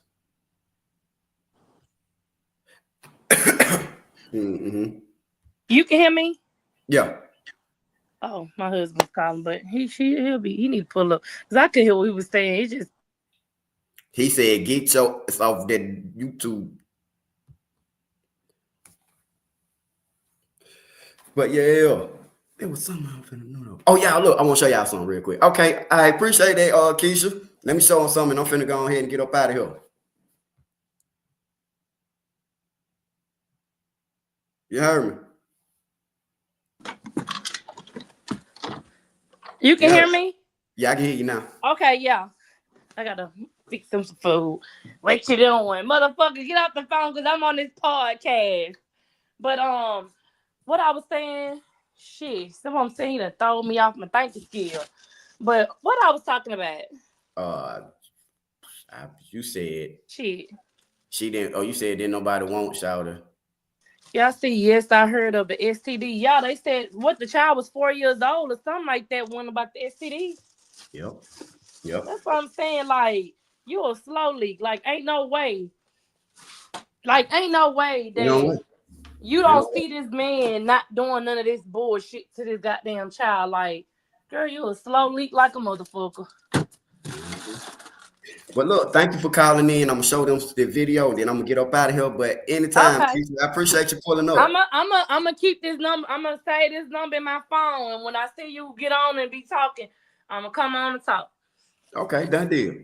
All right, thank you, and everybody see everybody later some other time because I'm always gonna be on this show. I appreciate it. I sure appreciate it. You more than welcome.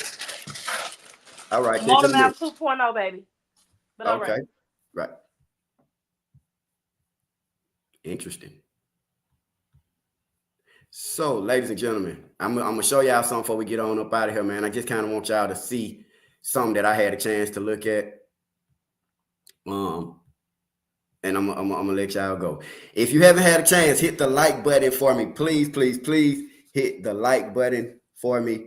And even more so, hit the cash out. I'm promoting the cash out. I see everybody else promoting their cash out. I'm like, man, hey, let me promote mine. Mine work too. Y'all cash out work. Drop one in the chat if you got a cash out. But let me all jokes. Well, I ain't joking, but back on point. I just want to take time to show you, just look at it with y'all, man. Let me see this. Sure. Which is sure.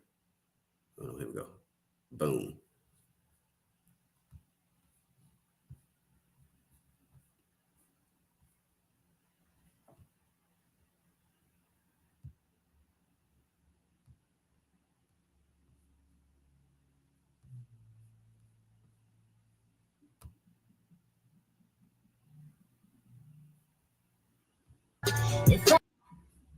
Dang, you know what? I can't even play the music because they're going to strike me. You know, they're going to got it down with the whoop, but they just some, hey, welcome back, Kiki. I got a little, okay, Lucretia, hey, you know, we all good. Y'all can hit the cash app at any time y'all want to. The sooner the better. I ain't finna keep messing with y'all. Hold on, One Life. So this is just some, some of the videos off her story, man. If you go in and look at it, it just made me think to show y'all like her social media, because at the end of the day, you can kind of get a better understand for her character and her as a person. I could see her not playing with Jarvis and making him do this and making him do that, and he doing it because he's so whipped and he, you know what I'm saying? He's a real weirdo, And so when I went back and I was looking at it after I came across the information about the page, I'm like, man, it's sad. It's sad to see this young girl, 11 years old, out there lost like this, and nobody caring where she at, what she doing, what kind of state she in. Man, please. Everybody is lying and nobody care. But we at One Lyfe definitely care, man. We at One Lyfe definitely care. I'll take a few more calls. Y'all, I'll take a few more calls, and then I'm going to get up out of here. Y'all hit that cash out, give me some lunch so I can stay around. Yeah, we need to go. You got a goal up there too now, I told y'all. We hit that goal so I can,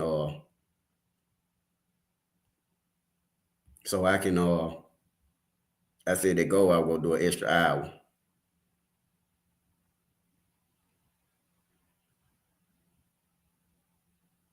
That's exactly what they say. I'm reading the thing. But yeah. Yeah, man. Okay, she beautiful. What a tragic life. Yeah, man. Gone too soon, man. All over some jealousy. I don't know if it's jealousy or what, but whatever the reason is. You feel me? Whatever the reason is, whatever occurred, she deserves justice. And I feel more obligated to get her justice than anybody, because this is a young lady who didn't deserve this. She was misled from the beginning, given away, passed around. And to this day, she done lost her life. And I still don't see one person that really care. I ain't talking about the people who got ulterior motives. Everybody who seemed to care got an ulterior motive, while the rest just don't care. She looks like her mom when Naya was a baby. It was the Precious movie all over again. That's what we talked about the other day. We talked about that the other day, how that was the same thing with the Precious. That exact same thing that we seen happen on Precious. Precious soul gone too soon. Justice for Ziyah Harris. Please like, share, and subscribe to the channel if you haven't had a chance to. One Lyfe family, I want to thank everybody for pulling up. Thank you for hitting the like button. Thank you for subscribing. Shouts out to all the One Lyfe members. Shouts out to everybody that's been rocking with One Lyfe since day one. And thank you for all the new people coming to One Lyfe. One Lyfe family, we're going to link you up tomorrow on about the same time. And we're going to get ready to check out this trial Thursday. I have some more information for y'all later on. Probably tomorrow, you know what I'm saying? We'll talk about some more things. In the meantime, take care of yourselves. Take care of each other. Justice for Ziyah. And I love you, One Lyfe. Miss Jenny, stop all that drinking. 3 o'clock in the afternoon, you sitting over there drinking, got surgery tomorrow. Hey, I love y'all, man. Y'all be safe.